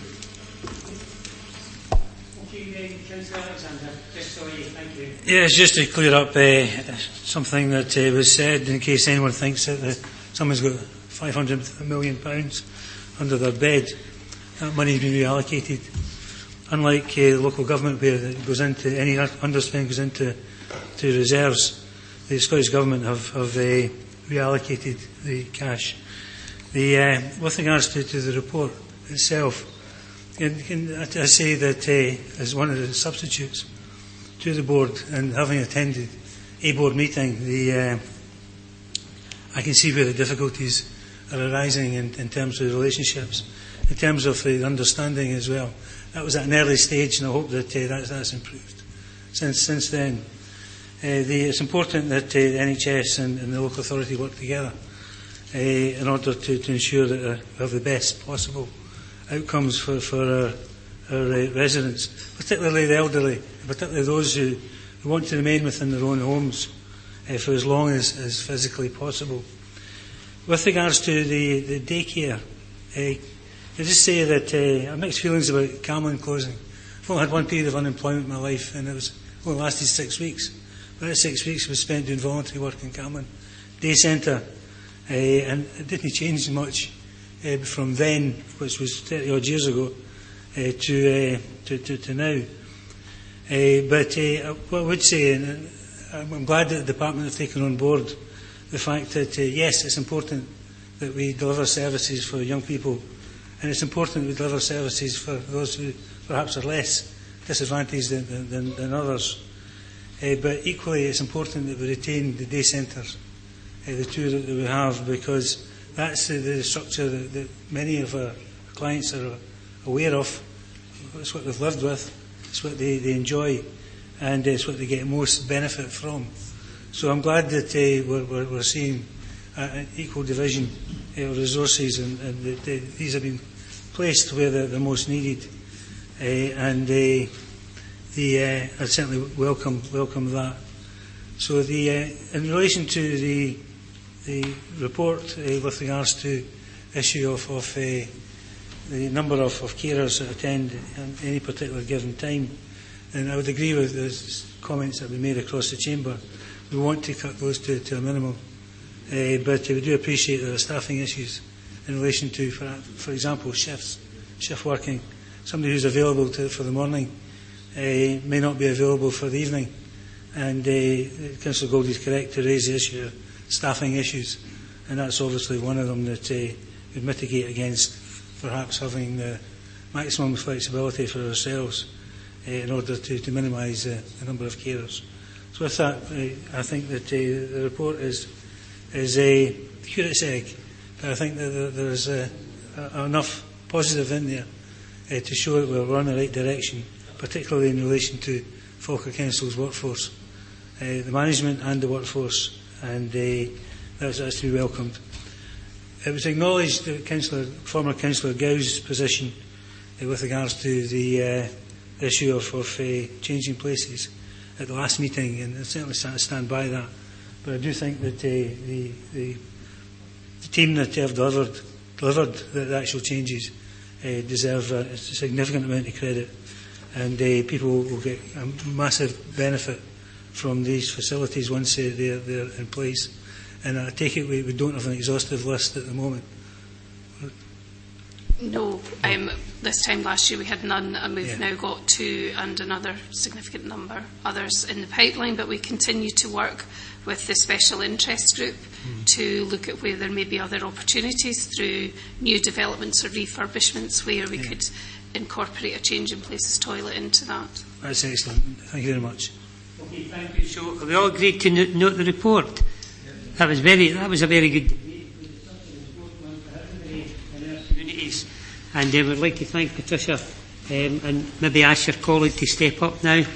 But this is item 9, the annual report of Officer 2017-18. It's pages 144 to 192, and Sarah Lacey will be speaking to the report. Thank you, Sarah. Thank you, Provost. The annual report of the Chief Social Work Officer provides Council with an overview of how the statutory responsibilities have been fulfilled by the Chief Social Work Officer in Falkirk during 2017-18. Chief Social Work Officers are required to submit an annual report in accordance with Scottish Government guidance. Every local authority must appoint a professionally qualified Chief Social Work Officer. The post holder must be a qualified social worker with sufficient experience and seniority. The Chief Social Work Officer provides professional governance, leadership and accountability for the delivery of social work and social care services, whether directly provided or delivered by the voluntary or private sector on behalf of the local authority or the IJB. The Chief Social Work Officer report follows the template format which was revised and updated in 2016 and is prescribed in national guidance. Use of the template by Chief Social Work Officers across Scotland is intended to help information sharing and benchmarking across services regarding good social work practice and improvement activity. The template format assists the Chief Social Work Advisor to the Scottish Government to produce an annual report capturing the collective areas of challenge and changes in the social work delivery landscape across the country. The purpose of the Chief Social Work Officer annual report is to present information which succinctly and clearly sets out how social work services are being delivered, what's working well and what is being improved.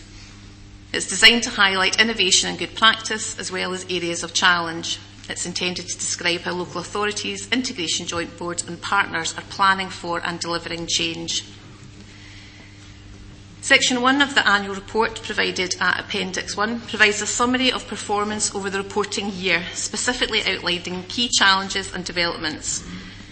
There are a considerable number of internal and external factors impacting on social work services, and subsection 1 notes the importance of ensuring there are strong connections in place between all social work service areas, the local authority, IJB and partner organisations.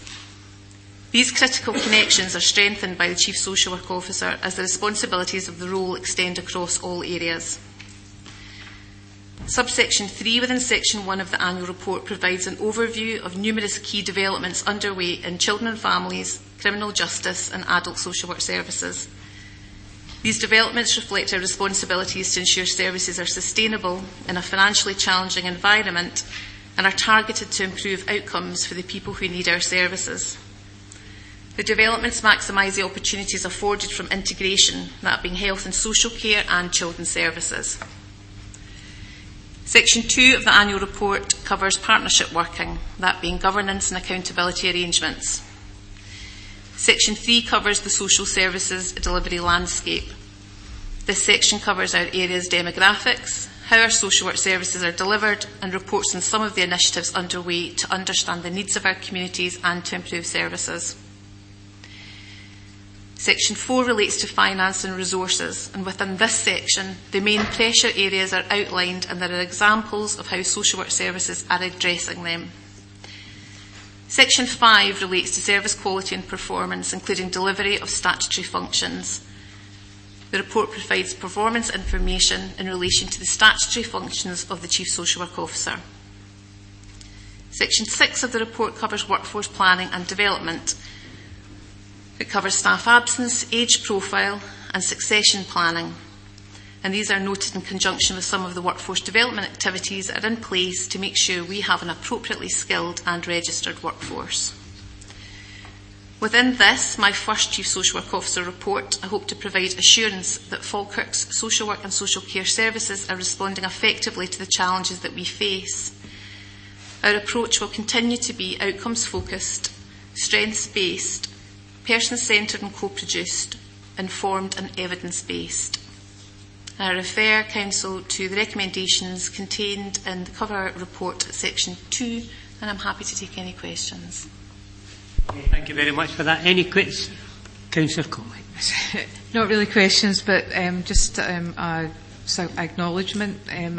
It's such a comprehensive report. I don't really want to say very much because I think it speaks for itself about and the depth and breadth of work that's ongoing. I'm sure members will have questions. Again, want to acknowledge the hard work and dedication of Sarah, Patricia, Jo and their teams, staff and partners. That commitment and contribution to improving lives is both immeasurable and invaluable. I'd like to touch on a couple of points, if you don't mind, around care experienced children and young people.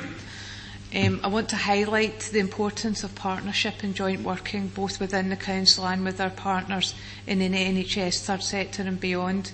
For example, the joint working with the Housing Department to develop housing options for care-experienced young people will help offer more choices, better support and outcomes for care-experienced young people. This is particularly important as we provide support for longer. The Closer to Home strategy is a very important piece of work to ensure we are able to offer looked after children more options within Falkirk district area rather than elsewhere, and to help children where possible to stay with their families safely or within family networks. Family-based interventions and kinship care are part of this picture as our strategies to increase a pool of foster carers. I want to finish by mentioning our Champions Board, something I know that everybody involved feels really, really passionate about. These care-experienced children and young people help inform our work, and I cannot say how much this is valued. So I want to say thank you to everyone involved. Okay, thank you. Everybody agree with the report? Is there any questions, Councillor Reid? Yeah. Bearing in mind the time, probably just 2 or 3 quick ones. Before doing so, may I say that we've been lucky in the years with social work portfolio holders, Councillor Black and Councillor Gow and Councillor Collins following in the same footsteps. Very impressive start, and it brings vim and vigour, and trying to think of a third V. She's visible as well, which is all important. Yes, the Champions Board, there's reference to the funding period. Now, it was money from an external organisation that funds it. Is it going to run out? Well, I have some good news to share. Yes, you're absolutely correct that it's the Life Changes Trust that funds Champions Boards across Scotland, and we have been preparing ourselves to work out how we were going to be able to fund the Champions Board going forward, because collectively we certainly wanted to make sure that we continue to do so. But the Life Changes Trust have just recently contacted ourselves to let us know that they will be continuing with funding, albeit some part funding, but significant enough for us to be able to work together with our partners to ensure that the Champions Board remains with us at least for the next 2 years. And we need to move to a position of sustainability from that point, I would imagine. That's good news, thank you. The other question is about community justice partnership. For some years, a few years in my case, I served with Councillor Blackwood under the convenership of Councillor Alexander and the CGIA at that time. And I felt that as members we had a handle on it. I feel there's less of a handle just now, and wish that particular section to be given more prominence and more involvement with members if that was possible. Yes, you mentioned the move away from the Criminal Justice Authority arrangements and over to the Community Justice Partnership arrangements, and I feel that we will be able to cover governance around those new arrangements through our move towards children's services becoming part of the Education Executive.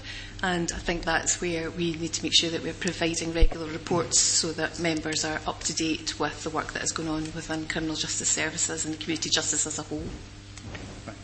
I'll leave the third one. Promise. Thank you. Promise. Quick question. Just on the key challenges, the increase in drug deaths. It seems to be a major problem not just in our area but throughout Scotland. I mean, it is a challenge, and how are we going to overcome it? The reporting period of this particular Chief Social Work Annual Report, although I've mentioned it as a pressure area, that particular reporting area, we were back nationally within the typical benchmark data around drug deaths. Clearly, any drug deaths are too many.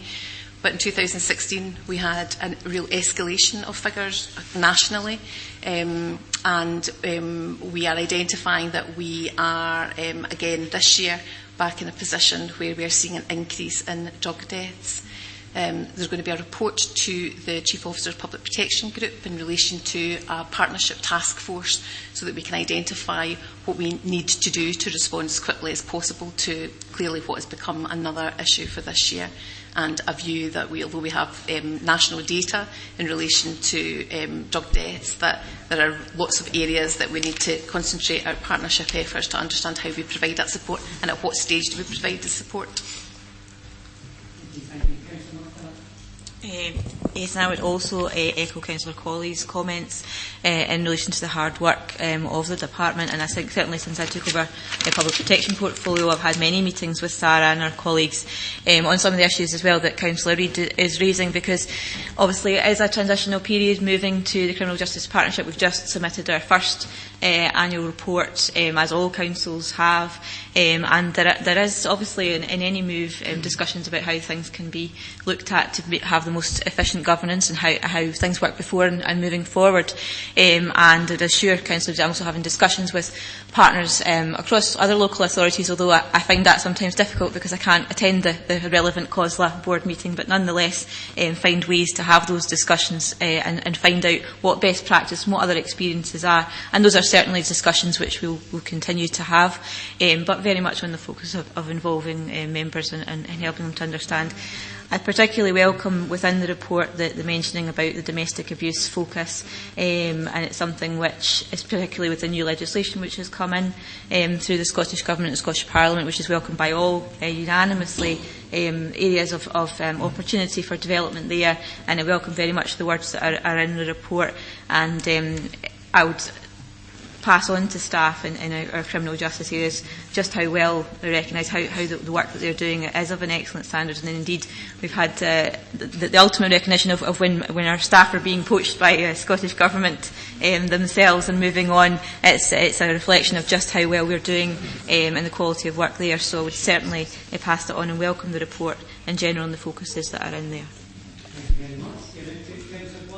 Yeah, very briefly, I wasn't going to speak, but since somebody mentioned drug deaths, and that's a particular concern of mine, I thought I would just speak for a minute.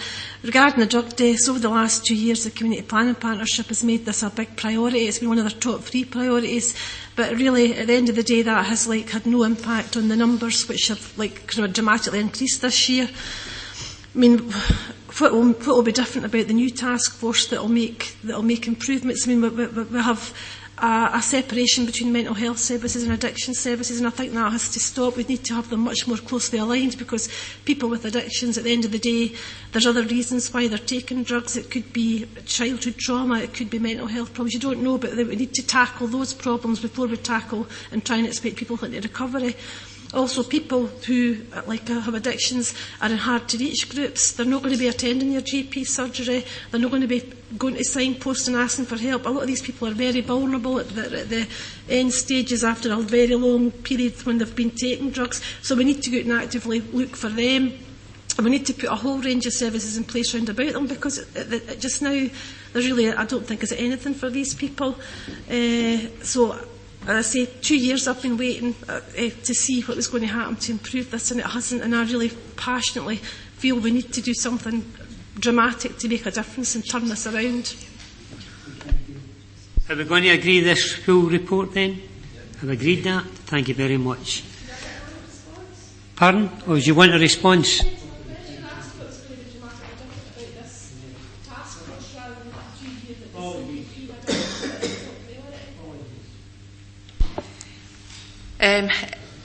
Tackling substance misuse is most certainly a priority. As I said, we had a distinct issue nationally and locally in 2016. There was an improving picture in 2017, and we're recognising we look as if we're back in a very difficult position as we were in 2016 this year.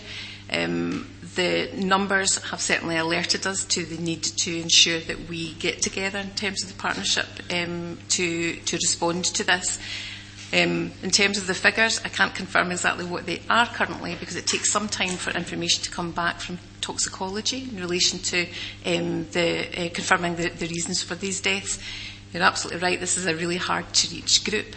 One of the areas that we are certainly going to be looking at is in relation to non-fatal overdoses and how they could potentially be a predictor going forward for how we support people differently. So that's certainly an area that we've decided that we must take as a priority action within the task force group.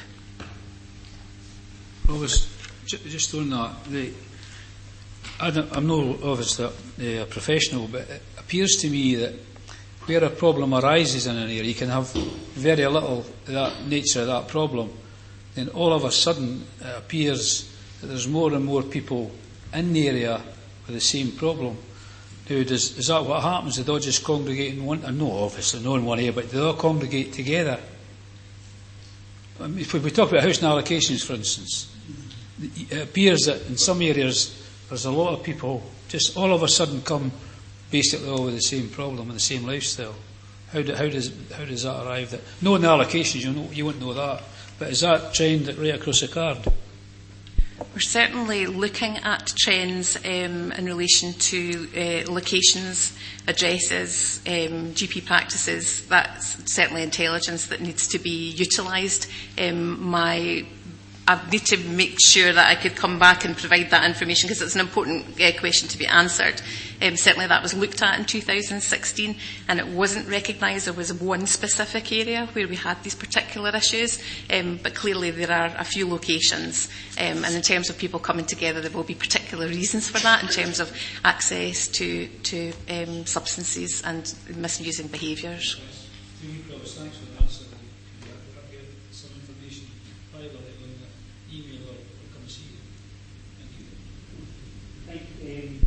I think Councillor Black brought up a good point as well about there is now a recognition about mental health, which wasn't there a few years ago. Councillor Reid and myself went to a sort of like a seminar with a group in the Falkirk area just not so long ago. It was the Samaritans, and it was a bit of an eye-opener and in relation to the areas, the high areas, suicide, which is very concerning as well. Anyway, is there anybody else like to come in? It's been a very good report. There's been a good debate. Are we just going to note the report? Yeah. Okay, thank you. That takes us to the last item on the agenda, which is the note of motion. And it states quite clearly the motion below stands referred to the Executive unless otherwise determined by the Provost, having consulted with the Leader of the Council and the Leader of the Opposition. When we had our wee pre-meeting, I had stated quite clearly that I thought that this would be a motion that all councillors would like to take part in and hopefully support. So I'm going to read it out. The motion below stands referred to the Executive otherwise determined by the Provost, having consulted with the Leader of the Council and the Leader of the Opposition. The motion is quite clear that the Council supports Poppy Scotland's Count Them In campaign, which aims to see the inclusion of an armed forces question in the next census in 2021. There is currently very limited information about where our veterans now live and what support they may need. Gathering this information through the census will allow for an improved understanding of this unique community and ensure that the Council, alongside others, can ensure we are fully meeting the needs of our serving personnel, veterans and their families. And would state that the Chief Executive to write to the relevant Minister and to Poppy Scotland, local constituency and regional MSPs within the Falkirk Council area to inform them of the Council's support for the inclusion of an armed forces question in the next census in 2021. And already there is a number of councils all over the area that have supported this motion. So I formally move. I formally second, Provost. Okay, is there anybody otherwise minded? Councillor Provost, I'm not otherwise minded. I'm just aware that obviously all councils were targeted by Poppy Scotland and as Leader of the Council, obviously the correspondence came to myself as well. We're happy to agree. Okay, that's perfect. Okay then, Councillor Patrick. Thanks. Thank you, Provost. I'm grateful to you for allowing this motion to come to full council and to all our members for sharing in the concerns that are contained within the motion. The situation really very appropriately follows straight on from the social work reports that we've had, and I would make particular reference, acknowledgement to the contributions towards that debate from Councillor Colley, Councillor Black, and of course not least from Ms Cassidy on the earlier item. The situation regarding veterans is a difficult one because we don't always realise and recognise who veterans are.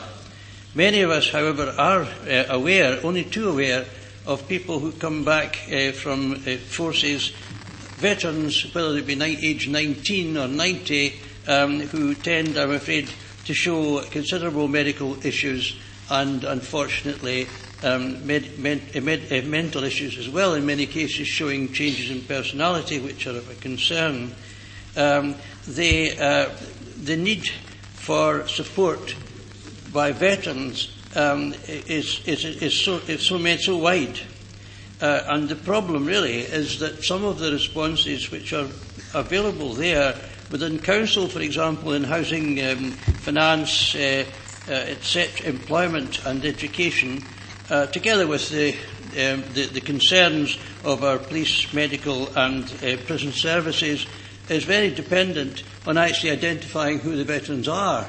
And they're not by any means regularly identified, and often we can't make the appropriate responses simply because they are a hidden, in many ways, community within our community. And therefore, I do believe that it is vitally important, as the motion says, that to recognise that there's currently limited knowledge of identification of who veterans are and the support that they need.